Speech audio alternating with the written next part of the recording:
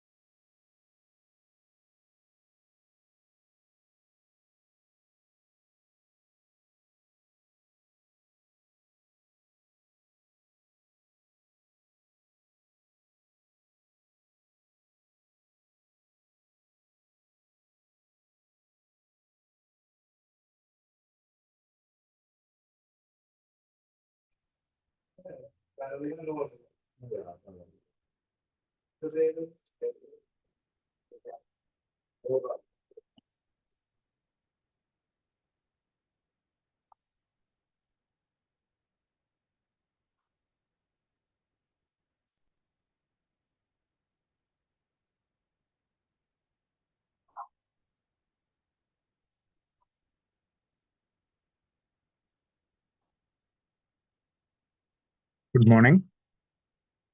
എല്ലാവരും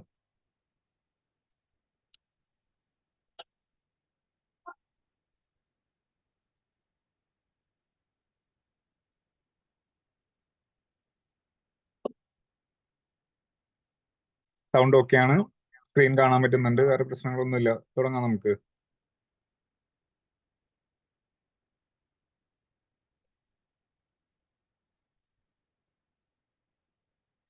ഓക്കെ. അപ്പൊ നമ്മൾ കഴിഞ്ഞ ക്ലാസ്സിൽ പറഞ്ഞുകൊണ്ടിരുന്നത് ഡെഫിനിഷൻ ഓഫ് മാനേജ്മെന്റും ഇമ്പോർട്ടൻസ് ഓഫ് മാനേജ്മെന്റ് എന്നുള്ള ഈ പോർഷനാണ് നമ്മൾ കഴിഞ്ഞ ക്ലാസ്സിൽ സ്റ്റാർട്ട് ചെയ്തത്. ഇന്ന് നമ്മളിത് കംപ്ലീറ്റ് ചെയ്യാമെന്ന് വിചാരിക്കുന്നു. അതിനുശേഷം നമ്മൾ ഇന്ന് സമയം കിട്ടുവാണെങ്കിൽ നമ്മൾ നോക്കുക മാനേജ്മെന്റ് വേഴ്സ് അഡ്മിനിസ്ട്രേഷൻ എന്ന് പറഞ്ഞിട്ടുള്ള ഈ ടോപ്പിക്കും മാനേജ്മെന്റ് റോൾസ് ആൻഡ് സ്കിൽസ് എന്ന് പറഞ്ഞുള്ള ഈ ടോപ്പിക്കാണ്. ഈ ഒരു ടോപ്പിക് ഇവിടെ നിൽക്കട്ടെ. നമുക്കത് കുറച്ച് കഴിഞ്ഞതിന് ശേഷം നമുക്ക് നോക്കാം. ഏറ്റവും ഫസ്റ്റ് നമുക്ക് ഇത്രയും കംപ്ലീറ്റ് ചെയ്യാനായിട്ട് നോക്കാം. മാനേജ്മെന്റ് വേഴ്സ് അഡ്മിനിസ്ട്രേഷനും മാനേജ്മെന്റ് റോൾസ് ആൻഡ് സ്കിൽസ് എന്നുള്ള ഇത്രയും ടോപ്പിക്ക് നമുക്ക് നോക്കാം. അതിനുശേഷം മാനേജ്മെന്റ് ഫങ്ഷൻസ് പഠിച്ചെടുത്ത് കഴിഞ്ഞാൽ തന്നെ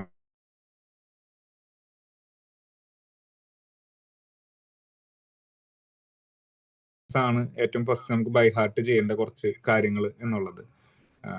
അപ്പോൾ ഈ ഡെഫിനിഷൻസ് ബൈ ഹാർട്ട് ചെയ്യുക എന്നുള്ളതാണ് ഈ ഒരു ടോപ്പിക്കിലെ പ്രിൻസിപ്പിൾസ് ഓഫ് മാനേജ്മെന്റിലെ ഏറ്റവും ബുദ്ധിമുട്ടുള്ള ഒരു സംഭവമായിട്ട് എനിക്ക് തോന്നിയ കാര്യം. അപ്പൊ അത് ഡെയിലി നമ്മളൊരു 3-4 എണ്ണം വെച്ചിട്ട് ബൈ ഹാർട്ട് ചെയ്ത് കഴിഞ്ഞാൽ ഒരു 10 ദിവസം കൊണ്ടൊക്കെ നിസ്സാരമായിട്ട് നിങ്ങൾക്ക് തീർക്കാൻ പറ്റുന്ന ടോപ്പിക്കാണ് ഡെഫിനിഷൻസ് എന്ന് പറഞ്ഞിട്ടുണ്ടെങ്കിൽ.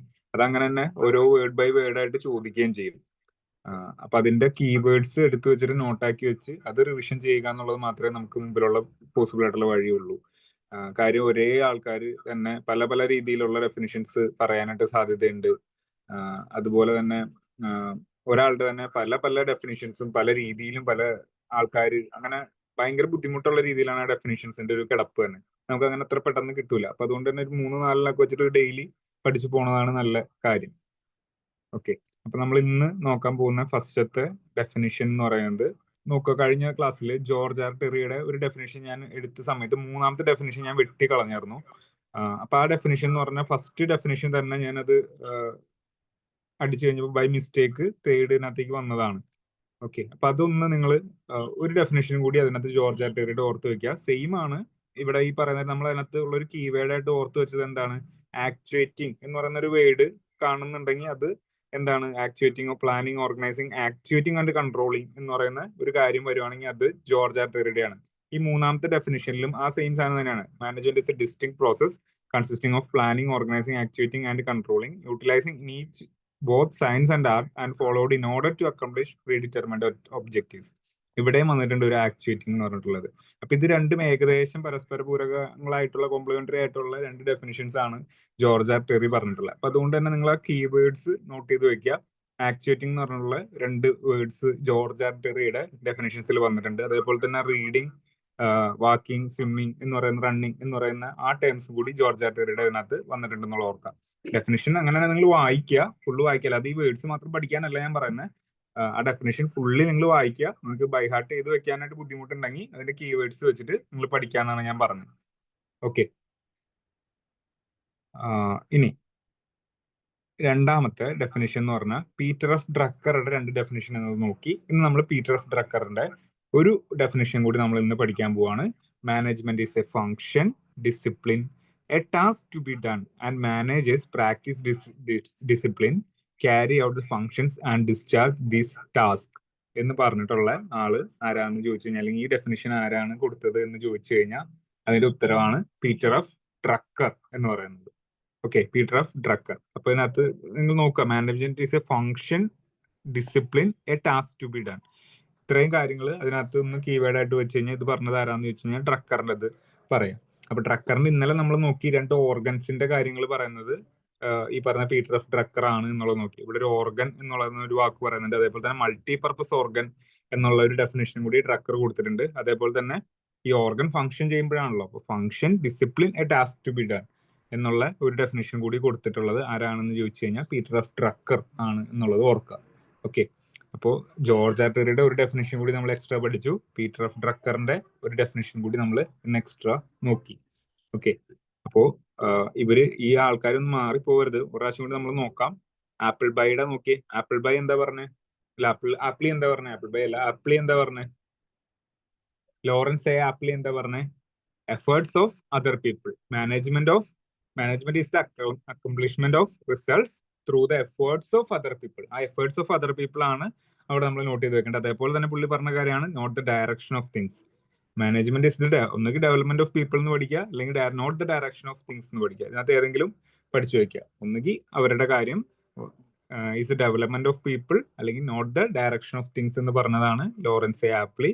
അതേപോലെ തന്നെ എഫേർട്സ് ഓഫ് അതർ പീപ്പിൾ എന്ന് പറഞ്ഞാണ് ലോറൻസ് എ ആപ്ലി. രണ്ടാമത്തെ ജോർജ ടെറിയുടെ കാര്യങ്ങളാണ്. പുള്ളിയുടെ പറഞ്ഞു management is A distinct process consisting of planning, organising, actuating and controlling. Actuating എന്ന് പറഞ്ഞ വേർഡ് ചിലപ്പോൾ വേറെ ചിന്തകരിൽ ഞാൻ കണ്ടില്ല, ഉണ്ടാവുമായിരിക്കും. പക്ഷെ ഇവിടെ ജോർജ് ആർട്ടറിയുടെ ഇതിനകത്ത് 2 പ്രാവശ്യം ആക്ച്വേറ്റിംഗ് എന്ന് പറഞ്ഞ വേർഡ് സെയിം ഡെഫിനേഷൻസിൽ വന്നിട്ടുണ്ട്. അതേപോലെ തന്നെ വാക്കിംഗ്, റീഡിങ്, സ്വിമ്മിങ് എന്നുള്ള 3-4 കാര്യങ്ങളും കൂടി ഈ പറയുന്ന ഇത് ജോർജ് ആർട്ടറി പറഞ്ഞിട്ടുണ്ട്. It is an activity like walking, reading, swimming or running എന്ന് പറഞ്ഞിട്ടുള്ള ഒരു ഡെഫിനേഷൻ കൊടുത്തതും ജോർജ് ആർട്ടറി എന്ന് പറയുന്ന ആളാണ്. ഹെൻറി ഫുയോളിന്റെ കാര്യങ്ങളോ?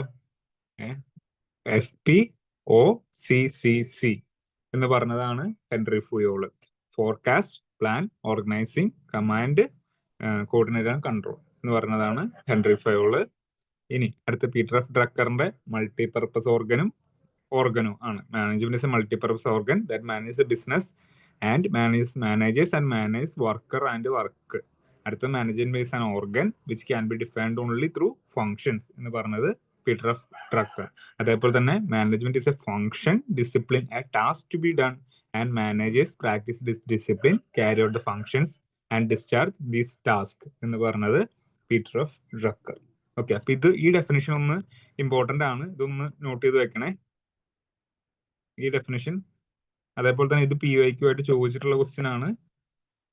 അപ്പൊ ഇനി അടുത്ത് ചിലപ്പോൾ ഇത് ചോദിക്കാനും ചാൻസ് ഉണ്ട്. അപ്പൊ ഈ പീറ്റർ എഫ് ഡ്രക്കറിന്റെ ഹെൻറി ഫുയോളിന്റെ ഭയങ്കര ഇമ്പോർട്ടന്റ് ആണ്. ഇപ്പൊ നമ്മൾ പഠിച്ചതിൽ ഈ പറഞ്ഞ ഡെഫിനേഷൻസ് എന്നുള്ളത് ഓർത്ത് വെക്കുക കേട്ടോ. പീറ്റർ എഫ് ഡ്രക്കറിന്റെ ഹെൻറി ഫുയോളിന്റെ കിടക്കുന്ന നോക്കിയേ. To manage is to forecast and to plan, organise, command and coordinate, to control. Okay, ഇനി അടുത്ത ഡെഫിനേഷൻ ആണ് PYQ ആയിട്ട് വീണ്ടും ചോദിച്ച ക്വസ്റ്റ്യൻ ആണ്. എന്ത്? മേരി പാർക്കർ ഫോളറ്റ് എന്ന് പറഞ്ഞിട്ടുള്ള ആളുടെ definition. Management is the art of getting things done through people. Okay, ഇന്നലെ ഈ ക്വസ്റ്റ്യൻ നമ്മൾ നോക്കി. ഈ ക്വസ്റ്റ്യൻ ഇന്നലെ നോക്കി കഴിഞ്ഞപ്പോൾ ഡെഫിനേഷൻ നമുക്ക് കിട്ടി. അപ്പൊ ആ ഡെഫിനേഷൻ PYQ ആയിട്ട് PSC ചോദിച്ച ക്വസ്റ്റ്യൻ ആണ്. അപ്പൊ ഇത് ശ്രദ്ധിച്ചു വയ്ക്കുക. Management is the art of getting things done through people. ജനങ്ങളിലൂടെ അല്ലെങ്കിൽ വേറെ ആൾക്കാരിലൂടെ നടത്തിയെടുക്കുക എന്നുള്ളതാണ്. മറ്റ് ഈ മേരി പാർക്കർ ഫോളറ്റിന്റെയും ആപ്ലിയുടെയും ഡെഫിനേഷൻ തമ്മിലുള്ള വ്യത്യാസം എന്താണ്? ഇവിടെ തിങ്സ് ഡൺ ത്രൂ പീപ്പിൾ ആണെങ്കിൽ മറ്റേത് എന്താണ്? Efforts of other people. ആണെങ്കിൽ അത് ആപ്ലി. ഓക്കെ, ഈ ഡെഫിനേഷൻ കിട്ടിയല്ലോ മേരി പാർക്കർ ഫോളറ്റിന്റെ. അടുത്ത് പറയട്ടെ.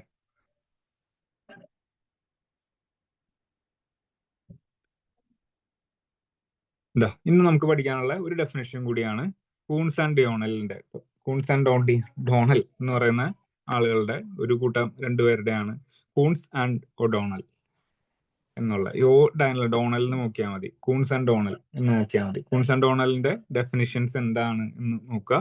Management is the creation of group goals. നോക്ക്, അപ്പൊ ഇത് ആണ് ഇവിടെ പഠിക്കേണ്ടത്. Management is the creation of group goals and maintenance of an internal environment in an enterprise where individual working in groups can perform efficiently and effectively towards the attainment of group goals. Okay, അപ്പോൾ Coons and ഡോണലിന്റെ definition പഠിക്കാനായിട്ട് നിങ്ങൾ ഇത്രയും ശ്രദ്ധിച്ചാൽ group ഗോൾസിനെ orient ചെയ്തിട്ടാണ് അവർ മാനേജ്മെന്റിന്റെ definition പറഞ്ഞിരിക്കുന്നത്. അതായത് ഇതൊരു ഇൻഡിവിജ്വൽ പ്രോസസ് അല്ല, ഇൻഡിവിജ്വൽ വർക്ക് ചെയ്യേണ്ടത് ഗ്രൂപ്പിലായിട്ട് വർക്ക് ചെയ്ത് കഴിയുമ്പോൾ എഫിഷ്യന്റ് ആയിട്ടുള്ള രീതിയിൽ മാനേജ്മെന്റ് നടക്കും, അല്ലെങ്കിൽ ആക്ടിവിറ്റി റിസൾട്ട് ഒക്കെ കൂടുതൽ ഉണ്ടാവും എന്നാണ് എന്ത് പറയുന്നത്, കൂൺസ് ആൻഡ് ഡോണൽ എന്ന് പറയുന്നത്. അപ്പൊ ഇവരുടെ കൂൺസ് ആൻഡ് ഡോണലിന്റെ ഡെഫിനേഷൻ ആയിട്ട് നിങ്ങൾ ഈ വേർഡ് ഒന്ന് നോക്കി നോക്കിയാൽ ഗ്രൂപ്പ് ഗോൾസ് എന്നുള്ളതാണ്. ഇപ്പൊ ഗ്രൂപ്പ് ഗോൾസ് എന്ന് പറയുന്ന ഒരു ഇതായിട്ട് നിങ്ങൾക്ക് ഡെഫിനേഷനിൽ തരുവാണെങ്കിൽ അത് ഇവരെ ഓപ്ഷനിൽ ഉണ്ടെങ്കിൽ അതാകാനുള്ള ചാൻസ് കൂടുതലാണ്. ഓക്കെ, അപ്പൊ കൂൺസ് ആൻഡ് ഡോണൽ എന്നുള്ളത് നോക്കി വെക്കുക കേട്ടോ. കൂൺസ് ആൻഡ് ഡോണലിന്റെ management is the creation of group goals എന്ന് പറഞ്ഞത് ആരാണ്? ഇത്രയും ചിലപ്പോൾ ഇത്രേ തരുള്ളൂ. Management is the creation of group goals എന്ന് ഡെഫിനേഷൻ കൊടുത്തത് ആരാണ് എന്ന് ചോദിച്ചു കഴിഞ്ഞാൽ കൂൺസ് ആൻഡ് ഡോണൽ. ഓക്കെ, ഇന്ന് ഇത്രയും ഡെഫിനേഷൻസ് മതി. ഒരാശൂടി നോക്കുക. നമ്മൾ പഠിച്ച ഡെഫിനേഷൻസ് ഇന്നലെ പഠിച്ചത് ലോറൻസ് ആപ്ലിയുടെ ഡെഫിനേഷൻ നമ്മൾ പഠിച്ചു. എന്ത്? Management is accomplishment of results through the efforts of other people. Efforts of other people എന്ന് പറയുന്നത് Appley. Management is development of people and not the direction of things എന്ന് പറഞ്ഞത് Appley. Not the direction of things not ചെയ്തൊക്കെ. Not the direction of തിങ്സും effort of other പീപ്പിളും Appley. George ടെറിയുടെ 3 definitions ഉണ്ട്. രണ്ടെണ്ണം വരുന്നത് ആക്ച്വേറ്റിംഗിന്റെ കാര്യത്തിലാണ് വരുന്നത്. പിന്നെ ഒരെണ്ണം വന്നിട്ടുള്ളതെന്ന് വെച്ച് കഴിഞ്ഞാൽ it's an activity like walking, swimming or running എന്ന് പറഞ്ഞിട്ടുള്ള ഇത് തന്നിരിക്കുന്നത് ജോർജ് ടെറി. മൂന്നാമത് ഹെൻറി ഫുയോളിന്റെ എന്ന് പറഞ്ഞ FPO, CCC, forecast, plan, organise, command, coordinate and control എന്നുള്ള ഡെഫിനേഷൻ കൊടുത്തിട്ടുള്ളത് FPO, CC കൊടുത്തിട്ടുള്ളത് ഹെൻറി ഫയോള്. അതേപോലെ തന്നെ പീറ്റർ എഫ് ഡ്രക്കറിന്റെ ഇറ്റ്സ് ആൻ മൾട്ടിപർപ്പസ് ഓർഗൻ എന്നും പറഞ്ഞിട്ടുള്ള ഡെഫിനിഷൻ കൊടുത്തതും. അതേപോലെ തന്നെ management is a function, discipline, a task to be done and managers practice discipline, carry out functions and discharge these task എന്ന് പറഞ്ഞിട്ടുള്ള ഡെഫിനിഷൻ കൊടുത്തതും ആരാണെന്ന് ചോദിച്ചു കഴിഞ്ഞാൽ പീറ്റർ എഫ് ഡ്രക്കർ എന്ന് പറയുന്ന ആളാണ് കൊടുത്തത്. ഓക്കെ, അപ്പൊ നിങ്ങൾ ഈ ഡെഫിനിഷൻസ് ഓരോ ദിവസം ടാർഗറ്റ് വ്യക്തമായിട്ട് അന്നേ ദിവസം തന്നെ പഠിച്ചു പോവുകയും തലേ ദിവസം റിവിഷൻ ചെയ്ത് കഴിയുകയും ചെയ്താൽ നിങ്ങൾക്ക് ഇത് മറക്കൂല ഡെഫിനിഷൻസ്. അപ്പൊ അത് ഇമ്പോർട്ടന്റ് ആണ്, നോക്കി വെക്കണേ. ഇനി അടുത്തത് മേരി പാർക്കർ ഫുള്ളറ്റിന്റെ ഡെഫിനിഷൻ ആണ്. Management is the art of getting things done through people എന്ന് പറഞ്ഞിട്ടുള്ള ഡെഫിനിഷൻ കൊടുത്തത് Mary Parker Follett. Okay, things done through people. ഇനി കൂൺസ് ആൻഡ് ഡോണലിന്റെ ഇതെന്ന് പറഞ്ഞിട്ടുണ്ടെങ്കിൽ management is the creation of group goals and maintenance of internal environment in an enterprise where individuals working in groups can perform efficiently and effectively towards attainment of group goals. ഈ group goals എന്ന് പറഞ്ഞിട്ടുള്ള രീതിയിലുള്ള definition കൊടുത്തത് ആരാണെന്ന് വെച്ച് കഴിഞ്ഞാൽ Koontz and Donnell. Okay, Koontz and Donnell. ഇനി നമ്മൾ നേച്ചർ ഓഫ് മാനേജ്മെന്റ് ആണ് അടുത്തത് നമ്മൾ പറഞ്ഞുകൊണ്ടിരുന്നത്. നേച്ചർ ഓഫ് മാനേജ്മെന്റിലേക്ക് കിടക്കുന്ന സമയത്ത് നമ്മൾ ഇന്നലെ 3 എണ്ണം നമ്മൾ ഇന്നലെ നോക്കി. ഒന്ന്, management aims at reaping rich results in economic terms എന്നുള്ള കാര്യം നമ്മൾ നോക്കി. അത് എക്കണോമിക് നെസസിറ്റീസ് അല്ലെങ്കിൽ എക്കണോമിക് റിസോഴ്സസും എക്കണോമിക് പ്രിൻസിപ്പിൾസും ഒക്കെ ഉപയോഗിച്ചിട്ടാണ് നമ്മൾ ഈ പറയുന്ന മാനേജ്മെന്റ് എന്നുള്ളൊരു കാര്യം ചെയ്യുന്നത് എന്നുള്ളത് നമ്മൾ ഇന്നലെ നോക്കി. അതേപോലെ തന്നെ അതിന്റെ നേച്ചറാണ് സ്കിൽ ആൻഡ് എക്സ്പീരിയൻസ്. ഇത് മാനേജ്മെന്റ് നല്ല മാനേജ്മെന്റ് ആണെന്നുണ്ടെങ്കിൽ നല്ല സ്കില്ലുള്ള ആൾ, നല്ല എക്സ്പീരിയൻസ് ഉള്ള ആളാണ് എന്നാണ് അതിന്റെ അർത്ഥം എന്നുള്ളത് നമ്മൾ ഇന്നലെ നോക്കി. മൂന്നാമത്, മാനേജ്മെന്റ് ഇസ് എ പ്രോസസ്. ഇതൊരു പ്രോസസ്സാണ്, കണ്ടിന്യൂസ് ആക്ടിവിറ്റി ആണ്. നമ്മൾ അതിന്റെ റിസൾട്ട് കിട്ടുന്നവരെ നമ്മൾ അതിനകത്ത് ആ ഒരു കാര്യം ചെയ്തുകൊണ്ടിരിക്കുകയാണെങ്കിലാണ് നമ്മൾ നല്ല മാനേജ്മെന്റ് ആണ് എന്നുള്ളൊരു കാര്യം പറയാന്നുള്ളത് നമ്മൾ നോക്കി. മാനേജ്മെന്റ് ഇസ് എ പ്രോസസ് ആണ്. അപ്പൊ ഇത് ഇന്ന് ക്വസ്റ്റ്യൻ വരുന്നത് എങ്ങനെയാണെന്ന് ഞാൻ കഴിഞ്ഞ ക്ലാസ്സിൽ പറഞ്ഞു. താഴെ തന്നിരിക്കുന്നതിൽ മാനേജ്മെന്റിനെ സംബന്ധിച്ച് ഏതാണ് ശരി എന്നുള്ളത് നമ്മുടെ അടുത്ത് ചോദിക്കും. അപ്പൊ തരും മാനേജ്മെന്റ് ഇസ് എ പ്രോസസ്. അതേപോലെ തന്നെ management implies skills and experience, അതുണ്ടാവും ഓപ്ഷനിൽ. അതേപോലെ തന്നെ management aims at reaping rich results in economic times. അങ്ങനത്തെ രീതിയിലുള്ള ഒരു സെന്റൻസുകളായിരിക്കും നിങ്ങൾക്ക് തരിക. അപ്പൊ അതിൽ നിന്ന് ജസ്റ്റ് ആലോചിച്ച് കഴിഞ്ഞാൽ നമുക്കത് ഉണ്ടോ എന്നുള്ളത് മനസ്സിലാക്കി കഴിഞ്ഞാൽ നമുക്കത് കാണപ്പുറം പഠിക്കേണ്ട ആവശ്യമൊന്നുമില്ല. മനസ്സിലാക്കി പഠിച്ചാൽ മതി. ഓക്കെ, ഭയങ്കര വലിയ പ്രശ്നമുള്ള ഒരു ഭാഗമല്ല. ഓക്കെ, ഇനി അടുത്തത് 4ാമത്തെ നേച്ചർ ഓഫ് മാനേജ്മെന്റ് ആണ്. Management is a universal activity. എന്നുള്ളത്. അതായത് ഒരു പ്രത്യേകമായിട്ടുള്ള ഒരു ഇതിനകത്ത് ഒതുങ്ങി നിൽക്കുന്ന ഒരു കാര്യമല്ല മാനേജ്മെന്റ് എന്ന് പറഞ്ഞിട്ടുണ്ടെങ്കിൽ. അതേപോലെ തന്നെ ഒരു ബിസിനസ്സിൽ മാത്രമല്ല മാനേജ്മെന്റ് നമുക്ക് യൂസ് ചെയ്യാനായിട്ട് പറ്റുക. ഒരുപാട് ഗ്രൂപ്പ് എഫേർട്സ് ആവശ്യമുള്ള സോഷ്യൽ ആയിട്ടുള്ളതും റിലീജിയസ് ആയിട്ടുള്ള ആക്ടിവിറ്റീസിലും ഗവൺമെന്റിന്റെ ഓർഗനൈസേഷൻസിലും എല്ലായിടത്തും ബിസിനസ്സിനെ കൂടാതെ തന്നെ ഒരുപാട് കാര്യങ്ങൾ നമ്മൾ മാനേജ്മെന്റ് ഉപയോഗിക്കുന്നുണ്ട്. ഇവിടെ എഡ്യൂക്കേഷൻ ഫീൽഡിൽ നമ്മൾ മാനേജ്മെന്റ് ഉപയോഗിക്കുന്നുണ്ട്. അങ്ങനെ ബിസിനസ് അല്ല എന്നുള്ള എല്ലാ കാര്യങ്ങളിലും നമ്മൾ ഈ പറയുന്ന മാനേജ്മെന്റ് എന്നുള്ള ഒരു കാര്യം നമ്മൾ ഉപയോഗിക്കുന്നുണ്ട്. അതുകൊണ്ട് തന്നെ മാനേജ്മെന്റ് എന്നുള്ളത് ഒരു യൂണിവേഴ്സൽ ആക്ടിവിറ്റി ആണ്. ഓക്കെ, അപ്പൊ management is a universal activity എന്നുള്ളത് ഓർത്തിരിക്കാം. Okay, management is a universal activity, management is a specific activity എന്നുള്ള രീതിയിൽ എന്തെങ്കിലും ഒരു വേർഡ്സ് തന്നിട്ട് universe not a universal activity എന്ന് തന്നിട്ടുണ്ടെങ്കിൽ അങ്ങനെ എല്ലാ സ്റ്റേറ്റ്മെന്റ് തെറ്റാണെന്ന് പറയണം. Management is a universal activity എന്നുള്ളത് പറയണം. ഓക്കെ, ഇനി അഞ്ചാമത്തെയാണ് management is a science as well as an art. Management എന്നുള്ളത് ഇതൊരു ചോദ്യമാണ്. മാനേജ്മെന്റ് എന്നുള്ളത് സയൻസ് ആണോ ആർട്ടാണോ? ബോത്ത് സയൻസും അല്ല ആർട്ടും അല്ല എന്നൊക്കെ ചോദ്യം. അപ്പൊ management is a science as well as an art. Management ഒരു സയൻസും ആണ് ആർട്ടും ആണ്. അതിന്റെ റീസൺ എന്താണെന്ന് വെച്ച് കഴിഞ്ഞാൽ കുറെ പ്രിൻസിപ്പിൾസ് യൂസ് ചെയ്തിട്ടാണ് നമ്മൾ മാനേജ്മെന്റ് ഉണ്ടാക്കിയിട്ടുള്ളത്. അതായത് മാനേജ്മെന്റ് ഫംഗ്ഷൻ നന്നായിട്ട് ചെയ്യുകയാണെങ്കിൽ നമ്മൾ കുറെ കാര്യങ്ങളൊക്കെ ചെയ്യുന്നുണ്ട്. അപ്പൊ അതൊരു ആർട്ട് ഓഫ് ഡൂയിങ് ആണ്. അതായത് ഞാൻ കുറെ കാര്യങ്ങളൊക്കെ നിങ്ങളുടെ അടുത്ത് പറഞ്ഞു തന്ന ഒരു സെറ്റ് ഓഫ് പ്രൊസീജിയേഴ്സും കാര്യങ്ങളൊക്കെ റെഡി ആക്കി വെച്ച് ഒരു പ്രിൻസിപ്പിൾസ് യൂസ് ചെയ്തിട്ടാണ് ഞാൻ നിങ്ങളെ പഠിപ്പിക്കുന്നതും കാര്യങ്ങളും എല്ലാം ചെയ്യിപ്പിക്കുന്നത്. അപ്പൊ അത് എന്ന് പറയുന്നത് ഒരു ആർട്ടാണ്. അവനൊരു നല്ല ഒരു സാറാണ്, നല്ലൊരു കലാകാരനാണെന്നൊക്കെ നമ്മൾ പറയില്ലേ. അവൻ ചെയ്യുന്ന ഒരു പ്രവൃത്തിയിൽ അവനൊരു കലാകാരനാണ് എന്നൊക്കെ പറയാൻ നല്ല രീതിയിൽ കാര്യങ്ങളൊക്കെ ചെയ്തു പോയിട്ടുണ്ടെങ്കിൽ അതൊരു ആർട്ടാന്ന് പറയും. ഇനി ഈ ഉണ്ടാക്കി വെച്ചിട്ടുള്ള പ്രിൻസിപ്പിൾസ് അപ്ലൈ ചെയ്തിട്ടാണ് നമ്മൾ എന്ത് ചെയ്യുന്നത്, അതിന്റെ പ്രാവർത്തികമാക്കുന്ന കാര്യങ്ങൾ ചെയ്യുന്നത്. അതായത് ആപ്ലിക്കേഷൻ യൂസ് അവിടെ വരുന്നുണ്ട് എന്നുള്ളതാണ്. അപ്പൊ ഈ പ്രിൻസിപ്പിൾസ് എഴുതി വെക്കുക മാത്രമല്ല അതിന്റെ അപ്ലിക്കേഷൻ കൂടി വരുന്നുണ്ടെങ്കിലാണ് അതിന് നമ്മൾ എന്ത് പറയുന്നത്, സയൻസ് ആണ് എന്ന് പറയുന്നത്. Science is the application of things എന്ന് പറയുന്ന ഒരു കാര്യം. അപ്പൊ അതുകൊണ്ട് തന്നെ നമ്മൾ അത് മനസ്സിലാക്കി വെക്കുക. ഈ പറയുന്ന പ്ലാനിങ് എന്നുള്ളത്, അല്ല പ്ലാനിങ് അല്ല, മാനേജ്മെന്റ് എന്നുള്ളത് എന്താണ്, ആർട്ട് മാത്രമല്ല അതൊരു സയൻസ് കൂടിയാണ്. ആർട്ടും സയൻസിന്റെ മിക്സ്ചർ ആണ് എന്ത്, മാനേജ്മെന്റ് എന്ന് പറയുന്നത്. കാര്യം മനസ്സിലായോ? Management is an art as well as management is a science. Management is an art as well as management is a science. ഇപ്പൊ സയൻസും മാത്സും കൂടി ആർട്ടും കൂടി കൂടിയതാണ് മാനേജ്മെന്റ് എന്ന് പറയുന്നത്. ഓക്കെ,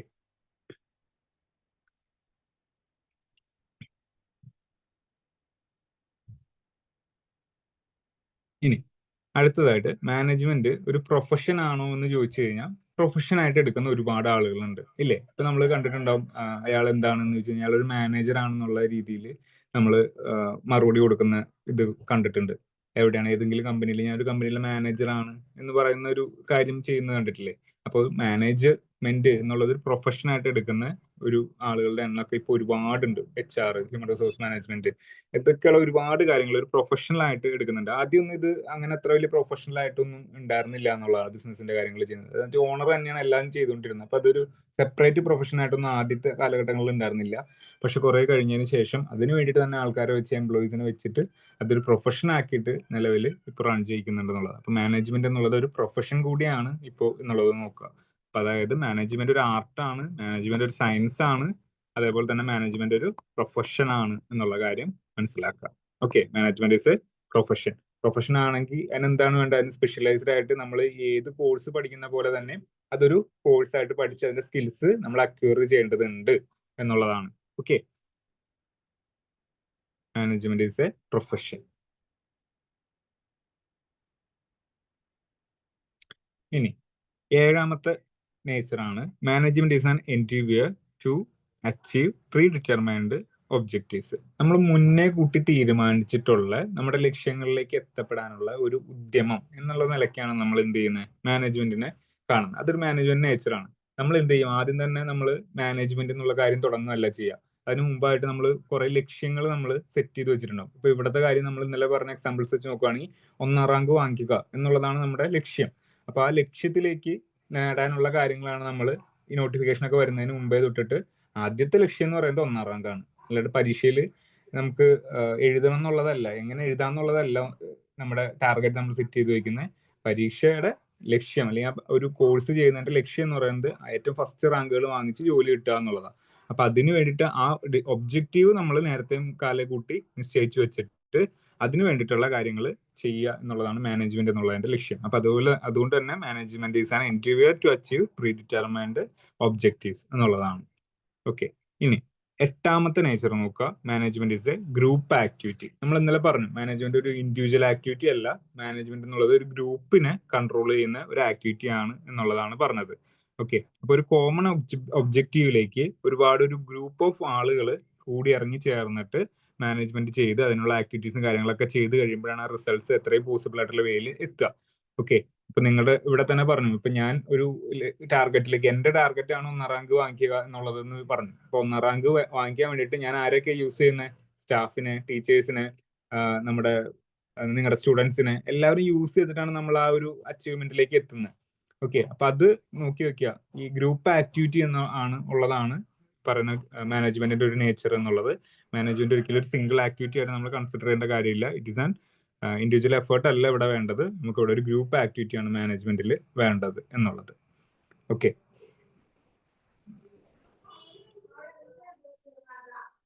ഇനി 9ാമത്തെ നേച്ചറാണ്. ഇതൊക്കെ നിങ്ങൾക്ക് പഠിക്കാനായിട്ട് ഒരു പാടുമില്ല. കാര്യം ഒരു കോമൺ സെൻസ് ആലോചിച്ചാൽ മതി മാനേജ്മെന്റ് എങ്ങനെയാണെന്നുള്ളത്. നിങ്ങൾ തന്നെ ഒരു സിസ്റ്റം ഓഫ് ഓർഗനൈസേഷനിൽ ജോലിക്കൊക്കെ പോയിട്ടുണ്ടെന്നുണ്ടെങ്കിൽ നിങ്ങൾക്ക് അറിയാം അവിടെ എങ്ങനെയാണ് കാര്യങ്ങളൊക്കെ നടത്തി പോരുക എന്നുള്ളത്. അപ്പൊ അതുകൊണ്ട് തന്നെ ഇതൊക്കെ ജസ്റ്റ് കേട്ടിരുന്നാൽ മാത്രം മതി. ഇതൊക്കെ ഇങ്ങനെ ബൈ ഹാർട്ട് ചെയ്ത് വെക്കേണ്ട ഒരു ആവശ്യം വരുന്ന ഒരു ടോപ്പിക് അല്ല. ഇതിന്റെ നേച്ചർ എന്തൊക്കെയാണ് എന്നുള്ളത് മനസ്സിലാക്കി ഇരുന്നു കഴിഞ്ഞാൽ നിങ്ങൾക്ക് ചെയ്യാനായിട്ട് കിട്ടും questions. Okay, management is A system of authority എന്നുള്ളതാണ്. ഈ അതോറിറ്റി എന്ന് പറഞ്ഞു കഴിഞ്ഞാൽ എന്താണ്? ഇപ്പോ നമ്മൾ കണ്ടിട്ടില്ലേ, ഈ ഏറ്റവും ടോപ്പ് ലെവലിലുള്ള മാനേജ്മെന്റുമാര് താഴെക്കിടയിലുള്ള ആളുകളുടെ അടുത്തൊക്കെ നമുക്ക് അവരുടെ ഒരു അധികാര സ്വരത്തിൽ ഓരോരോ കാര്യങ്ങൾ, ഇന്ന് ആ ജോലി ചെയ്ത് തീർത്തിട്ട് പോയാൽ മതി, അതേപോലെ തന്നെ ഇന്ന് എക്സാം എഴുതിയിട്ട് കിടന്നുറങ്ങിയാൽ മതി എന്നുള്ള രീതിയിൽ ഒക്കെ കാര്യങ്ങൾ പറയുന്നില്ലേ? ഹൈറാർക്കി അല്ല, അതോറിറ്റി. നമ്മൾ ഹൈറാർക്കിയുടെ കാര്യമല്ല, ഹൈറാർക്കി പിന്നെ നോക്കാം. ഈ ഒരു അതോറിറ്റി, അതായത് അധികാര സ്വഭാവമുള്ള ഒരു കാര്യമാണ് മാനേജ്മെന്റ് എന്ന് പറയുന്നത്. ഓക്കെ, അധികാര സ്വഭാവം ഉണ്ട്. നിങ്ങൾ എന്റെ കാര്യം ആലോചിച്ചാൽ മതി. ഞാൻ പറയുന്ന ആരും അനുസരിക്കുന്നില്ലെങ്കിൽ കൂടിയും എനിക്ക് ആ ഒരു നേച്ചർ ഞാൻ പറയുമ്പോൾ ഉണ്ടല്ലോ. ഇപ്പൊ നിങ്ങളോട് പറയും, നിങ്ങൾ ഇന്ന് എക്സാം എഴുതി ഇതിന്റെ ആൻസർ കീ എന്നെ കാണിച്ച്, അല്ലെങ്കിൽ നിങ്ങൾക്ക് എത്ര മാർക്ക് കിട്ടി എന്നുള്ളത് എന്നെ കാണിച്ചിട്ട് നിങ്ങൾ ഇന്ന് കിടന്നുറങ്ങിയാൽ രാത്രി 11 മണിക്ക് ഈ സമയത്തിനുള്ളിൽ നിങ്ങൾ അത് ചെയ്ത് കംപ്ലീറ്റ് ചെയ്തിട്ട് അയക്കുന്നവരെ അയച്ചാൽ മതി. ഇങ്ങനെയൊക്കെയുള്ള രീതിയിൽ ഞാൻ നിങ്ങൾക്ക് ഇൻസ്ട്രക്ഷൻസ് തരുന്നുണ്ട്. അതൊരു അധികാരസ്വരം അല്ലേ അവിടെ കാണുന്നത്? കാര്യം ഞാൻ പറയുന്ന കാര്യം നിങ്ങൾ കേൾക്കണം, എന്നാലാണ് അത് കറക്റ്റ് ആയിട്ടുള്ള രീതിയിൽ നമുക്ക് കൊണ്ട് നടക്കാൻ പറ്റുള്ളൂ. അല്ലെങ്കിൽ ഞാൻ പറയുന്നതിൽ ഒരു അധികാരം ഇല്ലാത്ത രീതിയിലാണെങ്കിൽ നിങ്ങൾ നിങ്ങളുടെ വഴിക്ക് നടക്കും, ഞാൻ എന്റെ വഴിക്ക് കിടക്കും. അതൊരു കൃത്യമായിട്ടുള്ള ഡിസൈഡ് റിസൾട്ട് നമുക്ക് അവിടെ കിട്ടുന്നില്ല. അപ്പൊ ആ ഒരു അതോറിറ്റി എന്ന് പറയുന്ന ഒരു കാര്യം അവിടെ ഉണ്ടെങ്കിലാണ് നമുക്ക് നല്ല മാനേജ്മെന്റ് എന്നുള്ള രീതിയിൽ, അതായത് കൃത്യമായിട്ടുള്ള രീതിയിൽ കാര്യങ്ങൾ മുമ്പോട്ട് പോകണം എന്നുള്ളതാണ്. ഓക്കെ, നമ്മുടെ റൂൾസ് ആൻഡ് റെഗുലേഷൻസ് പാലിച്ച് കൃത്യമായിട്ടുള്ള രീതിയിൽ കാര്യങ്ങൾ പോവുകയാണെന്നുണ്ടെങ്കിൽ നല്ലൊരു മാനേജ്മെന്റ് ആയിരിക്കും നമുക്ക് ഉണ്ടാവുക എന്നുള്ള കാര്യം മനസ്സിലാക്കി വെക്കുക. അതുകൊണ്ട് management is system of authority, ഒരു അധികാര സ്വഭാവമുള്ള ഒരു പ്രോസസ്സാണ് ഈ പറയുന്ന മാനേജ്മെന്റ് എന്നുള്ളത് മനസ്സിലാക്കുക. ഓക്കെ, ഇനി 10th one, management involves decision making. മാനേജ്മെന്റിൽ ഡിസിഷൻ മേക്കിംഗ് ഉണ്ടോ എന്ന് ചോദിച്ചു കഴിഞ്ഞാൽ ഡിസിഷൻ മേക്കിംഗ് ഉണ്ട്. ഓക്കെ, ഡിസിഷൻ എടുക്കാനുള്ള ഒരു ഇത്, ഇപ്പൊ ഒരു താഴെക്കടയിലുള്ള ഒരു എംപ്ലോയി ഇന്ന് ലീവ് വേണം സർ എന്ന് പറഞ്ഞിട്ട് എൻ്റെ അടുത്തേക്ക് വരാണ്. അല്ലെങ്കിൽ ഇന്ന് എനിക്ക് പരീക്ഷ എഴുതാൻ പറ്റൂല സർ, ഞാൻ ട്രാവലിലാണ് എന്ന് പറഞ്ഞു കഴിയുമ്പോൾ ആ ആളോട് എനിക്ക് 2 ഓപ്ഷൻസ് ഉണ്ട് പറയാം. നിങ്ങൾ ബസ്സിലല്ലേ പോകുന്നത്, ആപ്പ് തുറന്ന് നോക്കിയിട്ട് എക്സാം എഴുതുന്നതിന് എന്താ പാട്? കണക്ക് ചെയ്യണ്ട, GK ക്വസ്റ്റ്യൻസ് നിങ്ങൾക്ക് അറ്റംപ്റ്റ് ചെയ്യാലോ എന്ന് പറഞ്ഞിട്ട് എനിക്ക് ആ ആളോട് പറഞ്ഞു കൊടുക്കാൻ നിങ്ങൾ ഇത് ചെയ്യാൻ പറയാം, എക്സാം ചെയ്യാൻ പറയാം. അതല്ലെങ്കിൽ എനിക്ക് എന്താ പറയാ, ഞാൻ പറയും ഇന്ന് ചെയ്യണ്ട, നീ ഇന്ന് ലീവ് എടുത്തോ, പഠിക്കണ്ട എന്ന് പറഞ്ഞിട്ട് മാറ്റിയെടുത്താം. അങ്ങനെ 2 തരത്തിലുള്ള ഡിസിഷൻസ് എനിക്ക് അതിനകത്ത് എടുക്കാൻ പറ്റും. ഓക്കെ, അപ്പൊ മാനേജ്മെന്റ് എന്നുള്ള ഒരു കാര്യത്തിന് ഡിസിഷൻ മേക്കിംഗ് അതോറിറ്റി കൂടി തരുന്നുണ്ട്. അതേപോലെ നമ്മുടെ പോളിസീസും കാര്യങ്ങളും ഇതൊക്കെ ഫ്രെയിം ചെയ്യാനും ഒക്കെ ഈ പറയുന്ന മാനേജേഴ്സിന് പറ്റും എന്നുള്ളതാണ്. അപ്പൊ മാനേജ്മെന്റ് ഇൻവോൾവ്സ് ഡിസിഷൻ മേക്കിംഗ് എന്നുള്ള കാര്യം മനസ്സിലാക്കി വെക്കുക. അപ്പൊ ഇതൊക്കെ ജസ്റ്റ് കോമൺ സെൻസ് ആയിട്ട് നമുക്ക് മനസ്സിലാക്കി കിട്ടുന്ന കാര്യങ്ങളാണ്. Management involves decision making. മാനേജ്മെന്റിൽ ഡിസിഷൻ മേക്കിംഗ് ഇൻവോൾവ് ആവുന്നുണ്ടോ, അല്ലെങ്കിൽ താഴെ തന്നിരിക്കുന്ന പ്രസ്ഥാനങ്ങളിൽ ഏതാണ് മാനേജ്മെന്റിനെ സംബന്ധിച്ച് ശരിയായിട്ടുള്ളത് എന്നൊക്കെ രീതിയിലായിരിക്കും ഇതിൽ നിന്നുള്ള ക്വസ്റ്റ്യൻസ് വരിക. ഓക്കെ, ഇനി 11ാമത്തെ കാര്യമാണ് management implies good leadership. Management എന്താണ്? നല്ലൊരു ലീഡർഷിപ്പ് ക്വാളിറ്റി അവിടെ വേണം. നല്ല ലീഡർഷിപ്പ് ക്വാളിറ്റി ഇല്ലെങ്കിൽ എന്ത് സംഭവിക്കും? മാനേജ്മെന്റ് ഫെയിൽ ആയി പോകും. ഇപ്പോ ഞാൻ പറയുന്ന കാര്യങ്ങൾ, അതാണ് ഇവിടെ പറഞ്ഞുകൊണ്ടിരിക്കുന്നത്, ഞാൻ പറയുന്ന കാര്യങ്ങളൊന്നും നിങ്ങൾ കേൾക്കുന്നില്ല, പരീക്ഷ എഴുതുന്നില്ല എന്നുണ്ടെങ്കിൽ എന്ത് സംഭവിക്കും? ഓരോ മാസം കഴിയും തോറും ഇപ്പൊ ഇതെല്ലാം ഞാൻ ഇപ്പൊ തുടക്കം തുടങ്ങി, ഇപ്പൊ ഈ പറഞ്ഞ പരീക്ഷ എഴുതാനായിട്ട് ഞാൻ പറയാറില്ല നിങ്ങളുടെ അടുത്ത് ഇത്ര പിള്ളേര് പരീക്ഷ എഴുതിയിട്ടില്ല എന്ന്. അവരെല്ലാം പരീക്ഷ എഴുതി കൃത്യമായിട്ടുള്ള രീതിയിൽ ഫോളോ ചെയ്ത് പോയിരുന്നെങ്കിൽ എന്ത് സംഭവിച്ചേനെ? ഇപ്പോഴും നമുക്ക് ആ ഒരു സ്റ്റുഡൻസിന്റെ എണ്ണവും കാര്യങ്ങളൊക്കെ ഉണ്ടാവില്ലേ? അപ്പൊ നല്ല മാനേജ്മെന്റ് ഫെയിൽ ആവില്ലല്ലോ. അപ്പൊ ആ ഒരു കാര്യം നിങ്ങളെ കൊണ്ട് ചെയ്യിക്കാനായിട്ട് എന്നെ കൊണ്ട് പറ്റിയില്ല. അപ്പൊ അവിടെ മോശം ലീഡർഷിപ്പാണ് ശരിക്കും പറഞ്ഞാൽ അവിടെ നടന്നിട്ടുള്ളത്. ഓക്കെ, അപ്പൊ ആ ഒരു കാര്യം നിങ്ങളുടെ മനസ്സിലാക്കി വെക്കുക. നല്ലൊരു മാനേജ്മെന്റ് പറയുന്ന രീതിയിൽ എഫേർട്ട് ഇട്ട് കാര്യങ്ങൾ ചെയ്തു കഴിഞ്ഞാൽ, റിസൾട്ട് ഉണ്ടായി കഴിഞ്ഞാൽ അവരവിടെ കണ്ടിന്യൂ ചെയ്യും. അതൊരു നല്ല മാനേജ്മെന്റ് ആണ് എന്ന് പറയും. നല്ലോണം അവിടെ റിസൾട്ടും ഉണ്ടാവും, ബാക്കിയുള്ള കാര്യങ്ങളെല്ലാം മീറ്റ് ആകുകയും ചെയ്യും. ഓക്കെ, അത് കൃത്യമായിട്ട് ഗുഡ് ലീഡർഷിപ്പ് അല്ലെങ്കിൽ നടക്കില്ല എന്നുള്ളതാണ്. അപ്പൊ മാനേജ്മെന്റ് ഇംപ്ലൈസ് ഗുഡ് ലീഡർഷിപ്പ് എന്നുള്ളത് മനസ്സിലാക്കി വെക്കുക. ഓക്കെ, അപ്പൊ അവിടെ ഒരു ഡെഫിനേഷൻ കൂടി പറയുന്നുണ്ട് RC ഡേവിസൺ. നമുക്ക് പിന്നെ ഉള്ള ദിവസങ്ങൾ നോക്കാം. Management is the function of executive leadership everywhere. Management of high order implies the capacity of managers to influence the behavior of their subordinate. നമ്മുടെ നല്ലൊരു ലീഡർ ആണെന്നുണ്ടെങ്കിൽ നമ്മുടെ താഴെ നിൽക്കുന്ന ആളുകളും നമ്മളെ അനുസരിക്കും. നല്ലൊരു ലീഡർ അല്ലാന്നുണ്ടെങ്കിൽ പറയുന്ന ആളുകളൊന്നും ചെയ്യൂല. അപ്പോൾ ഈ പറയുന്ന ഒരു പ്രൊഡക്ഷൻ ആക്ടിവിറ്റി നടക്കില്ല. നടന്നു കഴിഞ്ഞാൽ തന്നെ അത് വളരെ മോശം രീതിയിൽ ബാക്കിയുള്ള യൂണിറ്റുകളൊക്കെ അപേക്ഷിച്ചിട്ട് വളരെ മോശമായിട്ടുള്ള രീതിയിൽ അവിടെ ഫംഗ്ഷനിങ് നടക്കും. അപ്പൊ അതുകൊണ്ട് തന്നെ ആ ഒരു സിസ്റ്റം ഫെയിൽ ആകാനുള്ള ചാൻസും വളരെ കൂടുതലാണ്. അപ്പൊ അതുകൊണ്ട് നല്ല ലീഡർഷിപ്പ് ഉണ്ടെങ്കിൽ നല്ല മാനേജ്മെന്റ് ആണ് എന്നുള്ളതാണ് അർത്ഥം.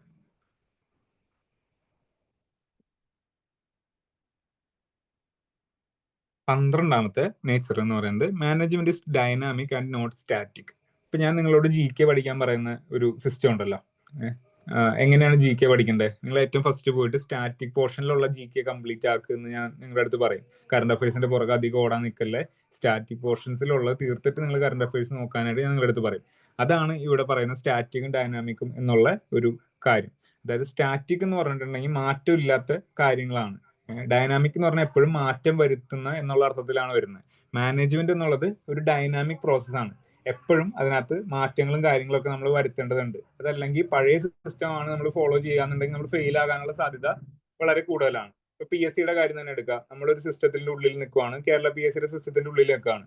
അപ്പൊ നിങ്ങളെ ഇവിടെ ഞാൻ പഠിപ്പിക്കുന്നത് എന്ന് പറഞ്ഞിട്ടുണ്ടെങ്കിൽ ഈ പഴയ വൺ വേർഡ്, പട്ടിയുടെ വായിൽ എത്ര പല്ലുണ്ട്, പൂച്ചയ്ക്ക് എത്ര കാലുണ്ട് എന്നുള്ള രീതിയിലുള്ള ക്വസ്റ്റ്യൻസ് ആണ് ഞാൻ നിങ്ങളെ പഠിപ്പിച്ചു വിടുന്നുണ്ടെങ്കിൽ അതെന്താണ്, ഒരിക്കലും ഒരു അപ്ഡേഷൻ അവിടെ നടക്കുന്നില്ല. പകരം അവിടെ നടക്കുന്ന കാര്യം എന്ന് വെച്ച് കഴിഞ്ഞാൽ സ്റ്റാറ്റിക് പോർഷൻസിൽ നിന്ന് നമ്മൾ മാറിയിട്ടില്ല. സ്റ്റാറ്റിക് ഉള്ള ട്രഡീഷണൽ സിസ്റ്റത്തിൽ നിന്ന് നമ്മൾ മാറിയിട്ടില്ല എന്നുള്ളതാണ്. ട്രഡീഷണലിൽ പഠിച്ചു കഴിഞ്ഞാൽ വേറെ കുഴപ്പമൊന്നുമില്ല. ഏറ്റവും സിമ്പിൾ ആയിട്ട് LGSന്റെ പരീക്ഷകളൊക്കെ ചോദിച്ചു കഴിഞ്ഞാൽ ചിലപ്പോൾ നമുക്ക് പാസ്സായി പോകാൻ പറ്റും. പക്ഷെ ഡിഗ്രി ലെവലിന്റെ പരീക്ഷകളിലേക്ക് വരുമ്പോൾ എന്താ സംഭവിക്കുക? ഡിഗ്രി ലെവലിന്റെ പരീക്ഷകൾക്ക് വരുന്ന സമയത്ത് ഈ പറഞ്ഞ അപ്ഡേഷൻസ് ഇല്ലാത്തതുകൊണ്ട് നമുക്ക് കൃത്യമായിട്ട് നന്നായിട്ട് എഴുതാൻ പറ്റൂല. അപ്പൊ പിള്ളേരൊക്കെ പറയും, എന്ത് പറയും, സാറേ പരീക്ഷ ഭയങ്കര പാടായിരുന്നു. എന്നിട്ട് അവര് അവിടെ തന്നെ കണ്ടിന്യൂ ചെയ്യും. അതേ രീതി തന്നെ, ഒരു മാറ്റമില്ലാതെ വീണ്ടും അതേ രീതി തന്നെ പഠിക്കും. അങ്ങനെ പഠിച്ചിട്ട് എന്തെങ്കിലും കാര്യമുണ്ടോ? എക്സാം ഡിമാൻഡ് ചെയ്യുന്ന കാര്യത്തിൽ പഠിച്ചാലല്ലേ നമുക്ക് ജോലി കിട്ടുള്ളൂ. അപ്പൊ ആ ഒരു കാര്യം നമ്മൾ ഇവിടെ മാനേജ്മെന്റിന്റെ കാര്യത്തിൽ നിന്ന് വളരെ നല്ല രീതിയിൽ തന്നെ ശ്രദ്ധിക്കണം. ഓരോ പരീക്ഷകൾ കഴിയുമ്പോൾ എന്തൊക്കെ അപ്ഡേഷൻസ് PSC കൊണ്ടുവന്നിട്ടുണ്ട്, എന്തൊക്കെ ഇനി നിങ്ങളുടെ പഠിത്തത്തിൽ എന്തൊക്കെ അപ്ഡേഷൻസ് ചെയ്യാൻ പറ്റും എന്നൊക്കെയുള്ള രീതിയിലുള്ള കാര്യങ്ങൾ മറച്ച് നോക്കി വേണം നമുക്ക് ഇതിനകത്ത് മാനേജ്മെന്റ് ചെയ്യാനായിട്ട്. അല്ലെങ്കിൽ അങ്ങനെ ചെയ്യുന്ന മാനേജ്മെന്റ് ആണ് എന്ത് പറയുന്നത്, നല്ല മാനേജ്മെന്റ് എന്ന് പറയുന്നത്. സ്റ്റാറ്റിക് ആയിട്ട് നിൽക്കുന്ന മാനേജ്മെന്റ് എന്ന് പറയുന്നത് മോശം മാനേജ്മെന്റ് ആണ് എന്ന് നമുക്ക് പറയാം. ഓരോ കാര്യങ്ങളും, പരസ്യങ്ങളും ഇന്നോവേഷൻസും കാര്യങ്ങളൊക്കെ നമ്മൾ ഇതിനകത്ത് കൊണ്ടുവരേണ്ടത് അത്യാവശ്യമാണ്. അപ്പൊ അതുകൊണ്ട് തന്നെയാണ് മാനേജ്മെന്റ് ഇസ് ഡൈനാമിക് എന്ന് പറയുന്നത്. മാനേജ്മെന്റ് ഇസ് നോട്ട് സ്റ്റാറ്റിക് എന്ന് പറയുന്നത്. ഡൈനാമിക് ആണ്, സ്റ്റാറ്റിക് അല്ല. ഓക്കെ,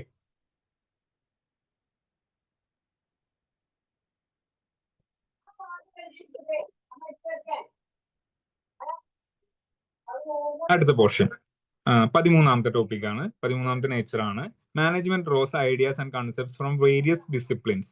എന്ന് വെച്ചിട്ടുണ്ടെങ്കിൽ മാനേജ്മെന്റ് എന്നുള്ളൊരു കാര്യം നമ്മൾ പഠിക്കുന്നത് കൊമേഴ്സ് ഇൻഡസ്ട്രിയിലാണെങ്കിൽ കൂടി അത് കൊമേഴ്സിന്റെ ഒരു സ്ട്രക്ചറിൽ നിൽക്കുന്ന ഒരു കാര്യം മാത്രമല്ല, അല്ലെങ്കിൽ ബിസിനസ് എന്ന് പറയുന്ന ഒരു ഇതിനകത്ത് മാത്രം നിൽക്കുന്നതല്ല.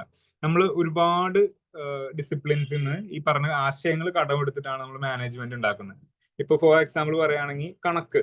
നല്ലൊരു മാനേജർ ആണെന്നുണ്ടെങ്കിൽ അയാൾക്ക് വ്യക്തമായിട്ടുള്ള കണക്കുണ്ടാവും. ഇത്ര രൂപ എക്സ്പെൻസ് വന്നിട്ടുണ്ട്, എത്ര രൂപ പോയി ഞാൻ ഈ മാസം ചെലവഴിച്ചിട്ടുണ്ട്, ഇവിടെ എന്താണ് കുറവ്, ഏത് സ്റ്റാഫാണ് കൂടുതൽ സ്പെൻഡ് ചെയ്തിരിക്കുന്നത്, അങ്ങനെയുള്ള എല്ലാ കാര്യങ്ങളും. അതേപോലെ തന്നെ സോഷ്യോളജി, സൈക്കോളജി, ആന്ത്രപ്പോളജി, അങ്ങനെയുള്ള എല്ലാ രീതിയിലും. ഇപ്പൊ സൈക്കോളജിയുടെ കാര്യം പറയുകയാണെങ്കിൽ നമ്മുടെ സ്റ്റാഫിനെ നമ്മൾ ആലപ്പുഴ ജിങ്കാന സിംഹം ഉണ്ടോ,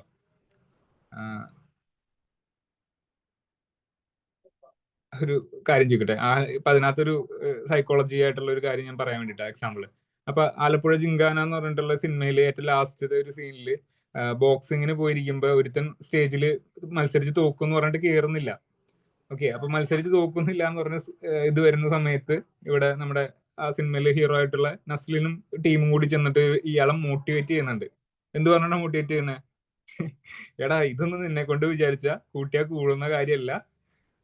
നിനക്ക് അവന്റെ ഇടിയുണ്ട്, നീ ചമ്മന്തിയാവും, അതുകൊണ്ട് നീ മത്സരിക്കാൻ കയറാതിരിക്കുന്നത് തന്നെ നല്ലതെന്ന് പറഞ്ഞിട്ട് അവനെ എന്ത് അത്രയും നേരം മോട്ടിവേഷൻ കൊടുത്ത്, അത് പോസിറ്റീവ് മോട്ടിവേഷൻ കൊടുത്തിട്ട് ആ ആള് സ്റ്റേജിലേക്ക് കയറിയിട്ടില്ല. ഞാൻ ഇല്ലാന്ന് പറഞ്ഞുകൊണ്ടിരിക്കുന്ന ആള്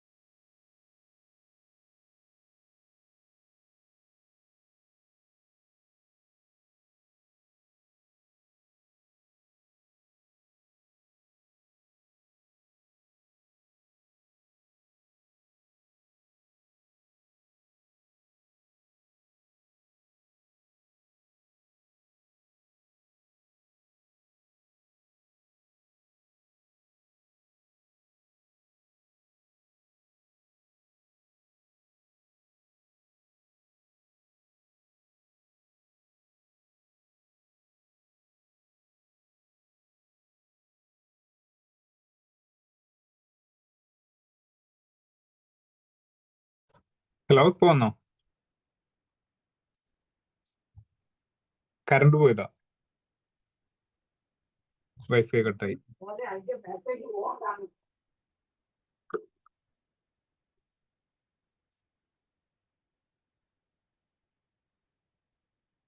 അപ്പൊ എവിടെ വരെ കേട്ടെ? ഞാൻ പറഞ്ഞത് എവിടെ വരെയാ കേട്ടെ?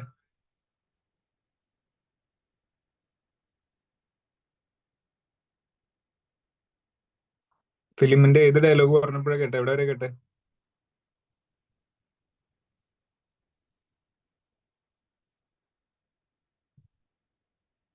ആ, നെഗറ്റീവ് മോട്ടിവേഷൻ. അപ്പൊ ആലപ്പുഴ ജിങ്കാനയില് നസ്ലിൻ ആ ചെക്കനെ വന്നിട്ട് അപമാനിക്കുന്നുണ്ട്. ഇവനെ കൊണ്ട് കൂട്ടിയെ ഒന്നും പറ്റൂല, ഇവനെ നമുക്ക് കളഞ്ഞിട്ട് പോവാം, ഇനി ഇവൻ കയറിയിട്ട് കാര്യമൊന്നുമില്ല, നമ്മൾ എന്തായാലും തോറ്റു, ഇനി ഇവന്റെ ഇടി കൂടി കൊള്ളണ്ടെന്നൊക്കെ പറഞ്ഞിട്ട് നസ്ലിൻ അങ്ങനെ ഒരു മോട്ടിവേഷൻ ചെയ്യുന്നുണ്ട്. അതിനുശേഷം ഏറ്റവും ലാസ്റ്റത്തെ ഒരു സീനില് അവരുടെ വീട്ടിൽ ചെന്ന് കഴിഞ്ഞിട്ട് നസ്ലിൻ വീണ്ടും ഒരു തീരുമാനം എടുക്കുകയാണ്. ഇനി ഞാൻ ബോക്സിംഗിനില്ല, നസ്ലിന് ബോക്സിംഗ് ഇല്ല, പകരം ഞാൻ വേറൊരു റോള് ഞാൻ ഏറ്റെടുക്കുവാണ്. ഞാനാണ് ഇനി ഇവരുടെ മാനേജർ. അടുത്ത കൊല്ലം നമ്മൾ ഇപ്പൊ തോറ്റത് കാര്യമാക്കാനുള്ള, അടുത്ത പ്രാവശ്യം നമ്മൾ വീണ്ടും മത്സരിച്ച് ആലപ്പുഴയ്ക്ക് വേണ്ടിയിട്ട് നമ്മൾ വീണ്ടും ഇറങ്ങും എന്ന് പറഞ്ഞിട്ടാണ് ആ സിനിമ അവസാനിക്കുന്നത്.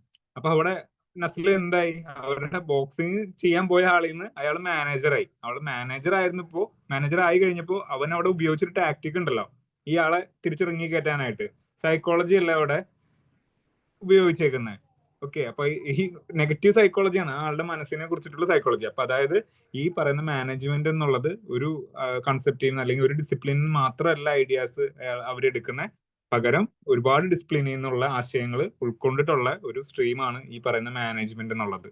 ഓക്കെ, അപ്പൊ അത് മനസ്സിലായിട്ടുണ്ടാവും എന്ന് വിചാരിക്കുന്നു. Management draws ideas and concepts from various disciplines എന്നാണ്. ഓക്കെ, ഇനി അടുത്തത് management is a goal oriented process ആണ് എന്നുള്ളതാണ്. അതായത് നമ്മൾ പറഞ്ഞില്ല, എപ്പോഴും നമ്മൾ ടാർഗറ്റ് വെച്ചിട്ട് ആ ടാർഗറ്റ് അച്ചീവ് ചെയ്യാൻ വേണ്ടിയിട്ടാണ് നമ്മൾ മാനേജ്മെന്റ് ചെയ്യുന്നത്. ഒരു പ്രീ ഡിറ്റർമൻഡ് ആയിട്ടുള്ള ഒരു ഒബ്ജക്റ്റീവ് ഉണ്ടാവും, അതിന് വേണ്ടിയിട്ട് അത് അച്ചീവ് ചെയ്യാൻ വേണ്ടിയിട്ട് എന്തൊക്കെ കാര്യങ്ങൾ നമുക്ക് ചെയ്യാൻ പറ്റുമോ ആ കാര്യങ്ങളൊക്കെ നമ്മൾ ചെയ്യും. അപ്പൊ അതാണ് മാനേജ്മെന്റ് ഈസ് ഗോൾ ഓറിയന്റഡ് എന്ന് പറയുന്നത്. ഓക്കെ, അപ്പൊ അത് നമ്മൾ ഇത്രയും നേരം പറഞ്ഞുകൊണ്ടിരുന്ന കാര്യം തന്നെയാണ്. അപ്പൊ അതിനകത്ത് കൂടുതലൊന്നും എക്സ്പ്ലനേഷന്റെ ആവശ്യമില്ല. ഇനി അടുത്തത് ഡിഫറെന്റ് ലെവൽസ് ഓഫ് മാനേജ്മെന്റ് ഉണ്ട് എന്നുള്ളതാണ്. ഡിഫറെന്റ് ലെവൽസ് ഓഫ് മാനേജ്മെന്റ് എന്ന് പറഞ്ഞിട്ടുണ്ടെങ്കിൽ നമുക്ക് മൂന്ന് നിലവാരത്തിൽ അല്ലെങ്കിൽ 3 തലത്തിലായിട്ട് നമുക്ക് മാനേജ്മെന്റിന്റെ ലെവലുകൾ ഡിറ്റർമൈൻ ചെയ്യാം. ഒന്ന് ഏറ്റവും ബോട്ടം ലെവല് അല്ലെങ്കിൽ ലോവർ ലെവൽ എന്ന് പറയും. Lower level management, middle level management, അതേപോലെ തന്നെ ടോപ്പ് ലെവൽ മാനേജ്മെന്റ് എന്നുള്ളത്. അങ്ങനെ 3 നിലവാരത്തിൽ അല്ലെങ്കിൽ 3 നിലയിലായിട്ട് നമുക്ക് മാനേജ്മെന്റിനെ നമുക്ക് സ്ട്രക്ചർ ചെയ്യാൻ പറ്റും. ഓക്കെ, അപ്പൊ ഈ സ്ട്രക്ചറിൽ ടോപ്പ് ലെവൽ മാനേജേഴ്സ് എന്ന് പറയുന്നത് ആരായിരിക്കും? മെയിൻ ആയിട്ട് നമ്മൾ ഡിസിഷൻ മേക്കേഴ്സ് ആയിരിക്കും, അഡ്മിനിസ്ട്രേഷൻ ചെയ്യുന്ന ആളുകളായിരിക്കും ഈ ടോപ്പ് ലെവലിൽ ഉള്ളത്. മിഡിൽ ലെവലിലാണെന്നുണ്ടെങ്കിലോ ഇവർ രണ്ടുപേരെ, അതായത് ഈ ലോവർ ലെവലിൽ മെയിൻ ആയിട്ട് എന്ന് പറയുന്ന എംപ്ലോയീസ് ആയിരിക്കും ഇവിടെ വരുന്നത്. ലോവർ ലെവൽ മാനേജ്മെന്റ് എന്ന് വെച്ച് കഴിഞ്ഞാൽ എംപ്ലോയീസ് ആയിരിക്കും മിക്കവാറും ഇവിടെ വരാനായിട്ടുള്ള സാധ്യത. എംപ്ലോയീസ് എന്ത് കാര്യം പറയുന്നു, അവർക്ക് പ്രത്യേകിച്ച് തീരുമാനങ്ങളൊന്നും എടുക്കേണ്ട ആവശ്യം വരുന്നില്ല. അവര് അങ്ങനെ ആലോചിച്ചിട്ടുള്ള കാര്യങ്ങൾ എടുക്കാൻ ഡിസിഷൻ മേക്കിങ്ങിന്റെ പവർ ഒന്നും ഈ ലോവർ ലെവലിലുള്ള ആളുകൾക്ക് കിട്ടുന്നുണ്ടാവില്ല. മിഡിൽ ലെവലിലുള്ള ആളുകൾ എന്ന് പറഞ്ഞാൽ അഡ്മിനിസ്ട്രേറ്റേഴ്സ്, ഏറ്റവും മുകളിൽ നിന്ന് ലെവലിൽ നിന്നുള്ള ആളുകൾ എന്താണ് എന്ന് പറയുന്നു അല്ലെങ്കിൽ അവരെന്ത് പറയുന്നു അതിനനുസരിച്ചിട്ട് ആശയങ്ങൾ ലോവർ ലെവലിലേക്ക് എത്തിക്കുന്ന ആളുകളാണ് ഈ മിഡിൽ ലെവലിലുള്ള ആൾക്കാരെന്ന് പറയുന്നത്. ഓക്കെ, അപ്പൊ ഈ അവർ എക്സ്പീരിയൻസും കാര്യങ്ങളൊക്കെ അത്ര ഉണ്ടാവും, പക്ഷെ ഒരിക്കലും അതിന്റെ ഓണേഴ്സും കാര്യങ്ങളൊന്നും ആയിരിക്കില്ല മിഡിൽ ലെവലിലുള്ള ആൾക്കാർ. ടോപ്പ് ലെവലിലാണ് ആ ഒരു സിസ്റ്റത്തിന്റെ ഇതാകാനായിട്ടുള്ള കാര്യങ്ങൾ. ഇപ്പൊ നമ്മുടെ ഒരു സിസ്റ്റം എടുക്കുകയാണെന്നുണ്ടെങ്കിൽ ഇവിടെ ഇപ്പൊ ടോപ്പില് ഞാനുണ്ടെന്ന് വിചാരിക്കാം, വിഷ്ണു ഇവിടെ ഞാനിപ്പോ ഉണ്ട്. ഇനി അതിന്റെ അടിത്തട്ടിൽ എന്ന് പറഞ്ഞു കഴിഞ്ഞാൽ നമുക്ക് ഇവിടെ ഗ്രൂപ്പിന്റെ അഡ്മിൻസ് ഉണ്ട് എന്ന് വിചാരിക്കാം. ഇപ്പൊ അഡ്മിൻസ് ആയിട്ട് നമുക്ക് ഇപ്പൊ റുമൈസ മിസ്സിനുണ്ട്, ശ്രീരാജിനുണ്ട്. ഇവരൊക്കെ ഇതിന്റെ മിഡിൽ ലെവലിലുള്ള ആളുകളാണെന്നുള്ളത്. അതായത് ഞാൻ എന്ത് കാര്യം പറയുന്നു അത് നിങ്ങളിലേക്ക് എത്തിക്കുക എന്നുള്ളതാണ് ഈ മിഡിൽ ലെവലിലുള്ള ഇതിന്റെ ഇതെന്ന് പറയുന്നത്. ഇനി ലോവർ ലെവലിൽ എന്ന് പറഞ്ഞു കഴിഞ്ഞാൽ ഇവരുടെ അടിയിലും ഏതെങ്കിലും സ്റ്റാഫിനെയും കാര്യങ്ങളൊക്കെ ഞാൻ വെച്ചിട്ടുണ്ടെങ്കിൽ അതാണ് ഏറ്റവും ലോവർ ലെവലിലുള്ള ആൾക്കാർ. ഇപ്പൊ നിങ്ങൾക്ക് ഡെയിലി എന്തെങ്കിലും ഒരു പോസ്റ്റ് ഇട്ട് തരുന്ന ആൾക്കാർ, അവർക്ക് അധികം ഫംഗ്ഷൻസും കാര്യങ്ങളൊന്നും ഉത്തരവാദിത്തം എന്ന് പറയുന്ന ഒരു കാര്യം ചിലപ്പോൾ അവർക്ക് ഉണ്ടാവില്ല. വരിക, ജോലി ചെയ്യുക, പോവുക എന്നുള്ളതാണ് അവരുടെ ഒരു ഉത്തരവാദിത്തം എന്ന് പറഞ്ഞു കഴിഞ്ഞാൽ. ഓക്കെ, അപ്പൊ അങ്ങനെ 3 നിലയിൽ ആയിട്ടാണ് നമ്മൾ ഈ പറയുന്ന ലെവൽസ് ഓഫ് മാനേജ്മെന്റ് അല്ലെങ്കിൽ മാനേജ്മെന്റ് ലെവൽ എന്നുള്ളത് തീരുമാനിച്ചു വെച്ചിരിക്കുന്നത്. ഓക്കെ, അപ്പോൾ മാനേജ്മെന്റ് എന്നുള്ളത് ഇത് എന്തിനാണ് അല്ലെങ്കിൽ ഇതിന്റെ കാര്യങ്ങൾ എങ്ങനെയാണെന്നൊക്കെ നമ്മൾ വരുന്ന സ്ലൈഡുകളിലും കാര്യങ്ങളൊക്കെ ആയിട്ട് കുറച്ചും കൂടി ഡീറ്റെയിൽ ആയിട്ട് നമുക്ക് നോക്കാം. ഇപ്പൊ മനസ്സിലാക്കി വയ്ക്കുക, നമ്മൾ 3 നിലയിലായിട്ടാണ് ഈ മാനേജ്മെന്റ് ലെവൽസ് സ്ട്രക്ചർ ആയിട്ട് വെച്ചിരിക്കുന്നത്. ഒന്ന് top level management, middle level management, low level management എന്നുള്ളത്. അതിനകത്ത് ആരൊക്കെ വരുന്നതെന്നുള്ളത് മനസ്സിലാക്കിയേക്കുക. ടോപ്പ് ലെവലിൽ എപ്പോഴും ഡിസിഷൻ എടുക്കുന്ന ആളുകളായിരിക്കും വരുന്നത്. മിഡിൽ എന്ന് പറഞ്ഞാൽ ഈ ടോപ്പിൽ എടുക്കുന്ന ഡിസിഷൻസ് താഴേക്ക് ഇടയിലേക്ക് എത്തിക്കുന്ന ആളുകളായിരിക്കും. താഴേക്കിടയിൽ എപ്പോഴും ഏറ്റവും ബേസിക് ആയിട്ടുള്ള എംപ്ലോയീസ് ആയിരിക്കും എന്നുള്ളതാണ്. മനസ്സിലായോ അത്?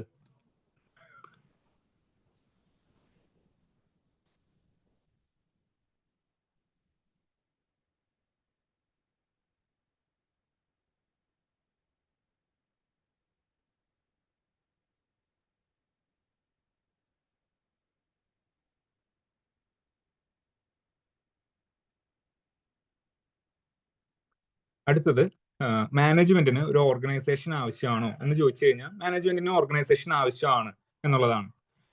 അതായത് ഇപ്പോൾ നമ്മുടെ ഇവിടെ തന്നെ എക്സാമ്പിൾ പറയുകയാണെന്നുണ്ടെങ്കിൽ, ഞാൻ ഒരു മാനേജറാണ് അല്ലെങ്കിൽ ഞാൻ നിങ്ങളെ മാനേജ് ചെയ്യുന്നുണ്ട് എന്നുള്ളത് ആലോചിക്കുക. ഇവിടെ നമുക്ക് ഉള്ള ഓർഗനൈസേഷൻ ഏതാണ്?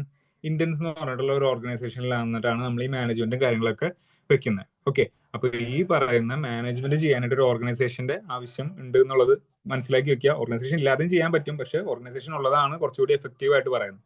കാര്യം എന്നെ എന്നുള്ള ഒരു പേരിനേക്കാളും കൂടുതലായിട്ട് ആൾക്കാർ ഇന്ത്യൻസ് എന്ന് പറഞ്ഞിട്ടുള്ള ഒരു പേര് കേട്ട് കഴിയുമ്പോൾ ആളുകൾ വരാനുള്ള സാധ്യതയുണ്ട്. അപ്പൊ ഓർഗനൈസേഷന്റെ പേര് എന്നുള്ളത് വളരെ ഇമ്പോർട്ടന്റ് ആണ്. അതുപോലെ തന്നെ അതിന്റെ നീഡും ഇവിടെ മാനേജ്മെന്റിൽ ഉണ്ട് എന്നുള്ള കാര്യം മനസ്സിലാക്കി വെക്കുക. ഇനി 17ാമത്തെ, management need not be owners എന്നുള്ളത്.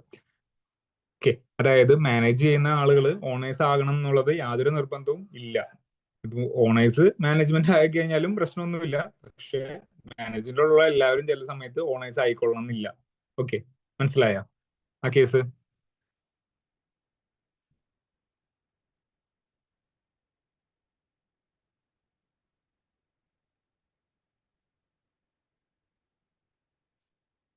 ഇനി ലാസ്റ്റത്തെ മാനേജ്മെന്റിന്റെ നേച്ചറാണ് മാനേജ്മെന്റ് ഇസ് ഇൻടാഞ്ചിബിൾ എന്നുള്ളത്. ഈ ടാഞ്ചിബിൾ ഇൻടാഞ്ചിബിൾ എന്ന് പറഞ്ഞിട്ടുണ്ടെങ്കിൽ എന്താ അർത്ഥമാക്കുന്നത്?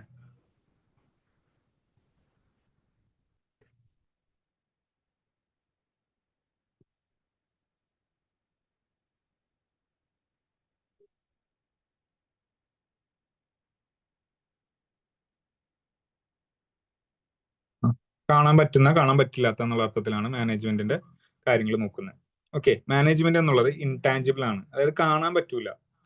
നമ്മള് മാനേജ്മെന്റ് എന്നുള്ള ഒരു പരിപാടി തൊട്ട് നോക്കാൻ പറ്റുന്ന ഒരു പരിപാടിയാണ്. ഇൻടാഞ്ചിബിൾ കാണാൻ പറ്റില്ല എന്ന് മാത്രമല്ല, തൊട്ട് നമുക്ക് മനസ്സിലാക്കുക എന്നുള്ള ഒരു കാര്യമാണ് ഉദ്ദേശിക്കുന്നത്. അപ്പൊ തൊടാൻ പറ്റില്ല, തൊട്ടറിയാനും അങ്ങനത്തെ ഇതിനകത്തൊന്നും പറ്റൂല എന്നുള്ളതാണ് മാനേജ്മെന്റ്. ഇപ്പൊ ഗുഡ്സ് ആൻഡ് സർവീസ് എന്ന് പറഞ്ഞിട്ട് നമ്മൾ 2 കാര്യങ്ങൾ പഠിച്ചില്ലേ എക്കണോമിക്സിൽ? ഗുഡ്സിന്റെ കാര്യം എന്താ? ഗുഡ്സ് എന്താ, ടാഞ്ചിബിൾ ആണോ ഇൻടാഞ്ചിബിൾ ആണോ? ഗുഡ്സ് ടാഞ്ചിബിൾ ആണെന്ന് പറയും. സർവീസസ് എന്താണ്? സർവീസസ് ഇൻടാഞ്ചിബിൾ ആണെന്ന് പറയും. ഇൻടാഞ്ചിബിൾ എന്ന് പറഞ്ഞിട്ടുണ്ടെങ്കിൽ നമുക്ക് തൊട്ടറിയാൻ പറ്റൂല എന്നുള്ള രീതിയിലാണ്. അപ്പൊ മാനേജ്മെന്റ് എന്നുള്ളത് സർവീസ് അല്ലേ? അപ്പൊ സർവീസ് ആയതുകൊണ്ട് തന്നെ മാനേജ്മെന്റ് എന്താണ്? ഇൻടാഞ്ചിബിൾ ആണ് എന്ന് പറയും. ഓക്കെ, അപ്പൊ management is intangible, it cannot be seen with the ice.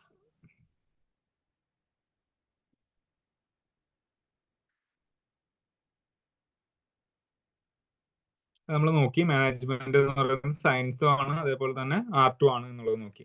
അപ്പൊ ഇത്രയും നേച്ചറാണ് നമുക്ക് ഈ പറയുന്ന മാനേജ്മെന്റ് എന്നുള്ള ഒരു കാര്യത്തിനുള്ളത്. അപ്പൊ ഇതിനകത്ത് നിങ്ങൾക്ക് തരിക എന്ന് പറയുന്ന ക്വസ്റ്റ്യൻ ഇതേപോലെ ഇതിന്റെ നേച്ചർ എന്താണെന്നുള്ള രീതിയിൽ ഇത്രയും പോയിന്റ്സ് ഒക്കെ തരും. എന്നിട്ട് അതിൽ നിന്ന് തെറ്റായിട്ടുള്ള പ്രസ്താവന എഴുതുന്നോ അല്ലെങ്കിൽ ശരിയായിട്ടുള്ള പ്രസ്താവന എഴുതുന്നോ, താഴെ തന്നിരിക്കുന്നതിൽ മാനേജ്മെന്റിനെ സംബന്ധിക്കുന്നതിൽ ഏതാണ് ശരിയെന്നോ അങ്ങനെയൊക്കെ ഉള്ള രീതിയിൽ ഏതെങ്കിലും ഒരു പോയിന്റ് ആയിട്ടായിരിക്കും ഈ സാധനം തരുന്നത്. അപ്പൊ അത് ഒന്നും കാണാപ്പാഠം പഠിക്കാനായിട്ട് നിൽക്കരുത്. മാനേജ്മെന്റ് എന്നുള്ള ഒരു കൺസെപ്റ്റ് എന്താണെന്നുള്ളത് വ്യക്തമായിട്ട് മനസ്സിലാക്കി വെക്കുക. ഈ പറയുന്ന ഓപ്ഷൻസ് ഇപ്പൊ ഞാൻ ഈ കൊടുത്തിട്ടുള്ളതൊന്നും ആയിരിക്കില്ല ചിലപ്പോൾ നിങ്ങൾക്ക് ചോദ്യത്തിൽ വരികയും ചെയ്യുന്നത്. അതാണ് ഞാൻ പറയുന്നത്. നമുക്ക് മാനേജ്മെന്റ് എന്നുള്ളൊരു കാര്യം നമുക്ക് ബൈഹാർട്ട് ചെയ്യുക എന്ന് പറഞ്ഞാൽ പോസിബിൾ ആയിട്ടുള്ള ഒരു കാര്യമല്ല.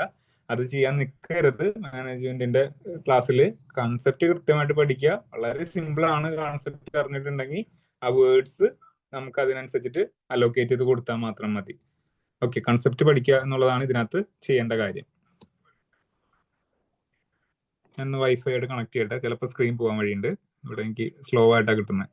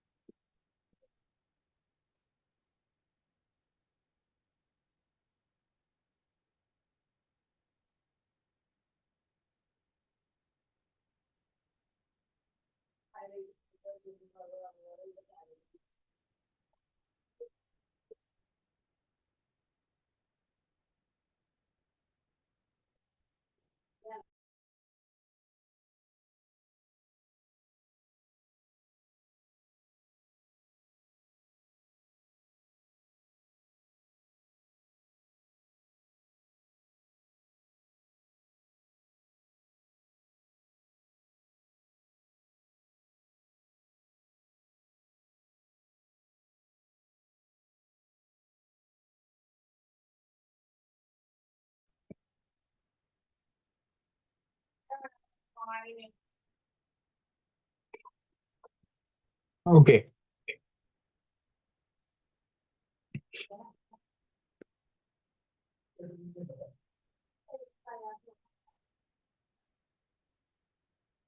അടുത്തൊരു പോയിന്റ് ആണ്, അടുത്ത ടോപ്പിക്കാണ് സ്കോപ്പ് ഓഫ് മാനേജ്മെന്റ് എന്നുള്ളത്. ഈ മാനേജ്മെന്റ് ഇങ്ങനെയൊക്കെ ചെയ്തിട്ട് എന്തൊക്കെ കാര്യങ്ങളാണ് നമുക്ക് ഇത് ഉപയോഗിക്കാൻ പറ്റുന്നത് എന്നൊക്കെയുള്ള ഒരു കാര്യങ്ങളാണ് ഈ പറയുന്ന മാനേജ്മെന്റിന്റെ ഇമ്പോർട്ടൻസ്, സ്കോപ്പ് എന്നൊക്കെ വേണമെന്നുണ്ടെങ്കിൽ നമുക്ക് പറയാം.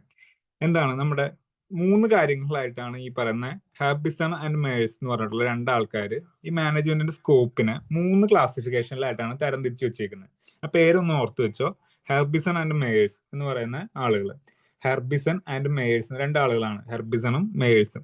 ഇവർ രണ്ടുപേരും 3 കാറ്റഗറിയിലായിട്ട് economic resource, system of authority, class or elite എന്നുള്ള 3 തരത്തിൽ ഈ മാനേജ്മെന്റിന്റെ സ്കോപ്പിനെ തരംതിരിച്ച് വെച്ചിട്ടുണ്ട്. ഇതിൽ എക്കണോമിക് റിസോഴ്സസ് എന്ന് പറഞ്ഞു കഴിഞ്ഞാൽ എന്താണെന്ന് നോക്കിക്കഴിഞ്ഞാൽ ഈ മാനേജ്മെന്റിന്റെ നല്ല ആപ്ലിക്കേഷൻ വഴിയായിട്ട് നമുക്ക് എന്ത് ചെയ്യാൻ പറ്റും, നല്ല രീതിയിൽ തന്നെ നമുക്ക് പ്രൊഡക്ഷൻ ഉണ്ടാക്കി അതിൽ നിന്ന് എക്കണോമിക് ആയിട്ടുള്ള വരുമാനവും കാര്യങ്ങളൊക്കെ ഉണ്ടാക്കാൻ പറ്റും. അപ്പൊ അത് എന്ന് പറയുന്നത് മാനേജ്മെന്റിന്റെ സ്കോപ്പാണ്. ഓക്കെ, മാനേജ്മെന്റിന്റെ ഇപ്പൊ നമ്മൾ പഠിച്ചു ഫാക്ടറീസ് ഓഫ് പ്രൊഡക്ഷൻ എന്തൊക്കെയാണെന്നുള്ളത് നോക്കി, ലാൻഡ്, ലേബർ, ക്യാപിറ്റൽ, എന്റർപ്രണർ എന്നൊക്കെയുള്ള കാര്യങ്ങളാണ്. അപ്പൊ ഈ കാര്യങ്ങൾ നല്ലവണ്ണം നമുക്ക് യൂസ് ചെയ്ത് കഴിഞ്ഞാൽ എന്ത് ചെയ്യാൻ പറ്റും, നമുക്ക് നല്ല രീതിയിൽ തന്നെ പ്രൊഡക്ഷൻ ഉണ്ടാക്കാൻ പറ്റും. ആ production led to what, to the economic resources. Okay, നമുക്ക് നല്ല രീതിയിൽ പൈസ ഉണ്ടാക്കാനായിട്ട് ഇതിന്റെ മാനേജ്മെന്റ് വഴിയായിട്ട് പറ്റും. അതാണ് ഈ പറയുന്ന എക്കണോമിക് റിസോഴ്സസ് കൊണ്ടുള്ളത്. അതേപോലെ തന്നെ ഇതൊരു സിസ്റ്റം ഓഫ് അതോറിറ്റി ആണ് എന്നുള്ളൊരു സ്കോപ്പ് ഇതിനുണ്ട്. അതോറിറ്റി ആണ് എന്ന് പറഞ്ഞു കഴിഞ്ഞാൽ എന്താ, അതായത് ഒരു set of standard rules of procedures ഉണ്ടാക്കി വെച്ചതിന് ശേഷം അത് ആ ഒരു സിസ്റ്റം ഓഫ് കാര്യങ്ങൾ ചെയ്യാനായിട്ടും അല്ലെങ്കിൽ അത് ഫോളോ ചെയ്യാനായിട്ടും ബാക്കിയുള്ള ആളുകളെ ഇത് പ്രാപ്തരാക്കുന്നു, അല്ലെങ്കിൽ അതിന് നിർബന്ധിച്ച് ഉള്ള കാര്യങ്ങൾ ചെയ്യുന്നു എന്നുള്ളതാണ് ഈ സിസ്റ്റം ഓഫ് അതോറിറ്റി എന്നുള്ളൊരു കാര്യം കൊണ്ട് ഉദ്ദേശിക്കുന്നത്. ഓക്കെ, അപ്പൊ അവിടെ അഡ്മിനിസ്ട്രേറ്റീവ് പവർ എന്നുള്ളൊരു കാര്യം ഈ മാനേജ്മെന്റ് നല്ല രീതിയിൽ യൂസ് ചെയ്യുമ്പോൾ ഈ മാനേജ് ചെയ്യുന്ന ആൾക്ക് കിട്ടുന്നുണ്ട്. അപ്പൊ ഇത് എന്നുള്ളത് അധികാരം സ്ഥാപിക്കാൻ വേണ്ടിയിട്ടുള്ള ഒരു പ്രോസസ്സായിട്ട് മാനേജ്മെന്റിനെ കാണുന്ന ആളുകളുണ്ട്. ഇനി മൂന്നാമത്തെ എന്ന് പറഞ്ഞു കഴിഞ്ഞാൽ ഇതൊരു ഡിഗ്നിറ്റിയുടെ ഭാഗമായിട്ട് കാണുന്ന ആളുകളുണ്ട്, ക്ലാസ് ഓർ എലൈറ്റ് എന്ന് പറയും. അതായത് ഇപ്പൊ മാനേജ്മെന്റ് എന്നുള്ളൊരു കാര്യം പണ്ട് ഒക്കെ എങ്ങനെയായിരുന്നു, വലിയ ഓണേഴ്സ് തന്നെ മാനേജ് ചെയ്യുന്ന ഒരു പരിപാടിയായിരുന്നു. പിന്നെ അതിനുശേഷം ഇത് ഒരു ഡിഗ്നിറ്റിയുടെ ഭാഗമായിട്ട് ഒരു പ്രൊഫഷൻ ആയിട്ട് മാറിക്കഴിഞ്ഞപ്പോൾ ഇത് ഡിഗ്നിറ്റിയുടെ ഭാഗമായിട്ടുള്ള നല്ലൊരു ജോലി എന്താണ്, എവിടെയാണ് നിങ്ങൾക്ക് ജോലി എന്ന് ചോദിച്ചു കഴിയുന്ന സമയത്ത് എവിടെയാണ് ആള്, ഇവിടെ ഇപ്പൊ എയർപോർട്ടിലെ മാനേജറാണ്, അല്ലെങ്കിൽ ഏതെങ്കിലും ഒരു പബ്ലിക് സെക്ടർ അണ്ടർടേക്കിങ്ങിന്റെ മാനേജർ ആണെന്നൊക്കെ പറയുന്നതെന്ന് വെച്ച് കഴിഞ്ഞാൽ ആളുകൾക്ക് ഒരു ഭയങ്കര ക്ലാസ് സംഭവമായിട്ട് അല്ലെങ്കിൽ ഒരു എലൈറ്റ് ക്ലാസ് ആയിട്ട് ഈ മാനേജ്മെന്റിനെ ഇപ്പോൾ ആളുകൾ കണ്ടു തുടങ്ങി എന്നുള്ളതൊക്കെയാണ് ഈ പറയുന്ന സ്കോപ്പ് ഓഫ് മാനേജ്മെന്റ് എന്നുള്ളതിൽ നമുക്ക് പറയാനായിട്ട് പറ്റുക. ഓക്കെ, അപ്പോൾ ക്ലാസ്, എക്കണോമിക് റിസോഴ്സ്, ഇത് അങ്ങനെ നമുക്ക് ഡയറക്റ്റ്ലി ചോദ്യം വരുന്ന കാര്യമില്ല, നമുക്ക് അതിന് മനസ്സിലാക്കി വെക്കാൻ വേണ്ടിയിട്ടുള്ള കാര്യങ്ങളാണ്. ഓക്കെ, ഇനി എവിടെയൊക്കെയാണ് നമുക്ക് ഈ പറയുന്ന മാനേജ്മെന്റിന്റെ ഇത് യൂസസ് വരുന്നതെന്ന് നോക്കുക. പ്രൊഡക്ഷൻ മാനേജ്മെന്റിൽ നമ്മൾ മാനേജ്മെന്റിന്റെ ഇത് ഉപയോഗിക്കുന്നുണ്ട്. ഹ്യൂമൻ റിസോഴ്സ് മാനേജ്മെന്റ് ഉണ്ട്, ഇൻഫർമേഷൻ ടെക്നോളജിയിൽ യൂസ് ചെയ്യുന്നുണ്ട്, മാർക്കറ്റിംഗ് മാനേജ്മെന്റ് ചെയ്യുന്നുണ്ട്, ഫിനാൻസ് മാനേജ്മെന്റ് ചെയ്യുന്നുണ്ട്, സ്ട്രാറ്റജിക് മാനേജ്മെന്റ് ചെയ്യുന്നുണ്ട്, ഓപ്പറേഷൻ മാനേജ്മെന്റ് ചെയ്യുന്നുണ്ട്.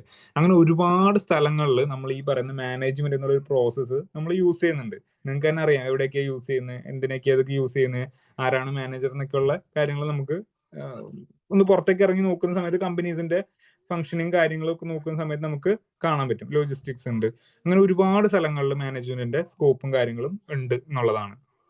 ഇനി നോക്കാം പർപ്പസ് ഓഫ് മാനേജ്മെന്റ്, എന്തിനാണ് മാനേജ്മെന്റ് ചെയ്യുന്നതെന്നുള്ള കാര്യങ്ങൾ.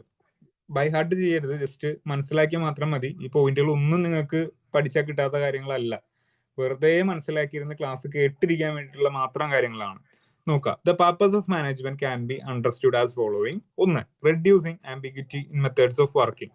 എന്തെങ്കിലും ഒരു സംശയം നമുക്ക് ഈ പറയുന്ന പണി ചെയ്യുന്നതിന്റെ ഇടയിൽ ഉണ്ടായി എന്ന് തോന്നുക.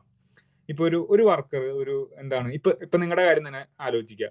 ഇപ്പൊ നിങ്ങൾ ഒരു കാര്യം പഠിച്ചുകൊണ്ടിരിക്കുന്നതിന്റെ ഇടയ്ക്ക് നിങ്ങൾക്ക് സംശയം ഭയങ്കര രീതിയിൽ വരുവാണ്. ഓക്കെ, അപ്പൊ നിങ്ങൾ എന്ത് ഗോളിനാണ് നിങ്ങൾ വർക്ക് ചെയ്യുന്നത്?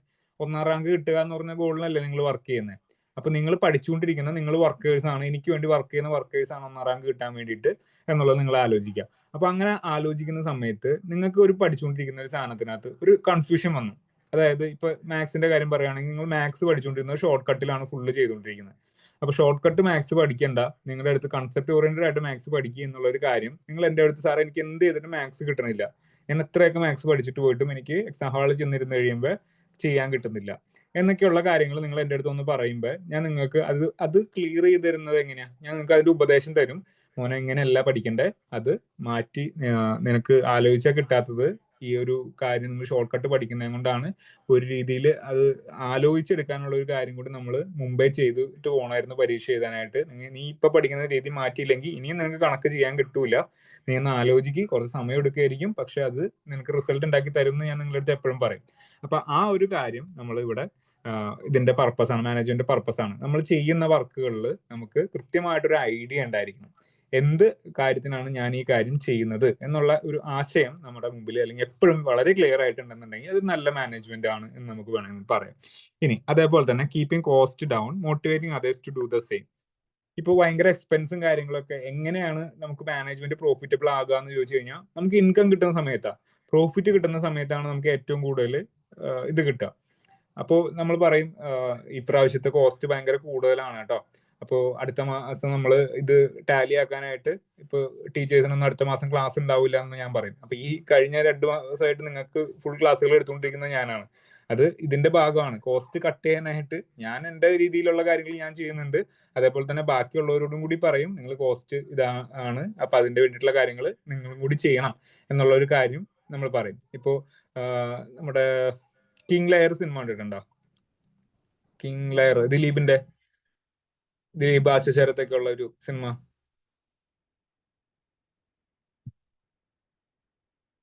കണ്ടിട്ടില്ല? ആ, എന്നാ അങ്ങനെ ഒരു സിനിമയുണ്ട്. അങ്ങനെ ഒരു സിനിമയുണ്ട്. അപ്പൊ അതിനകത്ത് ഈ പറയുന്ന പേസ്റ്റിന്റെ സെയില് കൂട്ടാൻ വേണ്ടിയിട്ട് എന്താ ചെയ്യാന്നുള്ളത് ഒരു ടാസ്ക് ആയിട്ട് ദിലീപിന് കൊടുത്തിരുന്ന ഒരു കാര്യമാണ്. അപ്പൊ അതിനകത്ത് ദിലീപ് ചെയ്യുന്ന കാര്യം എന്ന് വെച്ച് കഴിഞ്ഞാൽ ഈ പേസ്റ്റിന്റെ ഇത് വരുന്ന ഓട്ട വലുതാക്കി. ഓട്ട വലുതാക്കി കഴിഞ്ഞപ്പോ എന്ത് ചെയ്തു? സെയിൽസ് കൂടി. അപ്പൊ അങ്ങനെ അങ്ങനത്തെ കുറെ കാര്യങ്ങളൊക്കെ ആ ഒരു സിനിമയിൽ കാണിക്കുന്നുണ്ട്, മാനേജ്മെന്റിന്റെ ഒരു ഇതായിട്ട് ഭാഗമായിട്ട്.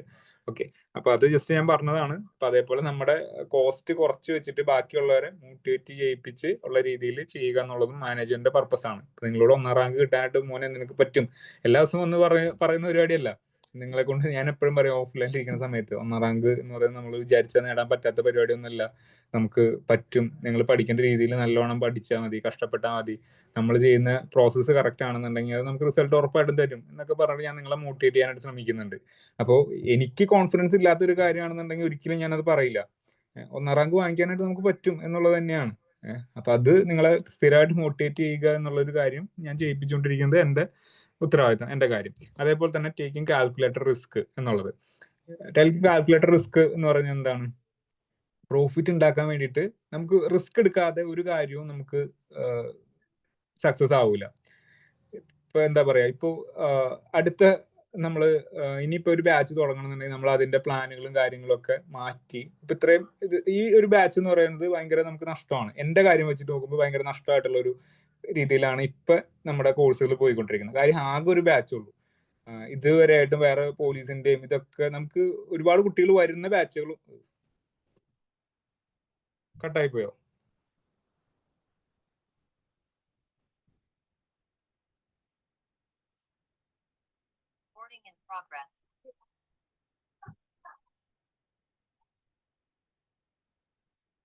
ഇല്ലല്ലോ.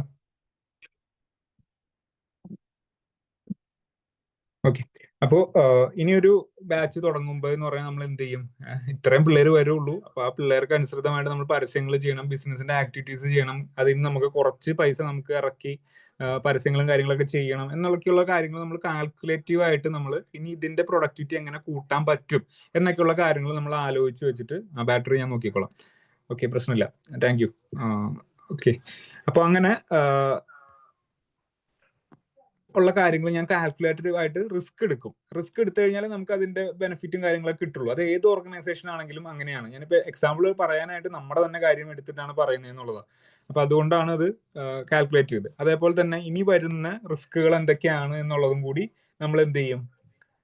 ഇനിയുള്ള റിസ്കുകളും ഇനി വരാൻ പോകുന്ന റിസ്കുകൾ എന്താണ് എന്നുള്ളതും കൂടി നമ്മൾ കാൽക്കുലേറ്റ് ചെയ്തിട്ട് അതിനനുസൃതമായിട്ട് വേണം കോഴ്സുകളും കാര്യങ്ങളൊക്കെ ഷെഡ്യൂൾ ചെയ്യാനും നമ്മള് പ്രോസസ്സ് ചെയ്യാനായിട്ട്. ഫോർ എക്സാമ്പിൾ പറയുകയാണെങ്കിൽ കുറെ കാലം കഴിഞ്ഞ് കഴിയുമ്പോൾ PSC നിയമനം ഉണ്ടാവില്ല എന്നൊക്കെ പറഞ്ഞിട്ട് കുറെ കരക്കമ്പികൾ കിട്ടുന്നുണ്ട്. അപ്പൊ അത് പ്രകാരം PSC പഠിക്കുന്നവർ നിർത്തി പോകുന്നവരുടെ എണ്ണം വളരെ കൂടുതലാണ്.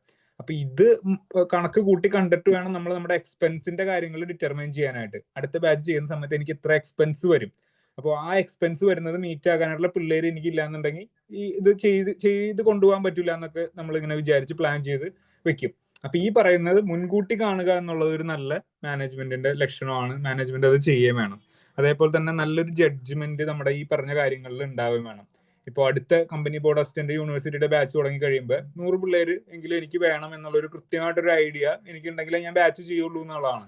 അപ്പൊ അങ്ങനെ 100 പിള്ളേര് എന്നുള്ളത് ഒരു കണക്ക്. ആ കണക്ക് ഉണ്ടെങ്കിലാണ് എല്ലാ എക്സ്പെൻസിനും ടീച്ചേഴ്സിന്റെ പേയ്മെന്റ് ഇതൊക്കെ കൊടുത്ത് നമുക്ക് അത് ഓടിക്കാൻ പറ്റുള്ളൂ. ഓക്കെ. അപ്പൊ അതില്ലാന്നുണ്ടെങ്കിൽ എന്ത് സംഭവിക്കും? ആ ജഡ്ജ്മെന്റ് പഴയ്ക്കും. ഇപ്പൊ 100 പേരില്ല, ഇപ്പൊ ആകെ ജോയിൻ ചെയ്തത് 30 പേരാണെന്നുണ്ടെങ്കിൽ എന്ത് സംഭവിക്കും? 30 പേർക്ക് വേണ്ടിയിട്ട് ഞാൻ ഒരു കൊല്ലം ഈ ഫുള്ള് എഫേർട്ട് എടുത്ത് പഠിപ്പിക്കാന്ന് പറഞ്ഞു കഴിഞ്ഞാൽ ടീച്ചേഴ്സിന് കൊടുക്കാനുള്ള സാലറി പോലും നമുക്ക് മീറ്റ് ആവില്ല. അപ്പൊ അവിടെ നോട്ടിന്റെ കാര്യം ആലോചിക്കേണ്ട, എക്സാംസിന്റെ കാര്യം ആലോചിക്കേണ്ട, അങ്ങനത്തെ കുറെ പ്രശ്നങ്ങൾ അതിനകത്തുണ്ട്. അപ്പൊ അങ്ങനെ നമ്മളൊരു കൃത്യമായിട്ടൊരു ജഡ്ജ്മെന്റ് വെച്ച് ആ ജഡ്ജ്മെന്റും നമ്മുടെ എക്സ്പെൻസിന്റെ ഇതും മീറ്റ് ചെയ്ത് കൊണ്ടുപോയി കഴിഞ്ഞാലേ എന്ത് ചെയ്യുള്ളൂ, അതൊരു നല്ല ഇതിനകത്ത് പോവുള്ളൂ എന്നുള്ളതാണ്. ഓക്കെ. അപ്പൊ ആ കാര്യം മനസ്സിലാക്കിയല്ലോ. എന്താണ് മാനേജ്മെന്റിന്റെ പർപ്പസ് എന്ന് പറഞ്ഞിട്ടുണ്ടെങ്കിൽ ഇതൊക്കെയാണ് നമ്മുടെ മാനേജ്മെന്റിന്റെ പർപ്പസ്. എന്തിനൊക്കെയാണ് മാനേജ്മെന്റ് യൂസ് ചെയ്യുന്നത്? നല്ല ജഡ്ജ്മെന്റ് എടുക്കണം, റിസ്ക് എടുക്കണം, കാൽക്കുലേറ്റഡ് റിസ്ക് എടുക്കണം, മോട്ടിവേറ്റ് ചെയ്യണം ബാക്കിയുള്ളവരെ, കോസ്റ്റ് കട്ടാക്കി വെച്ച് എക്സ്പെൻസ് കുറച്ച് വെച്ചിട്ട് മാക്സിമം പ്രോഫിറ്റബിലിറ്റി ആക്കാനായിട്ട് നോക്കണം. എന്തെങ്കിലും ഡൗട്ടുകളും കാര്യങ്ങളും ഉണ്ടെങ്കിൽ അതൊക്കെ റെഡ്യൂസ് ചെയ്യാൻ നോക്കണം. ഈ പറയുന്ന കാര്യങ്ങളൊക്കെ ചെയ്യാനുള്ളതാണ് മാനേജ്മെന്റിന്റെ പർപ്പസ് എന്ന് പറയുന്നത്. ക്ലിയർ അല്ലേ?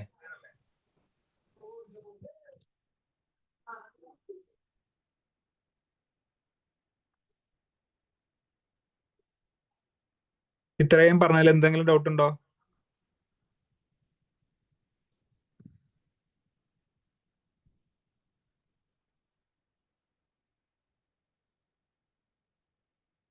നോക്കുക, ഇതൊരു ചെറിയൊരു നട്ട്ഷെല്ലാണ് ഇത്രയും നേരം നമ്മൾ പഠിച്ചത് എന്നുള്ളതിന്റെ ഒരു ചെറിയ സമ്മറി ആയിട്ട് പറയാൻ പറ്റും. Management is A process. Management എന്നുള്ളത് ഒരു പ്രക്രിയയാണ്, കണ്ടിന്യൂസ് പ്രോസസ് ആണ് എന്നുള്ളതാണ് മാനേജ്മെന്റിന്റെ ഒരു പ്രത്യേകത എന്ന് പറയുന്നത്. ഇറ്റ്സ് ആൻ എഫക്റ്റീവ് ആണ് മാനേജ്മെന്റ്. കാര്യം എന്താ, എഫക്റ്റീവ് ആവുന്നത് എങ്ങനെയാ? നല്ലൊരു മാനേജ്മെന്റ് ആണെന്നുണ്ടെങ്കിൽ അവിടെ നല്ല രീതിയിൽ നമുക്ക് എക്കണോമിക് റിസോഴ്സ് നമുക്ക് കിട്ടിക്കഴിഞ്ഞാൽ എന്താണ്, മാനേജ്മെന്റ് നല്ലതാണ്, എഫക്റ്റീവ് ആണ്, എഫിഷ്യന്റ് ആണെന്ന് പറയും. അതേപോലെ തന്നെ ഇന്റഗ്രേറ്റിംഗ് ഇന്ററാക്റ്റീവ് പ്രോസസ് ആണ്. ഒരുപാട് ആളുകളെ കമ്പൈൻ ചെയ്തിട്ട് അവർ തമ്മിലുള്ള ഇന്ററാക്ഷനും കാര്യങ്ങളൊക്കെ നടത്തിയിട്ടാണ് മാനേജ്മെന്റ് ചെയ്യുന്നത് എന്നുള്ളതാണ്. ഗോൾ ഓറിയന്റഡ് ആണ്, മൾട്ടി ഡിസിപ്ലിനറി ആണ്. ഗോള് അതിനുണ്ട്, കൃത്യമായിട്ട് എന്താണ് ടാർഗറ്റ് എന്നുള്ളത് നമ്മൾ ഗോൾ സെറ്റ് ചെയ്ത് വെച്ചിട്ടുണ്ടാവും. അതേപോലെ തന്നെ പല പല ആശയങ്ങളിൽ നിന്ന് അല്ലെങ്കിൽ പല പല സ്ട്രീംസിൽ നിന്നുള്ള ആശയങ്ങൾ നമ്മൾ അതിൽ നിന്ന് എടുത്തിട്ടുണ്ട് എന്നുള്ളതാണ്. അതേപോലെ തന്നെ കണ്ടിന്യൂസ് പ്രോസസ് ആണ്, ഇൻടാഞ്ചിബിൾ ആണ്, ആർട്സും ആണ്, സയൻസും ആണ്, പ്രൊഫഷനും ആണ്. ഇത്രയും കാര്യങ്ങളൊക്കെയാണ് നമ്മൾ ഇത്രയും നേരമായിട്ട് പഠിച്ചത്. ഓക്കെ, അതിനൊരു വിഷൻ ഉണ്ട്, അതിനൊരു മിഷൻ ഉണ്ട്, എന്താണ് ഗോൾ എന്നുള്ള ആശയം എന്താണെന്നുള്ളൊക്കെ കാര്യങ്ങൾ. വിഷൻ എന്നുള്ളത് അഡ്മിനിസ്ട്രേഷന്റെ കാര്യമാണ്, മിഷൻ എന്നുള്ളതാണ് മാനേജ്മെന്റിന്റെ കാര്യങ്ങളൊക്കെ ആയിട്ട് പറയാനായിട്ട് പറ്റുക. ഓക്കെ, നമുക്ക് നോക്കാം അഡ്മിനിസ്ട്രേഷന്റെ കാര്യങ്ങൾ നോക്കുന്ന സമയത്ത്. ഇപ്പൊ ഇത്രയും കാര്യം പറഞ്ഞത് ഓക്കെ അല്ലേ? മാനേജ്മെന്റിന്റെ ഇമ്പോർട്ടൻസ് എന്നുള്ളത്.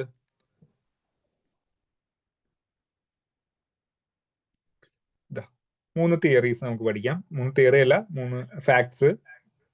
ഒന്ന്, ഫാദർ ഓഫ് മാനേജ്മെന്റ് എന്നറിയുന്നത് ആരാണ് എന്ന് ചോദിച്ചു കഴിഞ്ഞാൽ പീറ്റർ എഫ് ഡ്രക്കർ ആണ്. നമ്മൾ നേരത്തെ കണ്ട പുള്ളിയില്ലേ, ഓർഗൻസ് എന്ന് പറഞ്ഞ കാര്യം, മൾട്ടി ഓർഗൻ ആണ് എന്നൊക്കെ പറഞ്ഞ ഡെഫിനേഷൻ കൊടുത്ത ആളില്ലേ, ഇങ്ങനെയാണ് നമ്മൾ പറയുന്നത് ആര്, പീറ്റർ എഫ് ഡ്രക്കർ എന്ന് പറയുന്നത്. ഓക്കെ, പീറ്റർ എഫ് ഡ്രക്കർ ആണ് ഫാദർ ഓഫ് മാനേജ്മെന്റ് എന്നറിയപ്പെടുന്നത്. ഫാദർ ഓഫ് മാനേജ്മെന്റ് ആണ് പീറ്റർ എഫ് ഡ്രക്കർ. ഇനി ഫാദർ ഓഫ് ജനറൽ മാനേജ്മെന്റ് എന്നറിയുന്നതാണ് Henri Fayol. Okay, father of general management എന്നറിയപ്പെടുന്നതാണ് ഹെൻറി ഫയോൾ. ഓക്കെ, അപ്പൊ ഇങ്ങരുടെ ഡെഫിനേഷൻ എന്താ നമ്മൾ പഠിച്ചേ? FPOCCC എന്ന് പറഞ്ഞ് പഠിച്ചില്ലേ? ഓക്കെ, FPOCCC ഇതാണ് ഹെൻറി ഫയോൾ, അതാണ് general management. Father of general management എന്നറിയപ്പെടുന്ന ആളാണ് ആര്, ഹെൻറി ഫയോൾ. മൂന്നാമത്തെ ഫാദർ ഓഫ് സയന്റിഫിക് മാനേജ്മെന്റ് എന്നറിയപ്പെടുന്ന ആളാണ് ഫെഡറിക് ടൈലർ. FW ടൈലർ എന്നൊക്കെ പറയും, ഫെഡറിക് ടൈലർ. ഓക്കെ, ടൈലർ ആണ് ഈ തുന്നൽ സൂചി വെച്ചിട്ട് സയന്റിഫിക് ആയിട്ട് തുന്നി ചേർത്ത് കൊടുക്കുന്ന ആളാണ് ആര്, ഫെഡറിക് ടൈലർ. ഓക്കെ, അപ്പൊ ഇത് ഈ 3 കാര്യങ്ങളൊന്ന് ജസ്റ്റ് ഓർത്തിരിക്കുക. നിങ്ങൾക്ക് 1 വേർഡ് ആയിട്ട് ചോദിക്കാനായിട്ട് ചാൻസ് ഉള്ള ക്വസ്റ്റ്യൻസ് ആണ്. ഫാദർ ഓഫ് മാനേജ്മെന്റ് ആരാണ്, Peter F Drucker. Father of general management ആരാണ്, ഹെൻറി ഫയോള്. മൂന്നാമത്തെ ഫാദർ ഓഫ് സയന്റിഫിക് മാനേജ്മെന്റ് ആരാണ്, FW ടൈലർ, ഫെഡറിക് ടൈലർ എന്നൊക്കെ പറയും. ഓക്കെ, PYQ ആണ്.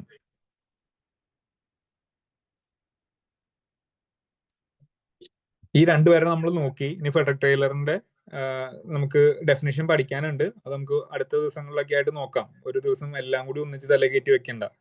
അതുകൊണ്ടാണ് ഇന്ന് പഠിപ്പിച്ച ഡെഫിനേഷൻസ് മര്യാദയ്ക്ക് ഇന്ന് തന്നെ പഠിച്ചേക്കണം കേട്ടോ. കിട്ടിയല്ലോ. ഫാദർ ഓഫ് മാനേജ്മെന്റ് എന്ന് പറയുന്നത് Peter F Drucker. Father of general management എന്ന് പറയുന്നത് Henri Fayol. Father of scientific management എന്ന് പറയുന്നത് ആരാണ്, Federico Taylor. Okay,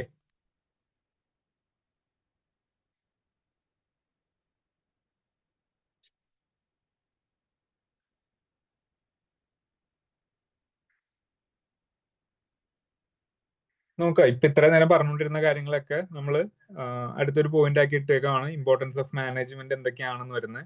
effective utilisation of resources. നമുക്ക് തന്നിട്ടുള്ള റിസോഴ്സുകൾ നമ്മൾ എഫക്റ്റീവ് ആയിട്ട് യൂസ് ചെയ്തിട്ട് നമ്മൾ എന്ത് ചെയ്യണം, എക്കണോമിക് ആയിട്ട് ഉള്ള കാര്യങ്ങളിലേക്ക് എത്തിക്കണം. അതാണ് ഈ മാനേജ്മെന്റിന്റെ ഏറ്റവും വലിയൊരു ഇമ്പോർട്ടൻസ് എന്ന് പറയുന്നത്. നമുക്ക് തന്നിട്ടുള്ള, നമുക്ക് ലഭ്യമായിട്ടുള്ള റിസോഴ്സസ് വെച്ചിട്ട് നമ്മൾ പഠിച്ച് കാര്യങ്ങളൊക്കെ ഇതാക്കണം. അതായത് നിങ്ങളിപ്പോ പഠിപ്പിക്കുന്നുണ്ടെങ്കിൽ നിങ്ങൾക്ക് പഠിപ്പിക്കാനുള്ള കാര്യങ്ങൾ നമുക്ക് ലഭ്യമായിട്ടുള്ള ഡാറ്റ എടുത്തിട്ട്, ഇപ്പോൾ ലോകത്തൊന്നും ഇല്ലാത്ത ഡാറ്റ കൊണ്ട് നിങ്ങൾ പഠിപ്പിക്കുന്നതല്ല, നമുക്ക് ഉള്ള നിലവിൽ PSC ചോദിക്കുന്ന ക്വസ്റ്റ്യൻ പേപ്പേഴ്സിൽ നിന്ന് എടുത്തിട്ട് ഉള്ള രീതിയിൽ നിങ്ങൾക്ക് ഡാറ്റയും കാര്യങ്ങളൊക്കെ തന്ന് അതിൽ നിന്ന് റിസൾട്ട് ഉണ്ടാക്കി എടുക്കുക എന്നുള്ളതാണ് ഈ പറയുന്ന മാനേജ്മെന്റിന്റെ ഏറ്റവും ഇമ്പോർട്ടൻ്റ് ആയിട്ടുള്ള ഫംഗ്ഷൻ അല്ലെങ്കിൽ ഇമ്പോർട്ടൻസ് എന്ന് പറയുന്നത്. ഡെവലപ്മെന്റ് ഓഫ് റിസോഴ്സസ് നല്ലതാണ്.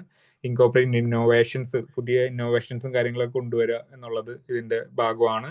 Various interest group. ഇപ്പൊ ചിലവർക്ക് ഇവിടെ വേരിയസ് ഇൻട്രസ്റ്റ് ഗ്രൂപ്പ് എന്ന് പറഞ്ഞാൽ പല പല താല്പര്യങ്ങളിലുള്ള ആളുകൾ ഉണ്ടാവും ഒരു മാനേജ്മെന്റിന്റെ ഉള്ളിൽ തന്നെ, വർക്കേഴ്സ് രീതിയിൽ. ചിലവര് ഇപ്പോ എന്താണ് SFI-കാരുണ്ടാവും, ചിലവര് KSU-കാരുണ്ടാവും, സ്റ്റുഡൻസ് ഓർഗനൈസേഷന്റെ കാര്യം പറയുന്നത്, ചിലവര് ABVP-കാരുണ്ടാവും. അപ്പൊ ഇവര് 3 പേരും പല പല ആശയങ്ങൾ പല പല കാര്യങ്ങളൊക്കെ ആയിട്ട് ഡിഫറെന്റ് ആയിരിക്കും. അപ്പൊ ഇവരെല്ലാവരും കൂടി ഒന്നിച്ച് നിർത്തുക എന്നുള്ള ഒരു കാര്യം കൂടി ആസ് എ മാനേജർ നമ്മൾ ചെയ്യേണ്ട കാര്യമാണ്.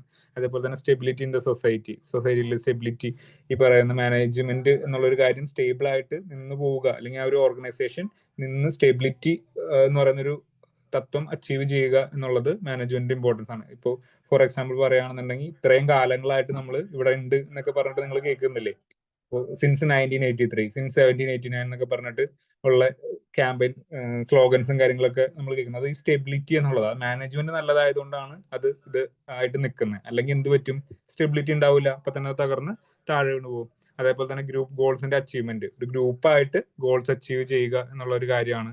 അതേപോലെ തന്നെ നാഷണൽ ഗ്രോത്തിന് സഹായിക്കുക എന്നുള്ളത്. എങ്ങനെയാണ് നാഷണൽ ഗ്രോത്തിന് സഹായിക്കുന്നത്? മാനേജ്മെന്റ് എങ്ങനെയാണ് നാഷണൽ ഗ്രോത്തിന് സഹായിക്കുന്നത്?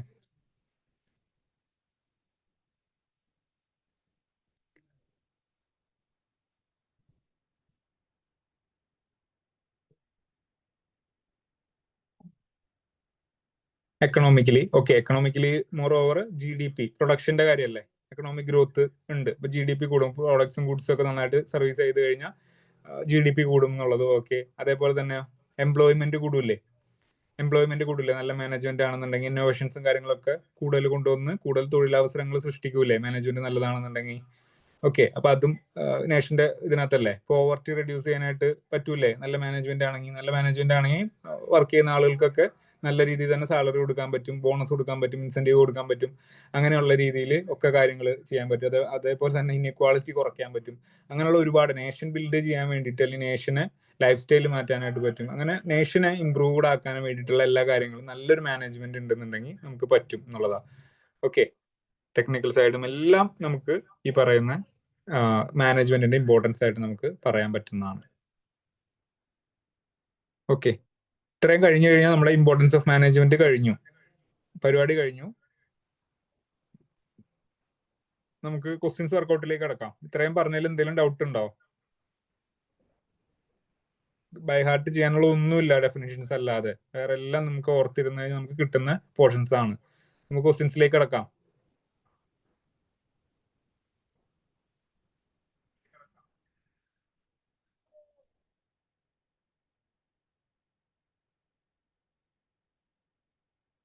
ഇന്നലെ നോക്കിയ ക്വസ്റ്റ്യൻ നോക്കിയേ. Management is the art of getting things done through people.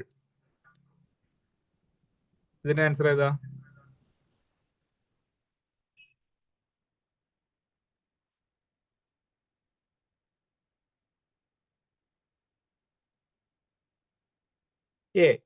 നമ്മൾ നോക്കിയതാണ്, മേരി പാർക്കർ ഫുള്ളറ്റ് ആണ്. ആപ്പിൾ ബൈ അല്ല, ആപ്പിളിയുടെ എന്താണ് എഫേർട്സ് ഓഫ് അതർ പീപ്പിൾ ആണെന്നുള്ളത് നമ്മൾ നോക്കി. It is the art of getting things done through people ആണ്. ഓക്കെ, ഇതാണ്. ഇനി രണ്ടാമത്തെ ക്വസ്റ്റ്യൻ നോക്കിയേ. Which one of the following statements is not correct?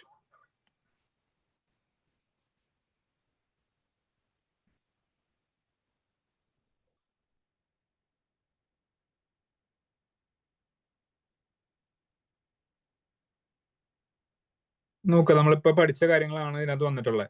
Okay, management is a goal oriented process ആണ് അല്ലേ, ഗോൾ ഓറിയന്റഡ് ആണ്. Okay, management is a continuous process ആണ്. നമ്മൾ പറഞ്ഞു ഗോൾ കിട്ടുന്നവരെ നമ്മൾ അത് ചെയ്യും എന്ന് പറഞ്ഞു. അപ്പൊ അത് കണ്ടിന്യൂസ് പ്രോസസ് ആണ്. Management is A dynamic process ആണ്. മാറ്റം വരുത്തി എപ്പോഴും അപ്ഡേഷൻസ് വേണ്ട ഒരു സംഭവമാണ് മാനേജ്മെന്റ് എന്നുള്ളത്. അപ്പൊ ഇതും ശരിയാണ്. അപ്പൊ റിജിഡ് എന്ന് പറഞ്ഞാൽ സ്റ്റാറ്റിക്, റിജിഡ് സ്റ്റാറ്റിക് എന്നൊക്കെ പറയും. അപ്പൊ ഇതല്ല എന്തായാലും മാനേജ്മെന്റ്. അപ്പൊ ഇതിന്റെ correct answer which one of the not correct എന്നാ ചോദിച്ചേക്കുന്നത്. അപ്പൊ ഇതിന്റെ ആൻസർ ഡി ആ വരിക. എല്ലാവർക്കും കിട്ടിയല്ലോ?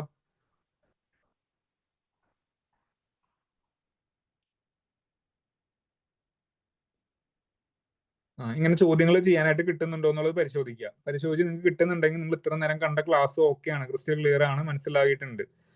രണ്ടാമത്തെ ചോദ്യം നോക്കുക. Which one of the following is not an importance of management? Not an importance of management ആണ്.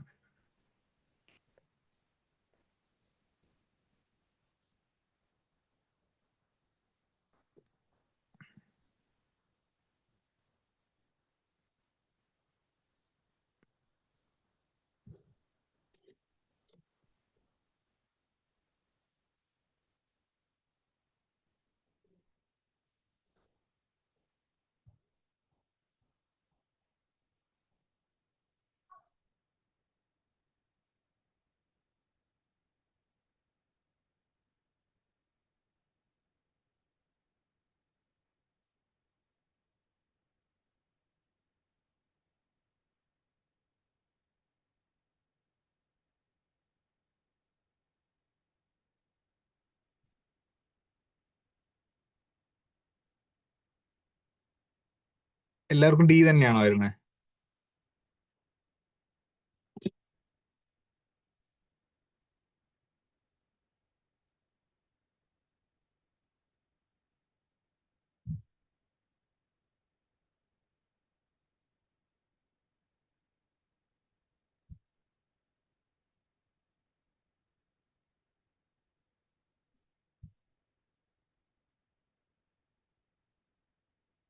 ഇത് നാലും അതിന്റെ ഇമ്പോർട്ടൻസ് ആയിട്ട് തന്നെ പറയാൻ പറ്റൂലേ. ഇന്റഗ്രേറ്റിംഗ് വേരിയസ് ഇൻട്രസ്റ്റ് ഗ്രൂപ്പ്സ്, അത് എന്തായാലും ഓക്കെ അല്ലേ, വരുന്ന ഓപ്ഷൻ അല്ലേ, അത് വരും. ഓക്കെ. ഇൻകൾക്കേറ്റിംഗ് ക്രിയേറ്റിവിറ്റി എന്ന് പറഞ്ഞിട്ടുണ്ടെങ്കിൽ എന്താ, നമുക്ക് നോക്കാം. ക്വസ്റ്റ്യനിൽ എല്ലാ പ്രാവശ്യവും നമുക്ക് എല്ലാ ക്വസ്റ്റ്യനും ചിലപ്പോൾ ഒന്നും ശരിയായിരിക്കില്ല. നമുക്ക് ആലോചിച്ച് നോക്കാം, നമുക്ക് കിട്ടുന്നുണ്ടെങ്കിൽ ഓക്കെയാണ്. ഇന്നോവേഷൻസ് കൊണ്ടുവരിക. ഓക്കെ, അതായത് നമ്മുടെ എംപ്ലോയീസിന്റെയും മാനേജ്മെന്റിന്റെ ഒക്കെ ഇതിനകത്ത് ഓരോ ഇന്നോവേഷൻസ് കൊണ്ടുവരിക എന്നുള്ളതും അത് ബോധിപ്പിക്കുക, അല്ലെങ്കിൽ അവരെ കൊണ്ട് അത് ചെയ്യാനായിട്ട് പ്രാപ്തനാക്കുക എന്നുള്ളത്, ക്രിയേറ്റിവിറ്റി ഉണ്ടാക്കിയെടുക്കുക എന്നൊക്കെ പറഞ്ഞിട്ടുള്ള ഇതാണ്. അപ്പൊ ഇത് അതിനകത്ത് വരും. അതേപോലെ തന്നെ ഡിസിപ്ലിനിങ് എംപ്ലോയീസ്. ഡിസിപ്ലിനിങ് എംപ്ലോയീസ് എന്ന് പറഞ്ഞിട്ട് നമ്മൾ സെറ്റ് ഓഫ് റൂൾസും കാര്യങ്ങളൊക്കെ സെറ്റ് ചെയ്ത് വെച്ചിട്ട് അതിനനുസരിച്ചിട്ട് കാര്യങ്ങളൊക്കെ ചെയ്യുക എന്നുള്ളതാണ്. ഓക്കെ. അപ്പൊ അത് ഡിസിപ്ലിനിങ് എംപ്ലോയീസ് എന്ന് പറയുന്ന കാര്യം വരുന്നുണ്ട്. അതേപോലെ തന്നെ ഡെവലപ്പിംഗ് സൊസൈറ്റി എന്ന് പറയുന്ന കാര്യവും ഈ പറയുന്നതിനകത്ത് വരുന്നുണ്ട്. അപ്പൊ ഇതിനകത്ത് ഈ ക്വസ്റ്റ്യനിൽ ഉള്ള ഇതാണ്, എല്ലാ കാര്യങ്ങളും മാനേജ്മെന്റിന്റെ ഇതായിട്ട് വരുന്നതാണ്. മീനിങ് കിട്ടിയില്ല, വെറൈറ്റി പിടിച്ച്, വെറൈറ്റി അങ്ങനെ അധികം പിടിക്കാൻ നിൽക്കണ്ട, വായിച്ചു നോക്കിയിട്ട് സംഭവം മനസ്സിലാക്കി ആലോചിച്ച് എടുക്കുക കേട്ടാ. അപ്പൊ അത് വിട്.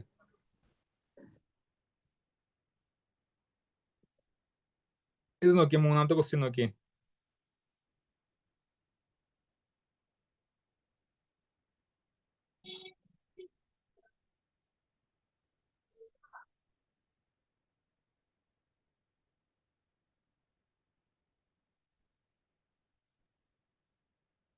ക്വസ്റ്റ്യൻ വായിക്കടാ. മാനേജ്മെന്റ് ഈസ് നോട്ട് എന്നാ ചോദ്യം.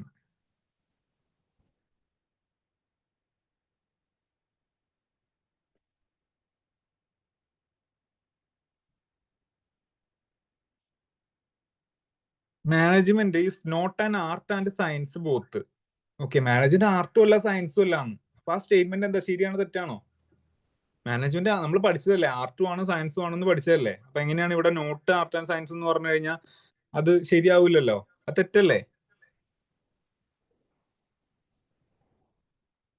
ഇനി നമ്മൾ പഠിച്ചു മാനേജ്മെന്റ് ഈസ് ആൻ ആർട്ട്, അപ്പൊ ഇവിടെ management is not an art എന്ന് പറഞ്ഞാൽ ഇതും തെറ്റല്ലേ.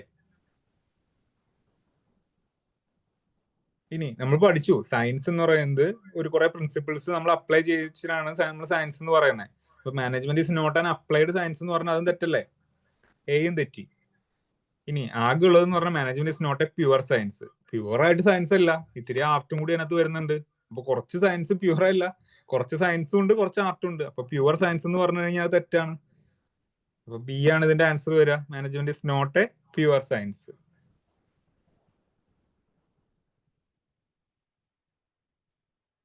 എന്താണ് കൊമേഴ്സ് ആണെന്ന് പറഞ്ഞ?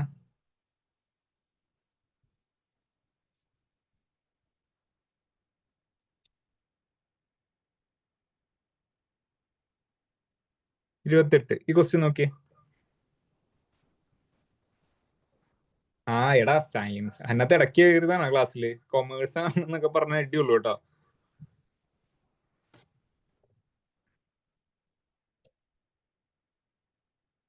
Successful management ensures that goals R achieved with least cost, timely achievement of goals, both of the above, none of the above.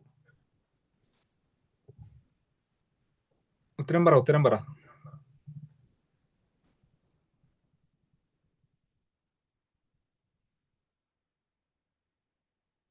C അല്ല വരിക. നമുക്ക് അതിൽ നിന്ന് വലിയ കൺഫ്യൂഷൻ ഒന്നും വന്നില്ലല്ലോ. Successful management ensures that goals R achieved with least cost. Economic പരമായിട്ട് നമ്മുടെ ഇതൊക്കെ നോക്കിയിട്ട് വേണം നമ്മൾ ഗോൾസ് അച്ചീവ് ചെയ്യാനായിട്ട്. അത് ശരിയാണ്. ടൈംലി അച്ചീവ്മെന്റ് ഓഫ് ഗോൾസ്, അതും ശരിയാണ്. നമുക്ക് കൃത്യസമയത്ത് ഗോൾ സെറ്റ് ചെയ്യാൻ വേണ്ടിയിട്ട് നല്ല മാനേജ്മെന്റ് നമ്മൾ നോക്കും. ഇൻ കേസ് അത് കിട്ടിയില്ല എന്നുണ്ടെങ്കിൽ കണ്ടിന്യൂസ് ആയിട്ട് നമ്മൾ അടുത്തത് വീണ്ടും നോക്കും എന്നുള്ളത്. അപ്പൊ ഇത് ടൈംലി അച്ചീവ്മെന്റ് ഓഫ് ഗോൾസ് അതിനകത്ത് വരും. ബോത്ത് ഓഫ് ദ എബോവ് എന്നുള്ളത് നമുക്ക് ശരിയായിട്ട് എടുക്കാം. Okay, both of the above.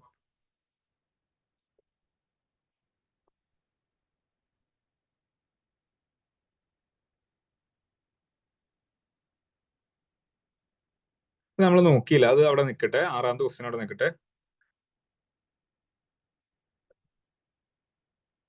ഇത് നോക്കിയേ, 26.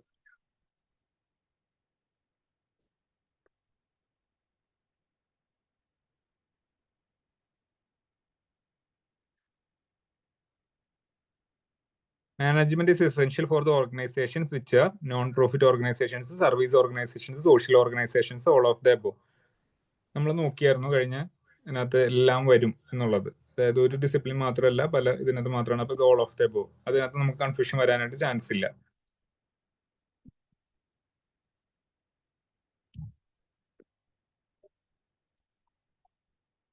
ഇതോ 50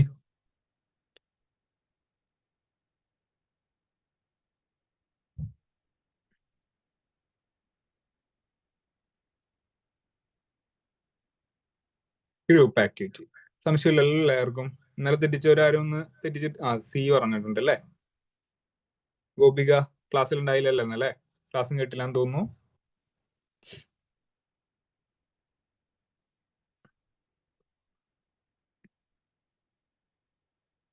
ഓക്കെ, അപ്പൊ management is a group activity, ഇത്രേ ഉള്ളൂ.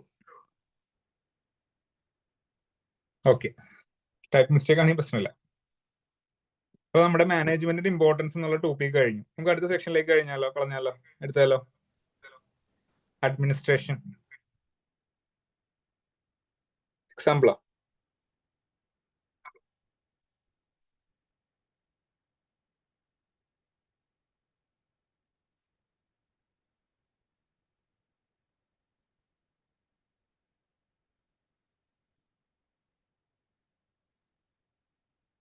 PSCയുടെ ക്വസ്റ്റ്യൻ അല്ല.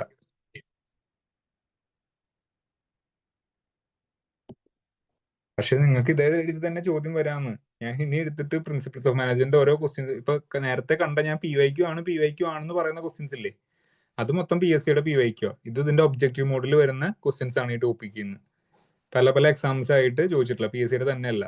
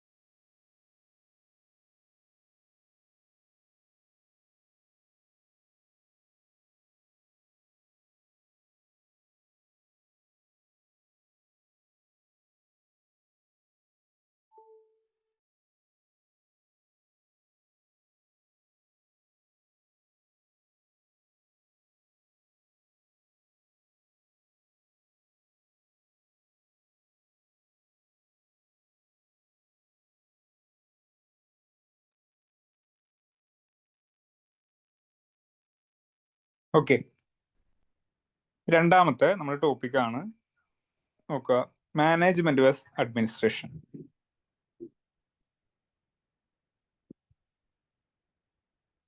Management versus administration.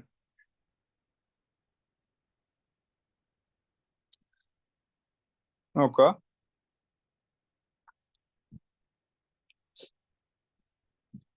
എന്താണ് മാനേജ്മെന്റ്, എന്താണ് അഡ്മിനിസ്ട്രേഷൻ എന്നുള്ള രണ്ട് കാര്യങ്ങളാണ് നമ്മൾ ഇന്നത്തെ ക്ലാസ്സിൽ നോക്കാനായിട്ട് പോകുന്നത്. ഓക്കെ, മാനേജ്മെന്റ് എന്താണ്, അഡ്മിനിസ്ട്രേഷൻ എന്താണെന്നുള്ളത്. അപ്പൊ നിങ്ങൾക്ക് തോന്നുന്ന കാര്യം പറഞ്ഞു, എന്താണ് മാനേജ്മെന്റും എന്താണ് അഡ്മിനിസ്ട്രേഷൻ തമ്മിലുള്ള വ്യത്യാസം എന്താണെന്നുള്ളത്. നമ്മൾ പറഞ്ഞില്ലേ, ലെവൽസ് ഓഫ് മാനേജ്മെന്റ് പറഞ്ഞില്ലേ. അപ്പൊ ലെവൽസ് ഓഫ് മാനേജ്മെന്റ് പറഞ്ഞ സമയത്ത് നമ്മൾ അതിനകത്ത് പറഞ്ഞ 3 ലെവൽസ് ഉണ്ട് എന്നൊക്കെ നമ്മൾ കഴിഞ്ഞ ഇതിനകത്ത് സെഷനിൽ പറഞ്ഞു. അപ്പൊ അതിനകത്ത് പറഞ്ഞ കാര്യമാണ്, ടോപ്പ് ലെവലിലുള്ളവരാണ് എന്ത് ചെയ്യുന്നത്, അഡ്മിനിസ്ട്രേഷൻ എടുക്കാനായിട്ടുള്ള കൂടുതൽ ചാൻസ് ഉള്ളതെന്ന് നമ്മൾ പറഞ്ഞു. ഓക്കെ, അപ്പൊ ടോപ്പ് ലെവലിലുള്ള ആളുകൾ ചെയ്യുന്ന അവർ മാനേജ്മെന്റ് മാത്രമല്ല വേറെ കുറച്ച് കാര്യങ്ങൾ കൂടി അവർ ചെയ്യുന്നുണ്ട് എന്നുള്ളതാണ് പറയുന്നത്. അപ്പോൾ അതായത് അഡ്മിനിസ്ട്രേഷൻ എന്നുള്ളത് കൊണ്ട് സൗണ്ട് ഓക്കെ അല്ലേ?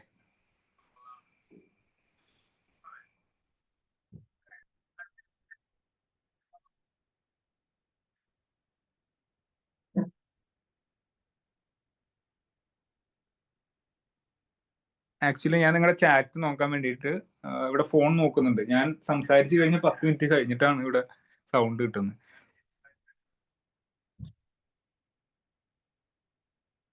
ഓക്കെ, അപ്പോ പറഞ്ഞു കൊണ്ടിരുന്ന കാര്യം അഡ്മിനിസ്ട്രേഷന്റെ കാര്യങ്ങൾ പറഞ്ഞ സമയത്ത് നമ്മൾ ഡിസിഷൻസ് എടുക്കുക എന്നുള്ളതാണ് മെയിൻ ആയിട്ട് അഡ്മിനിസ്ട്രേഷൻ എന്നുള്ളൊരു പ്രോസസ്സിൽ ചെയ്യുന്ന കാര്യം. പോളിസീസും കാര്യങ്ങളും എല്ലാം നമ്മൾ ഫ്രെയിം ചെയ്യുന്നു അഡ്മിനിസ്ട്രേഷനിൽ. അതായത് നമ്മൾ പൊളിറ്റി പഠിച്ച സമയത്ത് നമ്മൾ പഠിച്ചു ലെജിസ്ലേച്ചർ ഉണ്ട്, എക്സിക്യൂട്ടീവ് ഉണ്ട് എന്നുള്ള കാര്യങ്ങൾ നമ്മൾ പഠിച്ചു ഇല്ലേ? അപ്പൊ അതിനകത്ത് ഈ ലെജിസ്ലേച്ചർ ചെയ്യുന്ന കാര്യങ്ങൾ എന്താണ്? നിയമനിർമ്മാണം എന്നുള്ളതാണ്. അവർ ഈ പ്ലാൻസ് പോളിസീസ് ഇതൊക്കെ നിയമം നിർമ്മിച്ച് അത് എന്ത് ചെയ്യും? ആ നിയമം പിന്നെ എക്സിക്യൂട്ട് ചെയ്ത് വിടാൻ വേണ്ടിയിട്ടാണ് നമ്മൾ എക്സിക്യൂട്ടീവിന്റെ കയ്യിലേക്ക് വിടുന്നത്. അവരുണ്ടാക്കിയിട്ട് ഫ്രെയിം ചെയ്ത പോളിസീസും കാര്യങ്ങളൊക്കെ. അപ്പൊ അതായത് ഈ അഡ്മിനിസ്ട്രേഷൻ ചെയ്യുന്നവർക്ക് ഒരു ദീർഘകാലത്തേക്കുള്ള ഒരു വിഷൻ അവർക്ക് ഉണ്ടായിട്ടുണ്ടാവും. ഓക്കെ, എന്താണ് നമ്മൾ ചെയ്യാൻ പോകുന്നത്? ആ ചെയ്യാൻ പോകുന്നത് ആണ് നമുക്ക് കാണുന്ന കാര്യമാണ് വിഷൻ എന്ന് പറയുന്നത്. ഇനി അതിനകത്തേക്ക് നമ്മൾ എന്ത് കാര്യമാണ് നമ്മൾ ചെയ്യാൻ പോകുന്നത് എന്നുള്ളതാണ് നമ്മുടെ മിഷൻ എന്നുള്ളത്. ഇനി നമ്മൾ എന്ത് അച്ചീവ് ചെയ്യണം, എന്ത് ഗോൾ അച്ചീവ് ചെയ്യണം എന്നുള്ളതാണ് നമ്മുടെ മിഷൻ എന്ന് പറയുന്നത്. ആ മിഷൻ അച്ചീവ് ചെയ്യുക എന്നുള്ളത് ഏതിലൂടെ പറ്റും? മാനേജ്മെന്റിലൂടെ പറ്റും എന്നുള്ളതാണ്. ഓക്കെ, അപ്പോൾ ഇവിടെ നമ്മൾ നോക്കേണ്ട കാര്യം എന്ന് വെച്ച് കഴിഞ്ഞാൽ അഡ്മിനിസ്ട്രേഷനും മാനേജ്മെന്റ് തമ്മിലുള്ള വ്യത്യാസം എന്ന് പറഞ്ഞു കഴിഞ്ഞാൽ ഈ ഡിസിഷൻ മേക്കിങ്ങിലുള്ള വ്യത്യാസമാണ്. ആ മാനേജ്മെന്റിൽ ചില സമയത്ത് മാനേജ്മെന്റ് ഡിസിഷൻസ് എടുക്കൂല, അത് അഡ്മിനിസ്ട്രേഷൻ ചെയ്യുന്ന ഡിസിഷൻസ് എടുത്ത് നടപ്പിലാക്കുക എന്നുള്ളതാണ് മാനേജ്മെന്റിന്റെ പ്രൈമറി ഫംഗ്ഷൻ എന്ന് പറയുന്നത്. അതായത് അഡ്മിനിസ്ട്രേഷൻ എന്നുള്ളത് ഒരു ഡിറ്റർമിനേറ്റീവ് ആക്ഷൻ ആണ്. തീരുമാനങ്ങൾ എടുക്കാനുള്ള ആക്ഷനെയാണ് നമ്മൾ എന്ത് പറയുന്നത്? അഡ്മിനിസ്ട്രേഷൻ എന്ന് പറയുന്നത്. നമ്മുടെ ഒരു ബിസിനസ് അങ്ങനെയുള്ള കാര്യങ്ങൾക്കൊക്കെ അതിന്റെ ഒരു വാസ്റ്റ് പോളിസീസ് എന്ത് ചെയ്യും? ഈ അഡ്മിനിസ്ട്രേഷൻ തീരുമാനിച്ച് വെച്ചിട്ടുണ്ടാവും. ഓക്കെ, എന്തൊക്കെ കാര്യങ്ങൾ ചെയ്യണം, എന്തൊക്കെ പോളിസീസ് ചെയ്യണം, ഈ പൊളിറ്റിക്കൽ സിറ്റുവേഷൻ എങ്ങനെയൊക്കെ ആയിരിക്കാനുള്ള വഴിയുണ്ട്, എന്താണ് അതിനകത്ത് പബ്ലിക് ഒപ്പീനിയൻ വരിക, ഇങ്ങനെയുള്ള ഒരുപാട് കാര്യങ്ങളെ ആശ്രയിച്ചതിന് ശേഷം ഇവരെന്ത് ചെയ്യും? ഒരു അഡ്മിനിസ്ട്രേഷന്റെ വിഷൻ, ഞാൻ ഇന്ന കാര്യങ്ങളാണ് ചെയ്യാൻ പോകുന്നത്, നമ്മുടെ സെയിൽസ് ഇത്രയാക്കണം, ടാർഗറ്റ് ഇത്രയാക്കണം എന്നൊക്കെയുള്ള കാര്യങ്ങൾ ചെയ്യുക. അതുപോലെ തന്നെ അവിടെ ആലോചന എന്ന് പറയുന്ന ഒരു പ്രോസസ്സ് അവിടെ നടപ്പിലാക്കി അതിനനുസരിച്ചുള്ള കാര്യങ്ങൾ ചെയ്യുക എന്നുള്ളതാണ് അഡ്മിനിസ്ട്രേഷൻ എന്നുള്ളതുകൊണ്ട് ഉദ്ദേശിക്കുന്നത്. ഈ പറയുന്ന മാനേജ്മെന്റ് എന്താണ്? ആ എടുക്കുന്ന തീരുമാനങ്ങളെ അതിനെ ആ ഒരു ഗോളിലേക്ക് എത്തിക്കാൻ വേണ്ട കാര്യങ്ങൾ ചെയ്യുക എന്നുള്ളതാണ് എന്ത് ചെയ്യുന്നത്? മാനേജ്മെന്റ് ചെയ്യുന്നത് എന്നുള്ളത്. അപ്പൊ ഇതാണ് പ്രധാനമായിട്ടും നമ്മുടെ അഡ്മിനിസ്ട്രേഷനും മാനേജ്മെന്റും തമ്മിലുള്ള വ്യത്യാസം എന്ന് പറയുന്നത്. Okay, our administration is determinative, determines the objectives and broad policies of the business. It takes important decisions considering government policies, political situation, public opinion and social welfare. It is a thinking function at the top level. മുകളിലത്തെ ഏറ്റവും top ലെവലിൽ ഉള്ള ഒരു thinking process ആണ് എന്ത്? Administration എന്ന് പറയുന്നത്. നോക്കുക, നമുക്ക് 3 തരത്തിലാണ് അഡ്മിനിസ്ട്രേഷൻ മാനേജ്മെന്റിനെ നമുക്ക് പറയാനായിട്ട് പറ്റുക. ഒന്ന്, administration as A part of management. അതായത് മാനേജ്മെന്റ് എന്നുള്ളൊരു കാര്യം മുൻപിൽ നിന്നുകൊണ്ട് അഡ്മിനിസ്ട്രേഷൻ അതിന്റെ ഒരു ഭാഗം മാത്രമാണ് എന്നുള്ളൊരു കൺസെപ്റ്റ് ഉണ്ട്. അതായത് 3 തരത്തിൽ നമുക്ക് നോക്കാം. അതായത് ഈ പറയുന്ന ഇപ്പൊ മാനേജർ തന്നെയാണ്, മാനേജ് ചെയ്യുന്ന ആള് തന്നെയാണ് അഡ്മിനിസ്ട്രേഷൻ ചെയ്യുന്നതെങ്കിൽ അവിടെ എന്ത് വരും? അവിടെ ഈ പറയുന്ന അഡ്മിനിസ്ട്രേഷൻ എന്ന് പറയുന്നത് മാനേജ്മെന്റിന്റെ ഒരു ഭാഗം മാത്രമാണ്. അവിടെ മാനേജ്മെന്റിനാണ് അവിടെ ഇമ്പോർട്ടൻസ് കൂടുതൽ. അപ്പോൾ ഇവർ ഈ പറഞ്ഞ പോളിസി ഫോർമേഷനും പ്ലാനിങ്, ഓർഗനൈസിങ്, ഡയറക്ടിങ്, കൺട്രോളിങ് എന്ന് പറയുന്ന കാര്യങ്ങളും ഇതൊക്കെ ചെയ്യുക എന്നുള്ളത് ഈ പറയുന്ന മാനേജ്മെന്റ് ആണ് ചെയ്യുന്നത്. അപ്പൊ അതിനോട് കൂടെ തന്നെ ഇവരെന്ത് ചെയ്യും?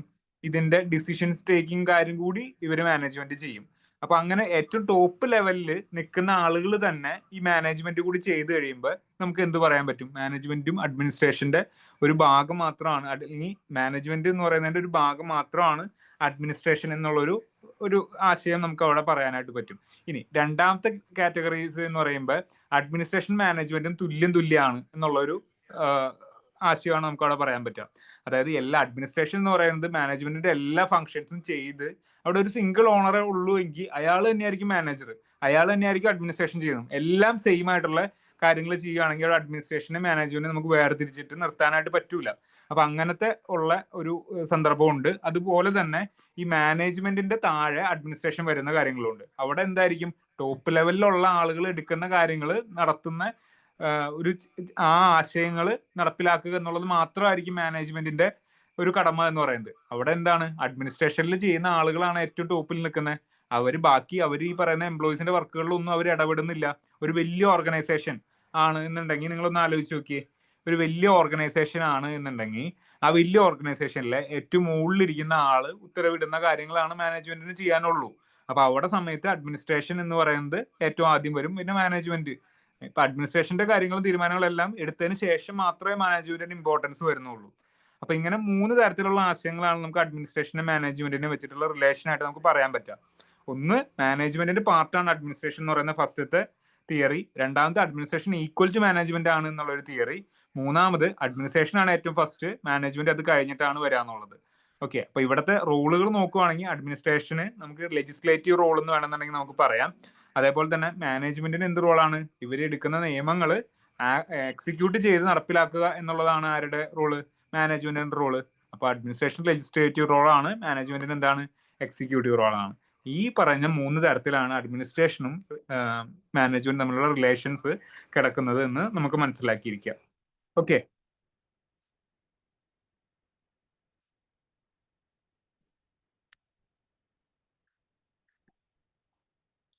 അടുത്ത് പറഞ്ഞോട്ടെ.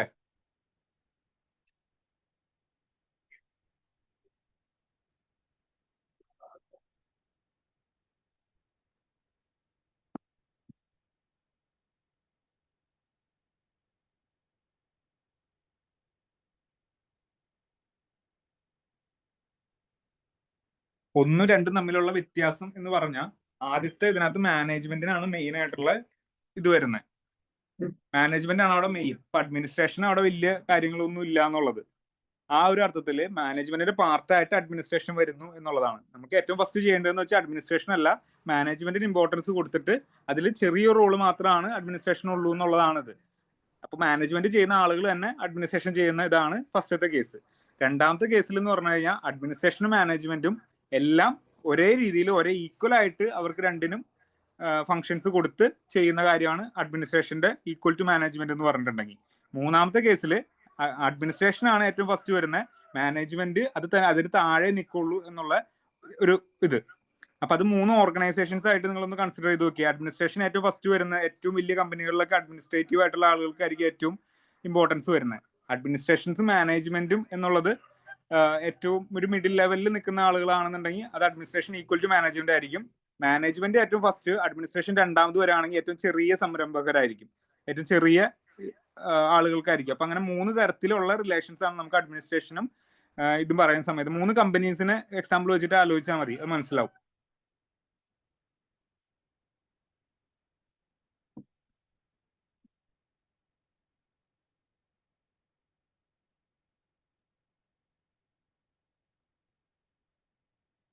അടുത്ത് പറഞ്ഞോട്ടെ.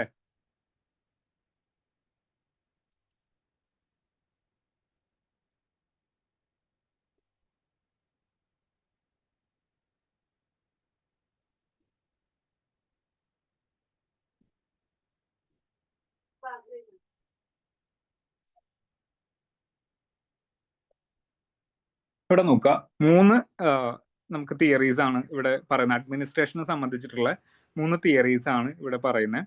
ഒന്ന്, തിയോ ഹൈമാന്റെ ഒരു അഡ്മിനിസ്ട്രേഷന്റെ theory. Administration means overall determination of policies, setting of major objectives, the identification of general purpose and laying down the broad programmes and projects. Definitions ആണ്, അപ്പൊ ഒന്നും ചെയ്യാനില്ല, ബൈ ഹാർട്ട് ചെയ്യാന്നുള്ളതല്ലാണ്ട് വേറെ ഇതില്ല. അപ്പൊ ഇതിനകത്ത് നോക്കുക, തിയോ ഹൈമാൻ പറഞ്ഞ അഡ്മിനിസ്ട്രേഷന്റെ ഡെഫിനിഷൻ എന്താണെന്ന് വെച്ച് കഴിഞ്ഞാൽ, ഓവറോൾ ഡിറ്റർമിനേഷൻ ഓഫ് പോളിസീസും setting up of major objectives. Policies തീരുമാനമാക്കുക, ഒബ്ജക്റ്റീവ്സ് ഡിറ്റർമൈൻ ചെയ്യുക, എന്തൊക്കെയാണ് ഇതിന്റെ പർപ്പസ് എന്നുള്ളത് ഐഡന്റിഫൈ ചെയ്യുക, പ്രോഗ്രാംസും പ്രോജക്റ്റുകളൊക്കെ ഇംപ്ലിമെന്റ് ചെയ്യുക എന്നുള്ള കാര്യങ്ങളാണ് തിയോ ഹെയ്മാൻ തന്റെ അഡ്മിനിസ്ട്രേഷൻ ഡെഫിനിഷനിലായിട്ട് പറഞ്ഞത്. ഓക്കെ, അപ്പൊ തിയോ ഹെയ്മാൻ, പേര് ഓർത്തിരിക്കുക, തിയോ ഹെയ്മാൻ എന്നുള്ള ഒരാള് പറഞ്ഞ കാര്യമാണ് administration means overall determination of policies, setting of major objectives, identification of general purpose and laying down of broad programmes and projects. അടുത്ത ആളുടെ നോക്കുക, അക്കോർഡിംഗ് ടു ന്യൂമാൻ എന്ന് പറയുന്ന ആള് പറഞ്ഞ കാര്യമാണ് administration means guidance, leadership and control of the efforts of group towards some common goals. അപ്പൊ ഇതും ഇതേപോലെ തന്നെ കീവേഡ്സ് യൂസ് ചെയ്ത് പഠിക്കണമായിരിക്കും എളുപ്പം. അപ്പൊ അഡ്മിനിസ്ട്രേഷനെ ഗൈഡൻസും ലീഡർഷിപ്പും, ഇനി ഗൈഡല്ല ഗൈഡൻസ് ആണ് വേണ്ടതെന്നൊക്കെ പറഞ്ഞ ആളാണ് ന്യൂമാൻ. ഓക്കെ, അപ്പൊ അങ്ങനെ എഴുതി വയ്ക്കുക. According to Newman, administration means guidance and leadership. ഇനി പേര് നല്ല രസമാണ്, പി സൈലന്റ് ആയിരിക്കും, ഫിഫ്നർ ആൻഡ് പ്രസ്തസ്. ഫിഫ്നർ ആൻഡ് പ്രസ്റ്റസ് പറഞ്ഞത് administration means an activity or process mainly concern with means of carrying out prescribed ends. ആ വേർഡ്സ് നോട്ട് ചെയ്ത് വെച്ചാൽ മതി. പ്രിസ്ക്രൈബ്ഡ്, ഇവിടെ ഗൈഡൻസ് ആൻഡ് ലീഡർഷിപ്പ്, ഇവിടെ ഓവറോൾ ഡിറ്റർമിനേഷൻ ഓഫ് പോളിസീസ്. ഈ മൂന്ന് വാക്കുകൾ ഇവരുടെ നേരെ എഴുതി വയ്ക്കുക. Okay, overall determination of policies, setting of major objectives. ഇത് എഴുതിയില്ലെങ്കിലും ആദ്യത്തെ ഒരു വാക്ക് overall determination of policies Theo Haimann എഴുതി വയ്ക്കുക. ന്യൂമാൻ ഗൈഡൻസ് ആൻഡ് ലീഡർഷിപ്പ് എഴുതി വയ്ക്കുക. ഫിഫ്നർ ആൻഡ് പ്രസ്റ്റസിന്റെ പ്രിസ്ക്രൈബ്ഡ് എൻഡ്സ് എന്നുള്ള ആ വാക്ക് കണ്ടു കഴിഞ്ഞാൽ അത് ഇവരെ വെച്ചിട്ട് വേണം എന്നുള്ളത് എഴുതി വയ്ക്കുക. ഇത് അഡ്മിനിസ്ട്രേഷന്റെ 3 ഡെഫിനിഷൻസ് ആണ് ഇവർ പറഞ്ഞിട്ടുള്ളത്. ഓക്കെ, ബൈ ഹാർട്ട് ചെയ്യാന്നുള്ളതല്ലാണ്ട് വേറെ വഴിയൊന്നും ഇല്ല അതിനകത്ത്. ഇവിടെ ഈ ഒരു ഗ്രാഫ് നോക്കി,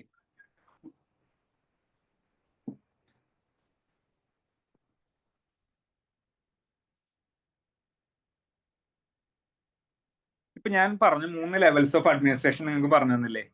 അപ്പൊ ആ 3 ലെവൽസ് ഓഫ് മാനേജ്മെന്റ് അല്ലെങ്കിൽ 3 ലെവൽസ് ഓഫ് മാനേജേഴ്സ് എന്നുള്ള ഒരു രീതിയിൽ വരുന്ന സമയത്ത് ഈ ഒരു ലെയർ എന്ന് പറയുന്നത് നമുക്ക് ലോവർ ലെവലായിട്ട് എടുക്കാം. Lower level. Okay, plant supervisor ആണ് ഇവിടെ. അപ്പൊ അയാൾ ലോവർ ലെവൽ മാനേജ്മെന്റ് ആണെന്ന് വിചാരിക്കുക. ഇനി മിഡിൽ ലെയറിലുള്ള ഈ പറയുന്ന മാനേജിങ് ഡയറക്ടറും അതിന്റെ മുകളിലും കിടക്കുന്ന ആള് ഇവര് ടോപ്പ് ലെവൽ ആണെന്നുള്ളത് വിചാരിക്കുക. Top level. ഇനി ഇവിടെ കിടക്കുന്ന ഇവർ രണ്ടിന്റെ ഇടയിൽ കിടക്കുന്ന ഇവര് എന്ന് പറയുന്നത് മിഡിൽ ലെവൽ ആണെന്ന് വിചാരിക്കുക. Okay, middle level. അപ്പൊ ഈ അഡ്മിനിസ്ട്രേഷനും മാനേജ്മെന്റും എന്നുള്ള ഈ ഒരു ഗ്രാഫ് നിങ്ങൾക്ക് കാണിച്ചത് ഈ 3 ലെവൽസ് ഓഫ് മാനേജ്മെന്റിലുള്ള റിലേഷൻ ഒന്ന് മനസ്സിലാക്കാൻ വേണ്ടിയിട്ടാണ്.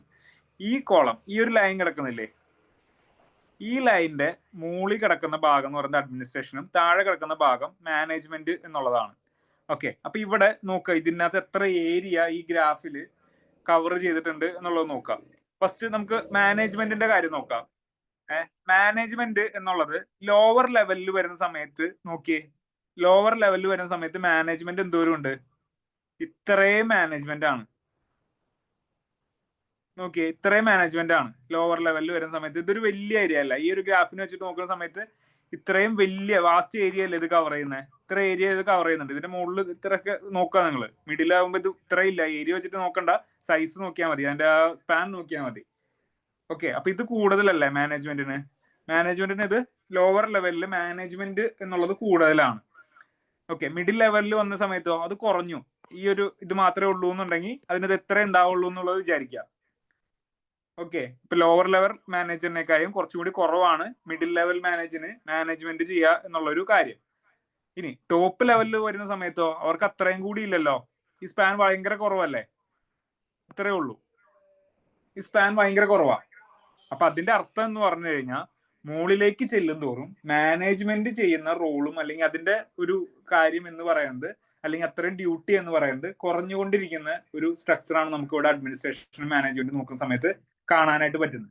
അതായത് ലോവർ ലെവലിൽ ഉള്ള മാനേജർ ആ ഒരു ലെവലിലാണ്, ഇൻസ്റ്റിറ്റ്യൂഷന്റെ ലോവർ ലെവലിലാണ് എന്ത് വരുന്നത്, മാനേജ്മെന്റ് കൂടുതലായിട്ട് ചെയ്യേണ്ട വരിക. ഇനി മിഡിൽ ലെവലിലാണെന്നുണ്ടെങ്കിലോ അവർക്ക് ലോവർ ലെവലിന്റെ അത്രയും മാനേജ്മെന്റിന്റെ ഡ്യൂട്ടി വരുന്നില്ല. ഇനി ഏറ്റവും മുകളിലേക്കുള്ള ലെവലിൽ വരുന്ന സമയത്തോ അവർ മാനേജ്മെന്റ് അല്ല മെയിൻ ആയിട്ട് ചെയ്യേണ്ടത്, പകരം അവർ ചെയ്യേണ്ടതെന്ന് വെച്ച് കഴിഞ്ഞാൽ അഡ്മിനിസ്ട്രേഷൻ ആണ്. നോക്കിയേ, ഇത്രയും ഇല്ലേ അവരുടെ അഡ്മിനിസ്ട്രേഷൻ എന്ന് പറയുന്നത്. നോക്കുക, അഡ്മിനിസ്ട്രേഷന്റെ കോളം നോക്കുക, ഏറ്റവും ടോപ്പ് ലെവലിന് അഡ്മിനിസ്ട്രേഷൻ ഇത്രയും കിടക്കുന്നുണ്ട്. അടുത്തൊരു നോക്കുക, അപ്പൊ അത്രയും കിടക്കുന്നുണ്ട്. ഇനി ബോട്ടം ലെവലിൽ വരുന്ന സമയത്തോ ഒട്ടുമില്ല അഡ്മിനിസ്ട്രേഷൻ. ഭയങ്കര ചെറിയൊരു ഏരിയയിൽ മാത്രമേ അവർക്ക് അഡ്മിനിസ്ട്രേഷന്റെ ഇത് വരുന്നുള്ളൂ. സ്വന്തമായിട്ട് എന്തെങ്കിലും കാര്യങ്ങൾ ചെയ്യാനുണ്ടെങ്കിൽ അത് മാത്രം തീരുമാനം എടുക്കുക, തന്നിരിക്കുന്ന വർക്കിൽ എന്തെങ്കിലും അഡ്മിനിസ്ട്രേഷൻ ചെയ്യാനുണ്ടെങ്കിൽ അത് മാത്രം ചെയ്യുക എന്നുള്ളൊരു കാര്യം മാത്രമേ വരുന്നുള്ളൂ. ഓക്കെ, അപ്പോൾ ഇങ്ങനെ വരുന്ന സമയത്ത് ഇത് മനസ്സിലാക്കുക, ഈ ഗ്രാഫ് എന്താണ് ഉദ്ദേശിക്കുന്നത് എന്ന് വെച്ച് കഴിഞ്ഞാൽ അഡ്മിനിസ്ട്രേഷനും മാനേജ്മെന്റും തമ്മിലുള്ള ആ ഒരു റോൾസിലെ ഡിഫറൻസ് കാണിക്കാൻ വേണ്ടിയിട്ടാണ് നമ്മൾ ഇത് എടുത്തത്. ഓക്കെ, ഇപ്പൊ ടോപ്പ് ലെവൽ അഡ്മിനിസ്ട്രേഷന് എന്താണ് അഡ്മിനിസ്ട്രേഷൻ പവേഴ്സ് അല്ലെങ്കിൽ അഡ്മിനിസ്ട്രേഷൻ ഡ്യൂട്ടീസ് എന്ന് പറയുന്നത് ഭയങ്കര കൂടുതലായിരിക്കും. ലോവർ ലെവലിൽ അഡ്മിനിസ്ട്രേഷൻ എന്ന് പറയുന്നത് ഭയങ്കര കുറവായിരിക്കും. നേരെ മറിച്ച് ലോവർ ലെവലിൽ മാനേജ്മെന്റ് ഭയങ്കര കൂടുതലായിരിക്കും, അഡ്മിനിസ്ട്രേഷൻ എന്ന് പറയുന്നത് ഭയങ്കര കുറവായിരിക്കും.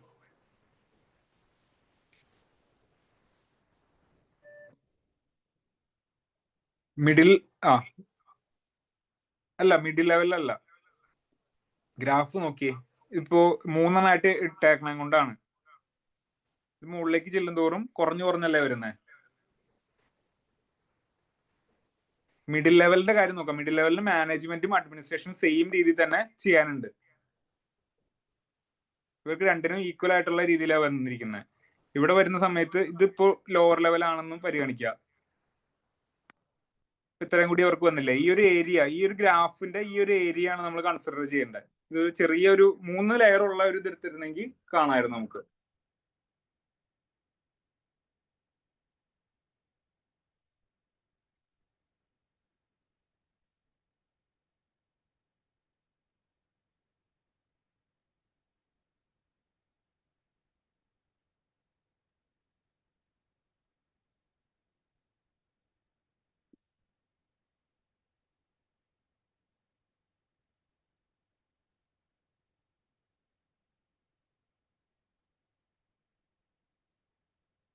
ഓക്കെ,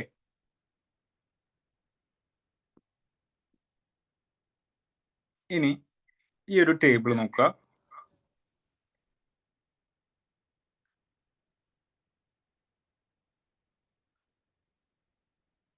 അഡ്മിനിസ്ട്രേഷനും മാനേജ്മെന്റ് തമ്മിലുള്ള വ്യത്യാസങ്ങൾ നമ്മൾ ഒരു ടേബിളർ ഫോമിൽ എഴുതി വെച്ചിരിക്കുന്നതാണ്. നോക്കാം, മാനേജ്മെന്റ് അഡ്മിനിസ്ട്രേഷനും നിങ്ങളിത് മനസ്സിലാക്കി വെച്ചാൽ മതി. ഫസ്റ്റ് വൺ, ഡെഫിനിഷൻ എന്താ പറയുന്നത്? Administration is concerned with the formulation of objective plans and policies of the organisation. അപ്പൊ അതായത് എന്താണ് ഇവിടെ വരുന്നത്? ലെജിസ്ലേറ്റീവ് ഫംഗ്ഷൻ ആണെന്നുള്ളത് മനസ്സിലായില്ലേ? നിയമനിർമ്മാണം, പോളിസി ഫോർമേഷൻ, ഈ കാര്യങ്ങളൊക്കെയാണ് അഡ്മിനിസ്ട്രേഷന്റെ ഡെഫിനിഷനിൽ വരുന്നത്. ഇനി മാനേജ്മെന്റിന്റെയോ? Management means getting the works done through and with others by leading and motivating them. Okay, അപ്പൊ ഈ പറയുന്ന കാര്യം, ഈ പറയുന്ന പോളിസീസ് എക്സിക്യൂട്ട് ചെയ്യുക എന്നുള്ളതാണ് മാനേജ്മെന്റിന്റെ ഫംഗ്ഷൻ. എക്സിക്യൂട്ടീവ് നമ്മൾ പഠിച്ചിട്ടുണ്ടെങ്കിൽ നിങ്ങൾക്ക് വളരെ എളുപ്പമായിട്ട് ഇത് മനസ്സിലാവും.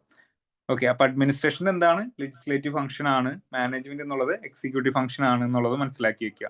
ഇനി ലെവൽ ഇൻ ഓർഗനൈസേഷൻ എന്ന് പറഞ്ഞു കഴിഞ്ഞാൽ ഏത് ലെവലിലുള്ളവരാണ് അഡ്മിനിസ്ട്രേഷൻ മെയിൻ ആയിട്ട് ചെയ്യുക? ടോപ്പ് ലെവലിലുള്ളവരാണ് അഡ്മിനിസ്ട്രേഷൻ മെയിൻ ആയിട്ട് ചെയ്യുക. മിഡിൽ ലെവലിലും ലോവർ ലെവലിലും ഉള്ള ആൾക്കാർ ചെയ്യുന്നത് മാനേജ്മെന്റ് ആണ് എന്നുള്ള കാര്യമാണ്. ഓക്കെ, മിഡിൽ ലെവലിലും ലോവർ ലെവലിലും ഉള്ള ആൾക്കാർ മെയിൻ ആയിട്ട് ചെയ്യുക എന്ന് പറയുന്നത് മാനേജ്മെന്റിന്റെ കാര്യങ്ങളാണ്. ഇനി policy formation and objective determination ആണ് ഇവരുടേത്. പോളിസി എക്സിക്യൂട്ടീവ് ആണ് ഇവർ ചെയ്യേണ്ട കാര്യം. നേച്ചർ ഓഫ് ഫംഗ്ഷൻ എന്ന് പറഞ്ഞിട്ടുണ്ടെങ്കിൽ ഇത് ഡിറ്റർമിനേറ്റീവ് ഫംഗ്ഷൻ ആണ്, ഇത് എക്സിക്യൂട്ടീവ് ഫംഗ്ഷൻ ആണ്. തീരുമാനങ്ങൾ എടുക്കാനും എക്സിക്യൂട്ട് ചെയ്യാനുള്ള അധികാരങ്ങൾ അങ്ങനത്തെയാണ്. ഡിറ്റർമിനേറ്റീവ് ആണെന്നുണ്ടെങ്കിൽ ആർക്കാണെന്ന് വെച്ച് കഴിഞ്ഞാൽ അഡ്മിനിസ്ട്രേഷൻ ആണ്. എക്സിക്യൂട്ടീവ് ഫംഗ്ഷൻ ആർക്കാണെന്ന് വെച്ച് കഴിഞ്ഞാൽ അത് മാനേജ്മെന്റിനാണ്. ഇനി സ്കോപ്പ് ഓഫ് ഫംഗ്ഷൻ എന്ന് പറഞ്ഞിട്ടുണ്ടെങ്കിൽ ബ്രോഡ് ആൻഡ് കൺസെപ്ച്വൽ. ഒരു കൺസെപ്റ്റ് എന്നുള്ള ഒരു ആശയം ഇവർ പോളിസീസ് ഫ്രെയിം ചെയ്തിട്ട് എന്താണ് ഇതിന്റെ കൺസെപ്റ്റ് എന്നുള്ളത് വളരെ വ്യക്തമായിട്ട് ഇവർക്ക് അറിയായിരിക്കും.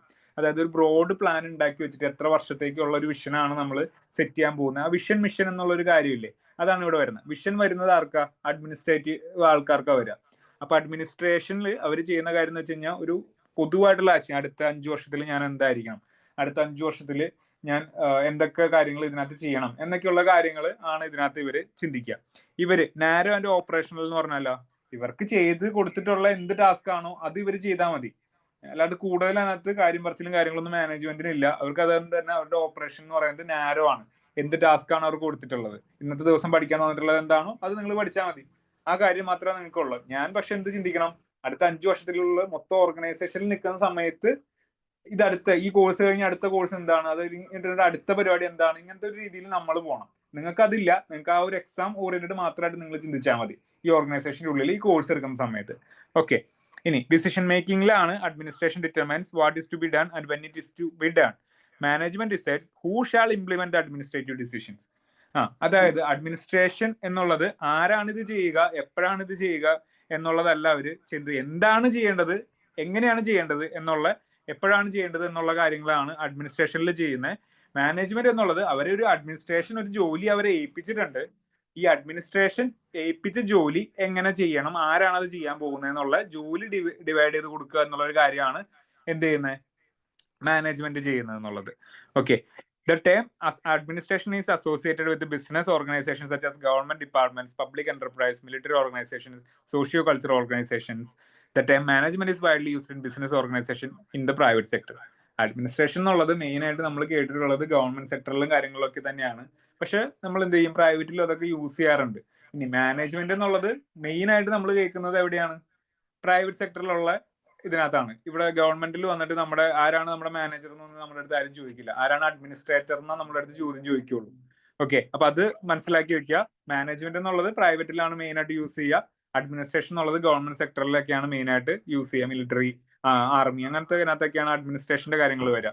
ഇനി എംപ്ലോയർ റിലേഷൻ എന്നുള്ള കാര്യം ഇതിനകത്ത് വരുന്നത് വെച്ചാൽ എന്റർപ്രണേഴ്സ് എന്നുള്ളത് ഓണേഴ്സ് ആകാനുള്ള സാധ്യത വളരെ കൂടുതലാണ്. മാനേജ്മെന്റിൽ മെയിൻ ആയിട്ട് അവർ ഓണേഴ്സ് ഒന്നും ഉണ്ടാവില്ല. അവർ തന്നെ ആയിരിക്കും വർക്കേഴ്സ് ആയിരിക്കും ഇവിടെ വരുന്നത്. എംപ്ലോയീസ് അഥവാ വർക്കേഴ്സ് ആയിരിക്കും ഇവിടെ മെയിൻ ആയിട്ട് വരുന്നതെന്നുള്ളതാണ്. എംപ്ലോയീസ് അവർ മാത്രമേ മാനേജ്മെന്റിൽ മിക്കവാറും ഉണ്ടാവുള്ളൂ. അല്ലെങ്കിൽ മാനേജ്മെന്റ് അഡ്മിനിസ്ട്രേഷൻ ഒക്കെ ഒന്നിച്ച് ചെയ്യുന്ന ഒരേപോലെയുള്ള ആളുകളായിരിക്കും. അല്ലാത്തൊരു ഹയറാർക്കി അവിടെ ഉണ്ടെങ്കിൽ, അല്ലെങ്കിൽ ഒരു ലെവൽ അവിടെ ഉണ്ടെന്നുണ്ടെങ്കിൽ മാനേജ്മെന്റ് എന്നുള്ളത് ഒരിക്കലും ഓണേഴ്സ് വരില്ല. ഓക്കെ, ഇനി ഡെസിഗ്നേഷൻസ് ഇൻ ഓർഗനൈസേഷൻസ്. അഡ്മിനിസ്ട്രേറ്റർ ഒരു ഓർഗനൈസേഷനിൽ അല്ലെങ്കിൽ ഒരു ഗവൺമെന്റ് ഡിപ്പാർട്ട്മെന്റിൽ ആരൊക്കെയാണ് അഡ്മിനിസ്ട്രേറ്റർ എന്ന് ചോദിച്ചു കഴിഞ്ഞാൽ മിനിസ്റ്റർ വരാം, സെക്രട്ടറി വരാം, കമ്മീഷണർ വരാം, ഡയറക്ടർ, വൈസ് ചാൻസലർ, രജിസ്ട്രാർ, യൂണിവേഴ്സിറ്റിയിലൊക്കെ നോക്കുന്ന സമയത്ത് ഇവരൊക്കെ ഡെസിഗ്നേഷൻസ് വരുന്നതാ. ഇനി നേരെ മറിച്ച് പ്രൈവറ്റ് സെക്ടറിൽ ആരൊക്കെയാണ് മാനേജ്മെന്റ് എന്നുള്ളത് ചോദിച്ചു കഴിഞ്ഞാൽ ആര് വരും? ജനറൽ മാനേജർ വരാം, മാനേജിംഗ് ഡയറക്ടർ വരാം, പ്ലാൻ സൂപ്രണ്ട് വരാം, ബ്രാഞ്ച് മാനേജർ, കൺട്രോളർ, ഇങ്ങനെ പറഞ്ഞിട്ടുള്ള കുറെ പ്രൈവറ്റ് ആയിട്ടുള്ള ജോലികളിൽ വരുന്ന ആൾക്കാരൊക്കെ എന്ത് വരുത്താൻ പറ്റും? മാനേജ്മെന്റിൽ വരുത്താൻ പറ്റും. അപ്പൊ ഇത്രയും കാര്യങ്ങളാണ് നമുക്ക് അഡ്മിനിസ്ട്രേഷന്റെയും മാനേജ്മെന്റിന്റെയും ഡിഫറൻസ് ആയിട്ട് മനസ്സിലാക്കി ഇരിക്കാനുള്ളത്. കാണാപ്പടം പഠിക്കാനൊന്നുമില്ല. നമുക്ക് മനസ്സിലാക്കി കഴിഞ്ഞാൽ എന്താണ് മാനേജർ എന്താണ് അഡ്മിനിസ്ട്രേഷൻ എന്താന്നുള്ളത് മനസ്സിലാക്കി കഴിഞ്ഞാൽ വളരെ എളുപ്പത്തിൽ നമുക്കത് മനസ്സിലാക്കാം. ക്ലിയർ ആയോ?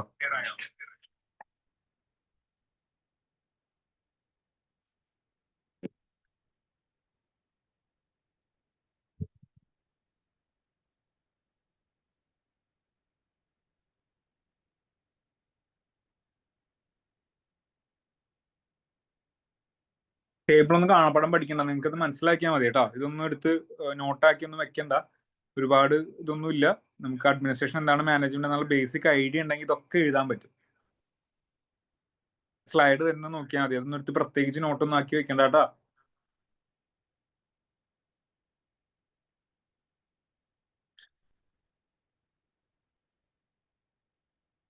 ഇനി അടുത്ത ടോപ്പിക്കാണ് മാനേജ്മെന്റിന്റെ റോൾസ് എന്ന് പറയുന്നത്. ഓക്കെ, നമ്മൾ അടുത്ത ടോപ്പിക്കിലേക്ക് കടക്കാണ്. മാനേജ്മെന്റ് റോൾസ് ആൻഡ് സ്കിൽസ് എന്നുള്ളത്. ഓക്കെ, അപ്പൊ ഈ ഒരു ടോപ്പിക്കിൽ എന്താണ് മാനേജർ ചെയ്യുന്നത്, അല്ലെങ്കിൽ എന്താണ് മാനേജർ എന്നുള്ള ഒരാള് ചെയ്യേണ്ട റോൾസ് എന്താണ്, അയാളുടെ സ്കിൽസ് എന്താണ് എന്നൊക്കെയുള്ളതാണ് നമ്മൾ അടുത്തത് നോക്കാനായിട്ട് പോകുന്നത്. ഇവിടെ നോക്കുക, ആരാണ് manager? Who is A manager? ആരാണ് മാനേജർ? നമ്മുടെ കാര്യം നോക്കിക്കഴിഞ്ഞാൽ നമ്മളെ മാനേജ് ചെയ്യുന്ന ആള് ഒറ്റവാക്കിൽ ഉത്തരം പറഞ്ഞു കഴിഞ്ഞാൽ ഓക്കെ. അപ്പൊ ഒരു സ്ഥാപനത്തിലെ എന്തെങ്കിലും ആക്ടിവിറ്റീസും കാര്യങ്ങളൊക്കെ പ്ലാൻ ചെയ്ത് അത് എന്ത് ചെയ്യണം, എങ്ങനെ ചെയ്യണം എന്നൊക്കെയുള്ള തീരുമാനങ്ങൾ എടുക്കുന്ന ഒരു വ്യക്തിയാണ് ആര്? മാനേജർ എന്ന് പറയുന്നത്. ഈ മാനേജർക്ക് എന്തായിരിക്കണം? ഒരു വർക്കർ ചെയ്യുന്നതിനേക്കാളും കൂടുതലായിട്ട് ആ ആള് എന്താണ്, വർക്കർ എന്താണ് ചെയ്യുന്നത് എന്നുള്ള ധാരണ ആ ആൾക്ക് ഉണ്ടായിരിക്കണം. ഇപ്പൊ ഇവിടുത്തെ എക്സാമ്പിൾ പറയുകയാണെന്നുണ്ടെങ്കിൽ, ഞാൻ നിങ്ങളുടെ മാനേജർ ആണെന്നുണ്ടെങ്കിൽ നിങ്ങൾ എന്ത് പഠിക്കണം എന്നുള്ള കാര്യം എനിക്കറിയാം. നിങ്ങളത് എങ്ങനെ പഠിക്കുക എന്നുള്ളതും നിങ്ങൾ എങ്ങനെ പഠിക്കണം എന്നുള്ള കാര്യം എനിക്കറിയാം. അതായത് നിങ്ങളെക്കാളും കൂടുതൽ ചിലപ്പോൾ എനിക്ക് ആ കാര്യത്തിൽ ചിലപ്പോൾ അറിവുണ്ടാവും. ചിലപ്പോ ചില കേസിൽ പറയാം, ഇപ്പൊ മാനേജർ എന്നുള്ള ഒരാൾക്ക് വർക്കറിന്റെ അത്രയും സ്കില്ല് ഉണ്ടായിക്കൊള്ളണം നിർബന്ധമില്ല. പക്ഷെ ഓവറോൾ നോക്കുന്ന സമയത്ത് ആ വർക്കർ എന്ത് വർക്ക് ചെയ്ത് അതെങ്ങനെ ചെയ്ത് എടുക്കും എന്നുള്ളതിൽ വ്യക്തമായിട്ടുള്ള ഒരു ഐഡിയ മാനേജർക്ക് ഉണ്ടായിരിക്കണം.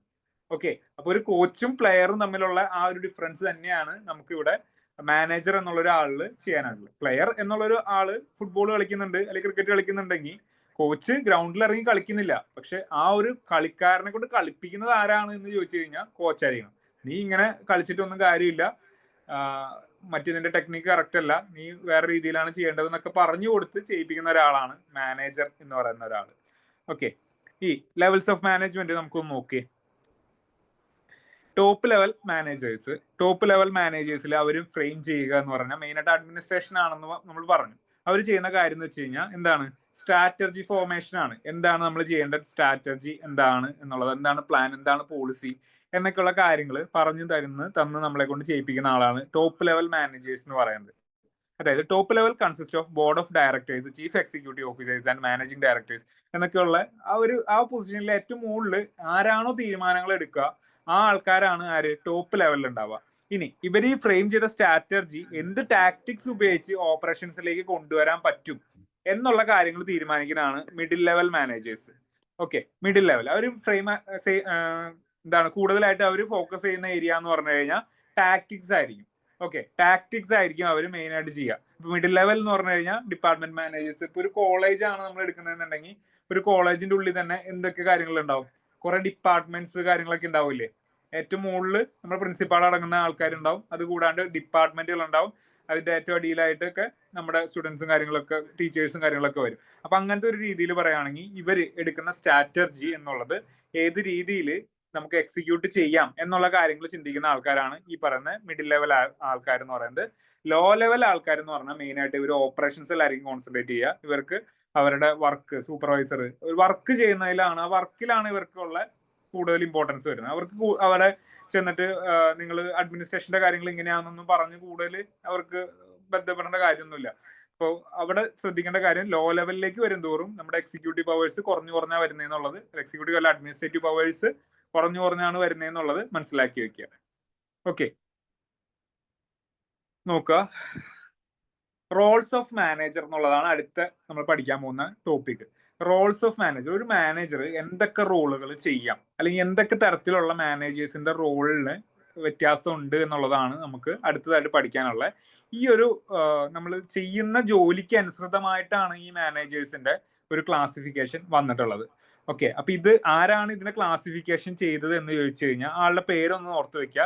ഹെൻറി മിൻസ്ബർഗ് എന്നുള്ള ആളാണ് അത് ചെയ്തിട്ടുള്ളത്. ഹെൻറി മിൻസ്ബർഗ് ആണ് മാനേജേഴ്സിന്റെ റോള് ഡിഫൈൻ ചെയ്തിട്ടുള്ളത്, അല്ലെങ്കിൽ അതിനെ തരം തിരിച്ചിട്ടുള്ളത് എന്നുള്ളത് മനസ്സിലാക്കി വെക്കുക.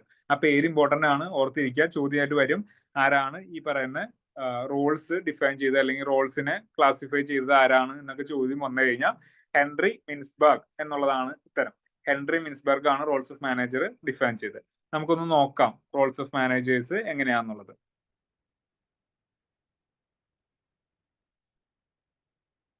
ഫിഗർ കണ്ടല്ലോ.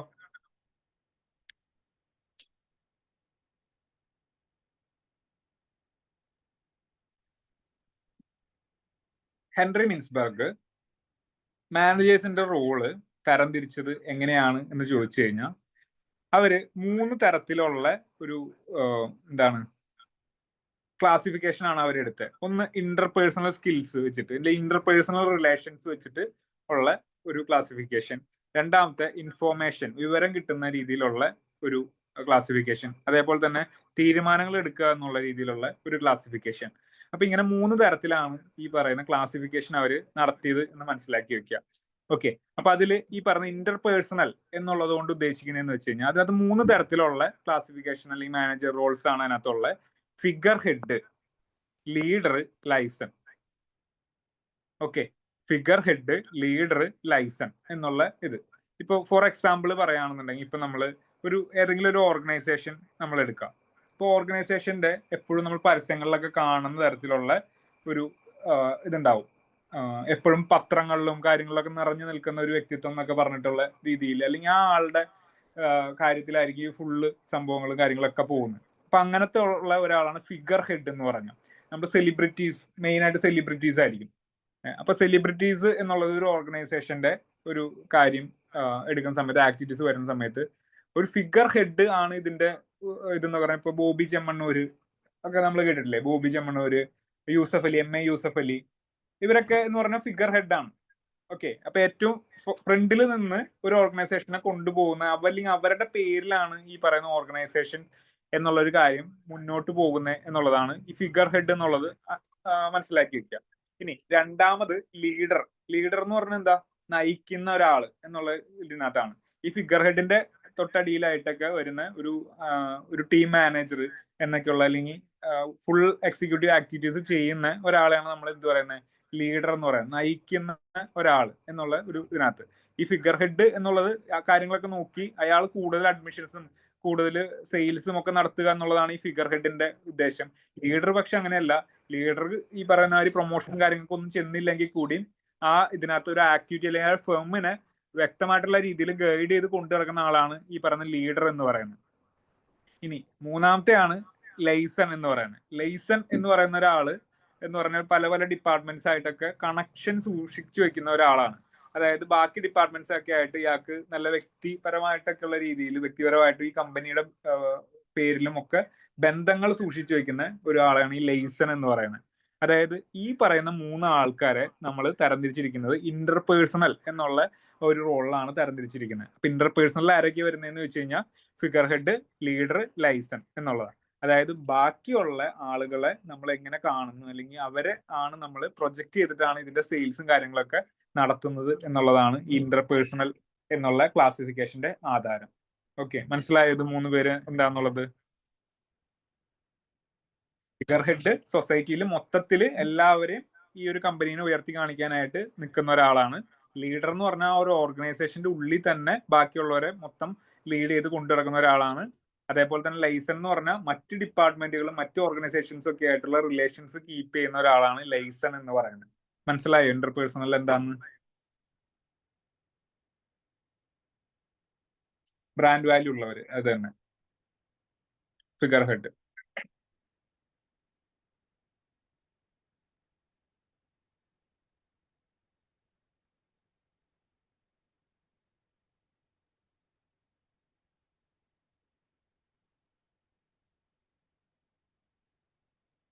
അടുത്ത് പറഞ്ഞോട്ടെ, ഇൻഫോർമേഷണൽ റോൾസ് പറഞ്ഞോട്ടെ.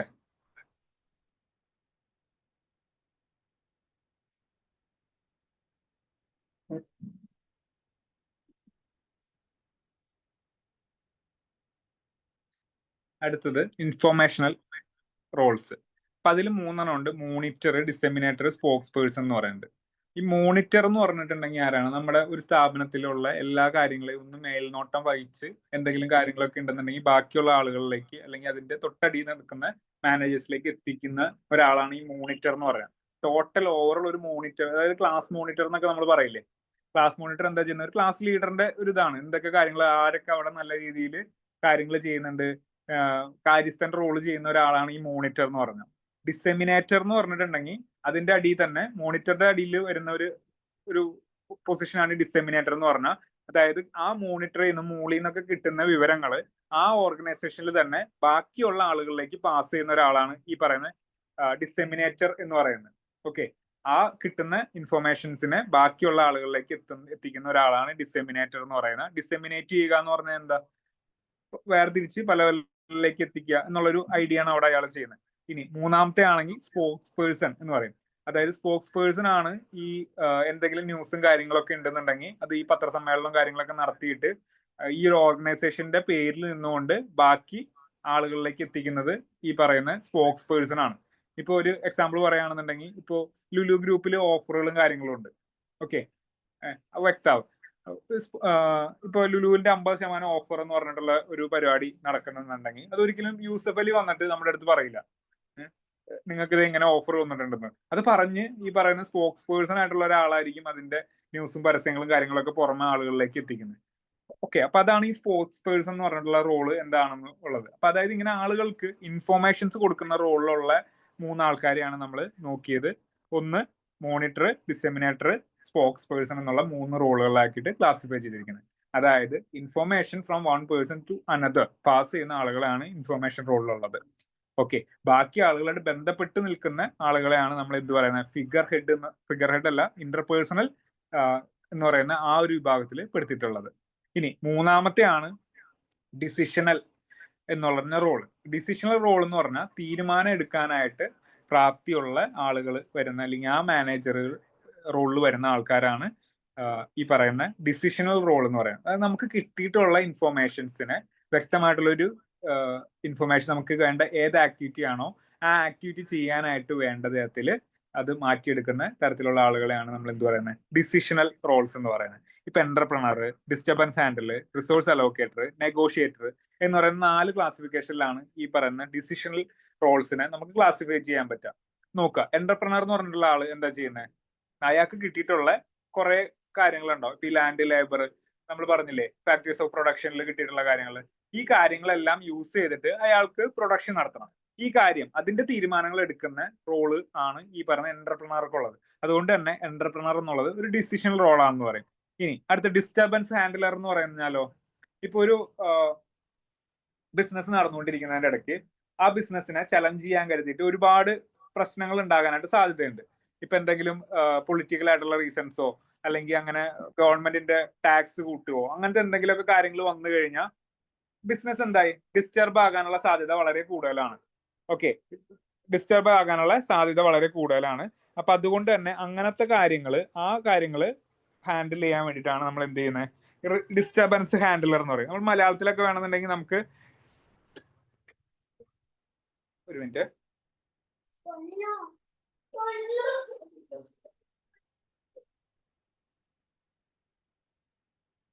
അപ്പൊ അങ്ങനെ ഇപ്പൊ എന്തെങ്കിലും തരത്തിൽ ഇപ്പൊ മലയാളത്തിൽ പറയുകയാണെന്നുണ്ടെങ്കിൽ നമ്മളിപ്പോ ഗുണ്ടകളൊക്കെ വെച്ചിട്ട് കാര്യങ്ങൾ നടത്തിയെടുക്കൂലേ. ഇപ്പൊ ഗുണ്ടകളാണെന്നുണ്ടെങ്കിൽ നമുക്ക് ഈ പറഞ്ഞ ഡിസ്റ്റർബൻസ് ഹാൻഡിലർ എന്ന് വേണമെന്നുണ്ടെങ്കിൽ പറയാം. പക്ഷെ ആ ഗുണ്ടകളൊക്കെ നമ്മൾ മാനേജ് ചെയ്യാൻ വേണ്ടിട്ട് ഒരു മാനേജർ വേണമെന്നുള്ളതാ, അതല്ലെങ്കിൽ ഗുണ്ടകളെ നമുക്ക് ഇട്ട് വെക്കും.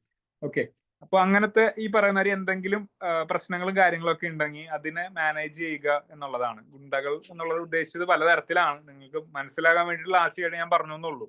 ഇപ്പോൾ പലതരത്തിലുള്ള പ്രശ്നങ്ങളെ ഹാൻഡിൽ ചെയ്യുന്ന മാനേജേഴ്സ് അതിന്റെ ഡിസിഷൻസ് എടുക്കുന്ന റോൾസിനെയാണ് നമ്മൾ എന്ത് പറയുന്നത്, ഡിസ്റ്റർബൻസ് ഹാൻഡിലർ എന്ന് പറയുന്നത്. ഇനി മൂന്നാമത്തെയാണ് റിസോഴ്സ് അലോക്കേറ്റർ. റിസോഴ്സ് അലോക്കേറ്റർ എന്ന് പറഞ്ഞു കഴിഞ്ഞാൽ ഫണ്ടിങ്. നമുക്ക് ഇപ്പോൾ ഒരു ഓർഗനൈസേഷനിൽ നമുക്ക് ഒരു മാനേജർ ഉണ്ടാവും, നമുക്ക് കിട്ടുന്ന അഡ്മിഷൻസിന്റെ പൈസയും മൊത്തം ഓരോരോ സ്റ്റാഫിനും എംപ്ലോയീസിനും ഒക്കെ ആയിട്ട് നമ്മൾ വീതിച്ചു കൊടുക്കുന്ന പരിപാടി ഉണ്ടല്ലേ. അപ്പൊ അതായത് കിട്ടുന്ന റിസോഴ്സസ് കാര്യങ്ങൾ, അതായത് ഇപ്പൊ ടൂൾസ് വേണമെന്നിരിക്കുക, ചില സമയത്ത് പൈസ ആയിരിക്കും ആവശ്യം, ചില സമയത്ത് എന്തെങ്കിലും ഐഡിയാസ് കാര്യങ്ങൾക്കൊക്കെ ഉള്ള പോസ്റ്റർ അടിക്കാനുള്ള പൈസ, അങ്ങനത്തെ കുറെ കാര്യങ്ങൾ, അതായത് അതിനൊക്കെയാണ് മൊത്തത്തിൽ നമ്മുടെ റിസോഴ്സ് എന്ന് പറയുന്നത്. അവൈലബിൾ ആയിട്ടുള്ള റിസോഴ്സസിനെ ഓരോ ആളുകൾക്ക് ആവശ്യമുണ്ടെന്ന് കരുതി ഇപ്പൊ ഒരു ആപ്ലിക്കേഷൻ കിട്ടിയിട്ടുണ്ടെങ്കിൽ അയാൾക്ക് ഇത് വേണോ വേണ്ടോ എന്ന് തീരുമാനം എടുത്തിട്ട് ആളിലേക്ക് അത് എത്തിക്കുന്ന ആ ഒരു പണി ചെയ്യുന്ന ആളെയാണ് നമ്മൾ എന്ത് പറയുന്നത്, റിസോഴ്സ് അലോക്കേറ്റർ എന്ന് പറയുന്നത്. Resource allocator.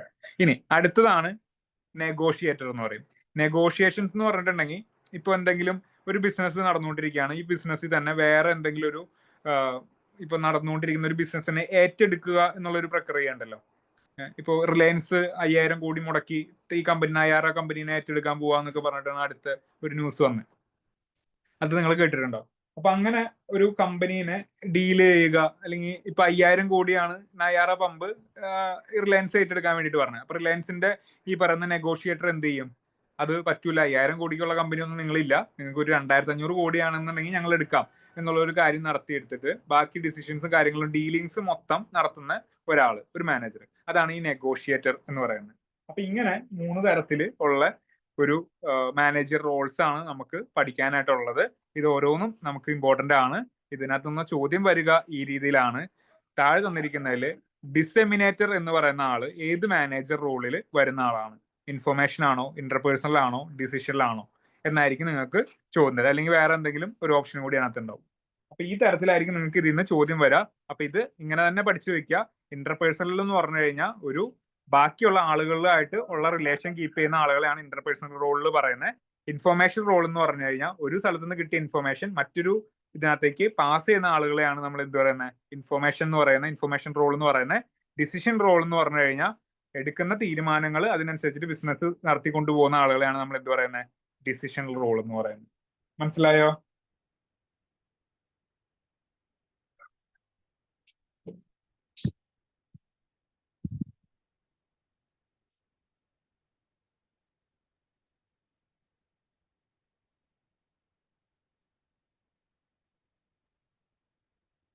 ഞാനിവിടെ സ്ലൈഡിൽ കൊടുത്തിട്ടുണ്ട്, അത് നിങ്ങളൊന്ന് വായിച്ചു നോക്കിയാൽ മതി. സ്ലൈഡ് ഗ്രൂപ്പിൽ ഇടാം, ജസ്റ്റ് വായിച്ചു നോക്കിയാൽ മതി. ഇന്റർപേഴ്സണൽ റോൾസ് ഉണ്ട്, ഇൻഫർമേഷൻ റോൾസ് ഉണ്ട്, ഡിസിഷൻ റോൾസ് ഉണ്ട്.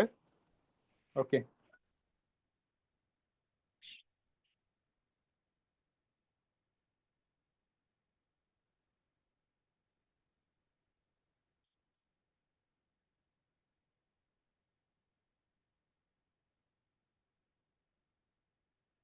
ഇതും കൂടി ഒന്നൊന്ന് കംപ്ലീറ്റ് ചെയ്താലോ?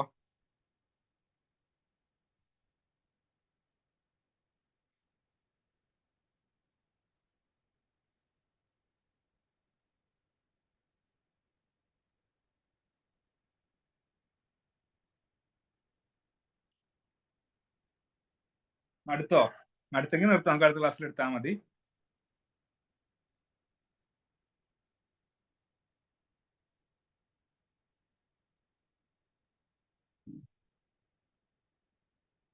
എന്ത് തോന്നുന്നു ഇതൊക്കെ കണ്ടിട്ട്? തല പെരുക്കുന്നുണ്ടോ? അത് പഠിക്കാൻ എളുപ്പമാണോ? എന്താ അവസ്ഥ?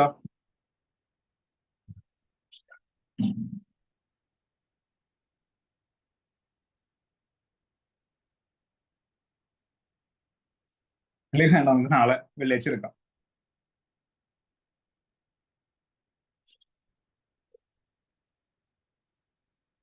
വേറെ ടോപ്പിക് എടുത്തോണ്ടിരുന്നാൽ ഇതൊന്നും തീരൂല. ബോറാണ്, ഈസി ആണെന്ന് വിചാരിച്ചിരുന്നാൽ നിങ്ങൾ അവസാനം പറയും സാറ് ഒന്നും എടുത്തില്ല എന്ന് പറയും.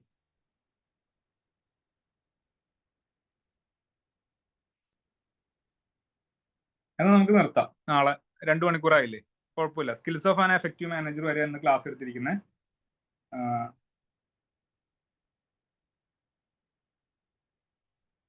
ഇന്ന് വായിച്ചു നോക്കുക കേട്ടോ. സ്ലൈഡ് വായിച്ചാൽ മതി, മനസ്സിലാവുന്നതേ ഉള്ളൂ. എന്തെങ്കിലും ഡൗട്ട് ഉണ്ടെങ്കിൽ എനിക്ക് ചോദിച്ചേക്ക്.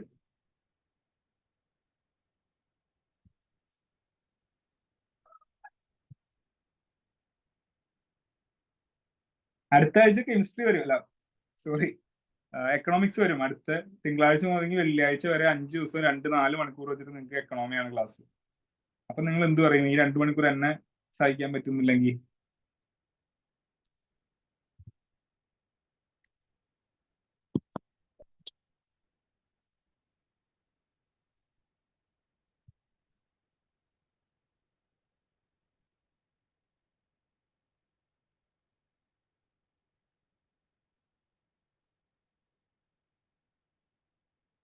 ബ്രേക്ക് 12:30 വരെ ക്ലാസ്, അത് കഴിഞ്ഞിട്ട് 1 മണിക്കൂർ ബ്രേക്ക്, ഉച്ച കഴിഞ്ഞിട്ട് വീണ്ടും 2 മണിക്കൂർ. ഇത് കഴിഞ്ഞു. ഇന്നത്തെ ക്ലാസ് നമുക്ക് തീർക്കാം. ഇനി വെള്ളിയാഴ്ച എടുക്കാം ബാക്കി. വെള്ളിയാഴ്ച കൊണ്ട് എന്റെ പരിപാടി തീരും, എന്റെ ക്ലാസ് കഴിയും. ഇനി അത് കഴിഞ്ഞിട്ട് ഒരാഴ്ച കഴിഞ്ഞിട്ടാണ് ഇന്ന് എന്റെ അടുത്ത ക്ലാസ് വരുള്ളൂ കേട്ടോ.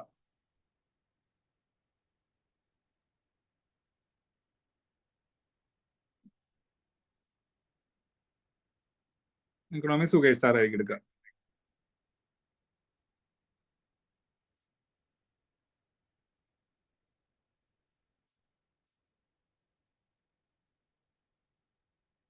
ടോപ്പിക് കഴിയട്ടെ, എന്നിട്ട് എക്സാം തരാം.